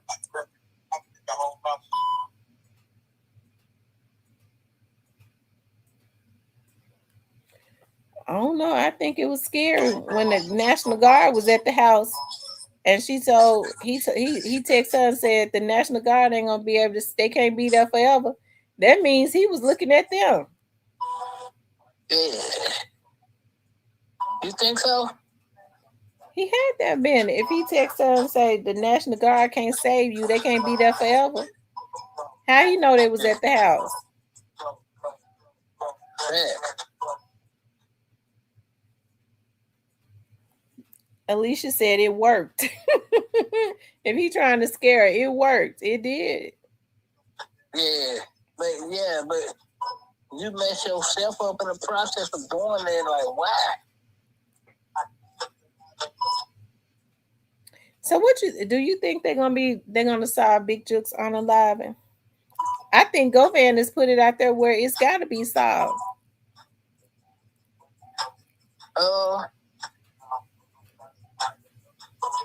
I wish they just leave it like it is. Why? But the way you said, the way they put it out there, they might have to. But they never had intentions on ever solving it.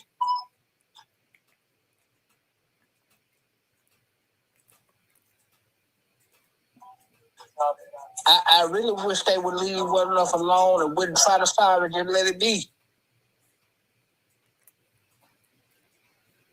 Oh, just Snake Spotter said it's gonna surface. Oh, Derek said that's why he gotta leave. Why he gotta leave, Derek? He basically, I mean, how you gonna say the positions of the people that was in the car? How he know that?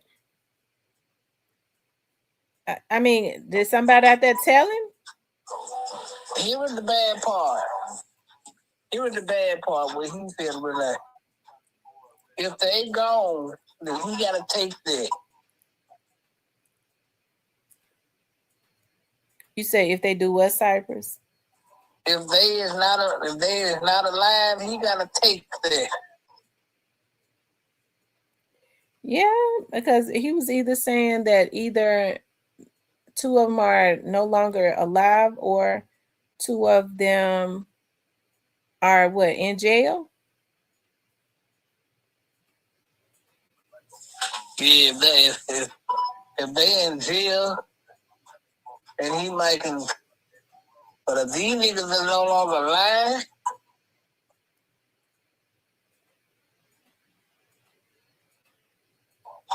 yeah, that's a bad spot.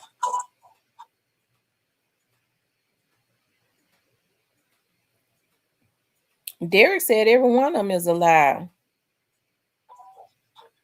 He said that's why he mentioned it. He's using leverage. So basically, is he trying to extort or blackmail? That's got to be what it is then. Okay, so Truth said that they is alive. Yeah. Well, y'all niggas better run for the hills.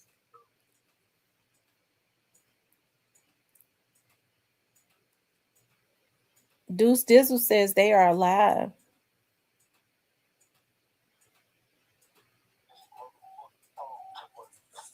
Well, that's even worse. Y'all better go hide, man. Y'all better go hide who the hell is.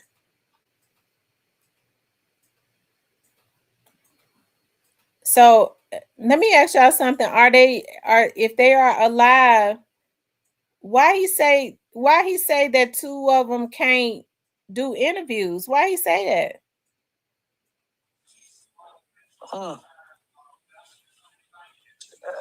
Because they.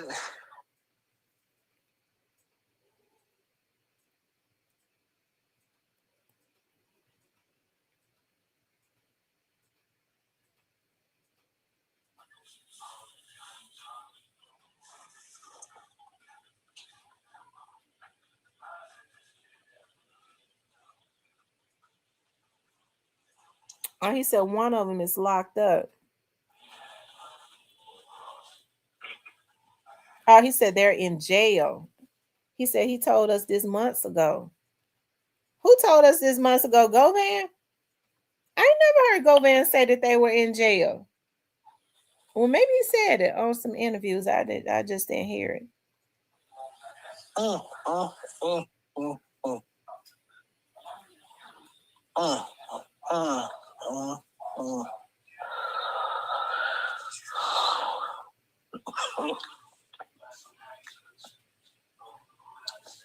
Guess I hold my peace on that one.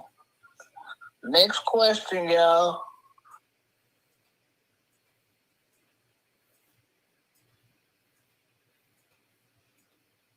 He says they're supposed to be not living.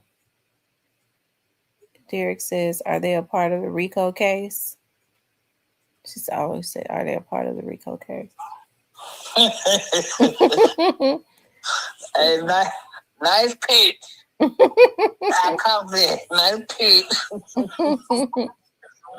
I hope y'all didn't let that go over your head. Shout out to the truth, man. That's all I'm saying. I think the people that Govan was hinting at, I don't think, if it is who I believe that he was hinting at, I don't think they did it. We don't know who he was hinting at. Well, if he's hinting at, let me just say the initials of the one of the people. If they weren't involved. If he's hinting at SD.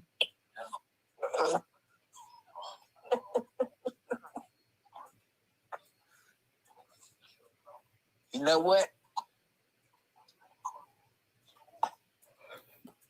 I think it's easier to try to just put it on them. They ain't had no reason to. If they had been them, he never would have known that they did that to Juk. He never would have known that. They didn't mess with him like that.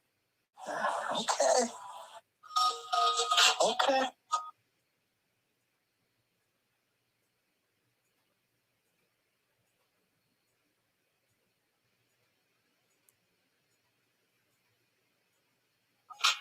Yeah, SD. Shout out to the crew, man. I mean, they never would have if it had been them. Govan would have been told on them. He would have been told it, and he wouldn't have. If they had did it, ain't nowhere in the world they would have told Govan. He wouldn't have no way of knowing it. Okay, we shall see. See, that's why I hope they don't solve this, man. Cause it's gonna be a big pile of mess. That's why I hope that's why I'm pushing for them not to solve. He said, J Dropper says they're not alive. They got hit a couple months after Juk. He said Ratchet TV said Govan had him killed. When I saw that on Ratchet TV page, I hollered. Did you see the reaction live he did after that? Yeah, I saw that. Boy, Ratchet need the Academy Award, boy. Ratchet. I'm gonna watch that again, boy. Ratchet had me and my side. Man, this is a killer, man.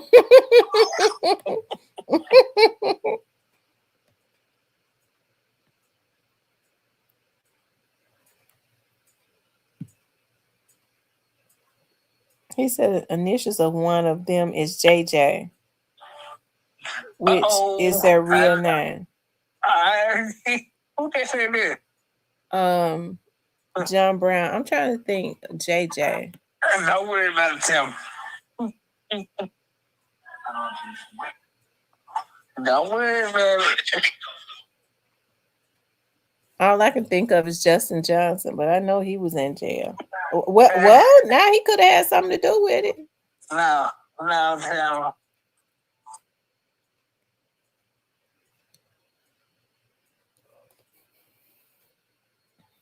I'm talking about JoJo Splat.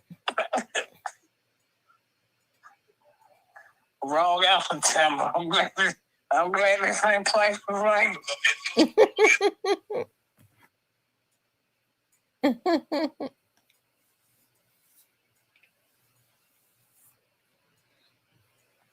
Listen, I think Govan would have, if it had been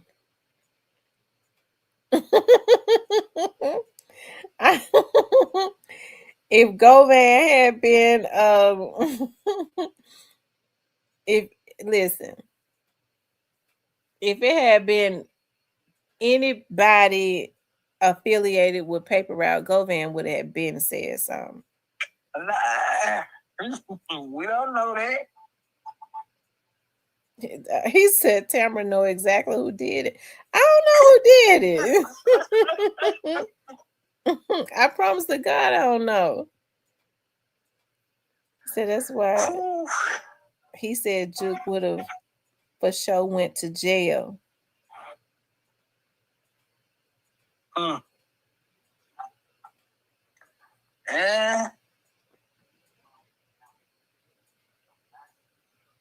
Did they say one of them was in jail? Yeah, somebody said one of them in jail, and then Jay Dropper said both of them, two of them have been killed. And so I guess God and them had them killed. Well, no, man, you know God ain't did.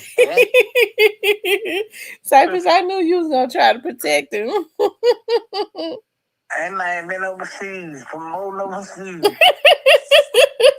You don't know where he was at. A couple years ago, they said that two of them was killed shortly after Juke. You know that's a retaliatory type situation. But if that's the case, then why that man put himself in the midst of this shit? That's crazy. I don't know, but I think that Govan said Juke was like his cousin or something. And don't you think if he would have known who did this, he wouldn't try to protect nobody that he feel like is affiliated with Paper Route? He would have been told it.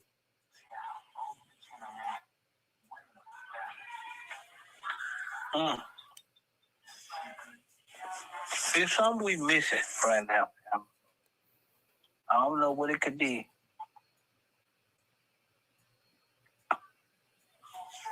So they saying two of them is gone and one is locked up. What they say that initially? No, they said two of them either in jail or gone, and one is out. They said one is out on the street.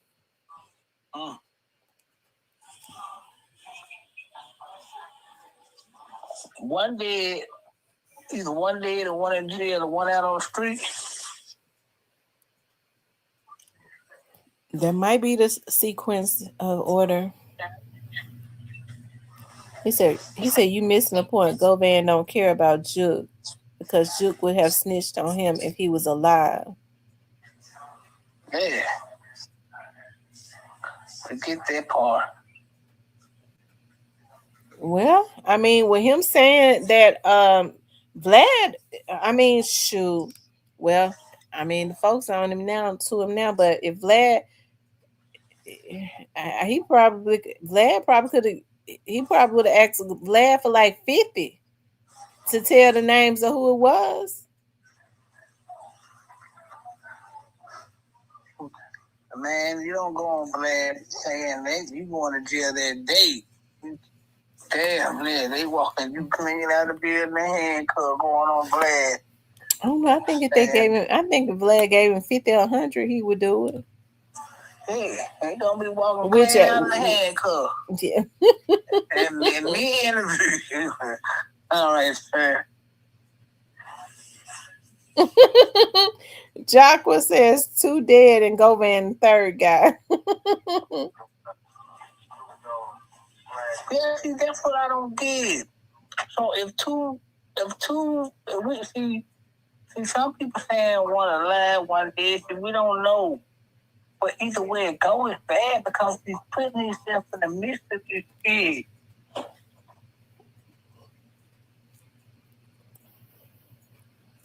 Yeah, he did put himself in the midst of it.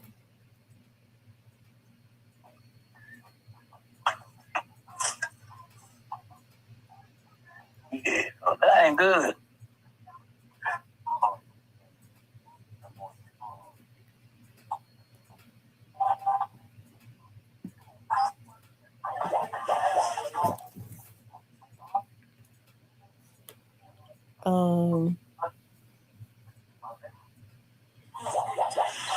Look, they said if he go on Vlad talking too much, they're gonna be waiting on him in handcuffs with Sure handcuffs. will.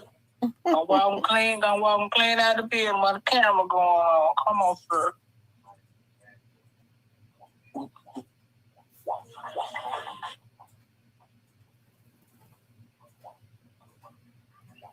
He said go over and talking too much.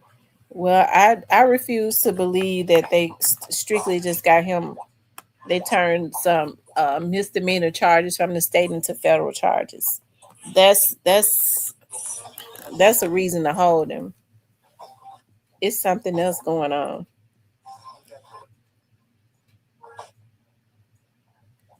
Derek said he don't think he gonna say nothing else. But the only way to get interviews is if he say something.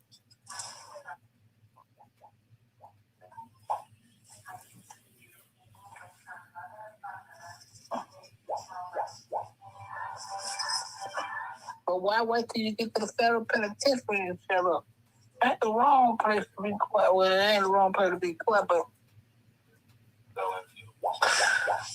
I don't know, man.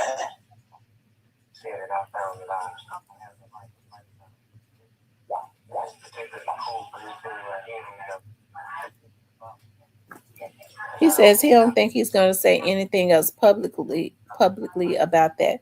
So, but how is he gonna get the interviews though?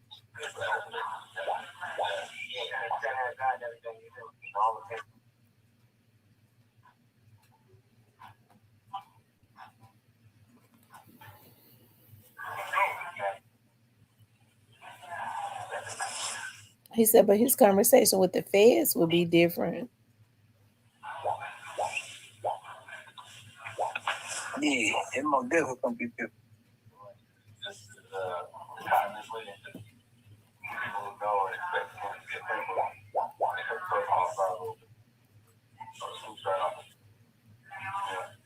Oh Lord. All right, Sack, I'm ready to get off here so I can go to bed. All right, y'all. Good night, y'all. All right, thank you for coming up, Cypress. For sure. All right. All right, y'all. I've been on here all the way over into y'all done had me on here 4.5 hours. And I only had planned to be on here for like an hour and a half. But it was a good show tonight. I really appreciate y'all rocking out with me. I'm all tired knowing I gotta go to work in the morning, but I be enjoying being on here with you all. Just when we can have like real adults on here, it's still 399 people on here. That's what it's saying in my backstage. So folks trying to hold on.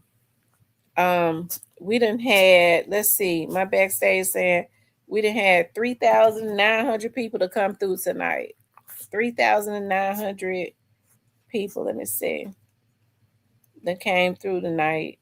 So I appreciate y'all, rocking out with me and all of those good things. And Govan has to go back to court tomorrow. As of now, his bond has been revoked.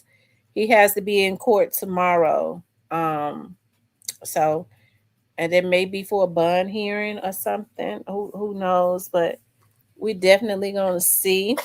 But I mean, I really enjoyed you all tonight. Make sure y'all get on, of course, my praying line. Go to Real Talk with Tamara.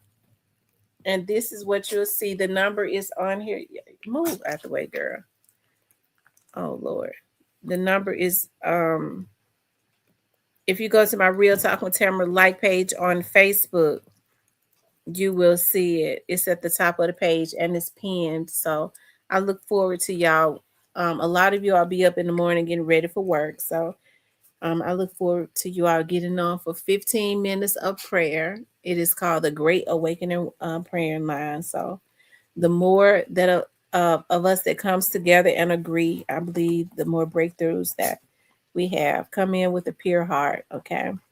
Anyways, you guys, most gracious Father, I just thank you for everybody that was on this line. I ask that you shield and protect everyone on here that had good intentions. God, I ask that you look over us and our properties and our family as we sleep peacefully tonight. Those of us that has to get up and work tomorrow, God, I ask that you go before us in the workplace, travel with us, and make the highways and the byways safe so that we may make it back home to our families just as we leave, God. I thank you for waking each and every one of us up in the morning, God. Any evil eyes, any evil thoughts, any spells spoken out, any curses, any evil plots that was thought of or spoken out while we was on this live, we reverse every curse and send it back to the sender, and may it manifest in their very own lives in less than 30 days. God, we just thank you for everyone sleeping peacefully on this live, that was on this live tonight. May you speak into their ears and reveal the mysteries of your body to them as we sleep peacefully tonight. Amen. All right, you guys, I love you all. Y'all sleep peacefully tonight. I'll talk with you soon.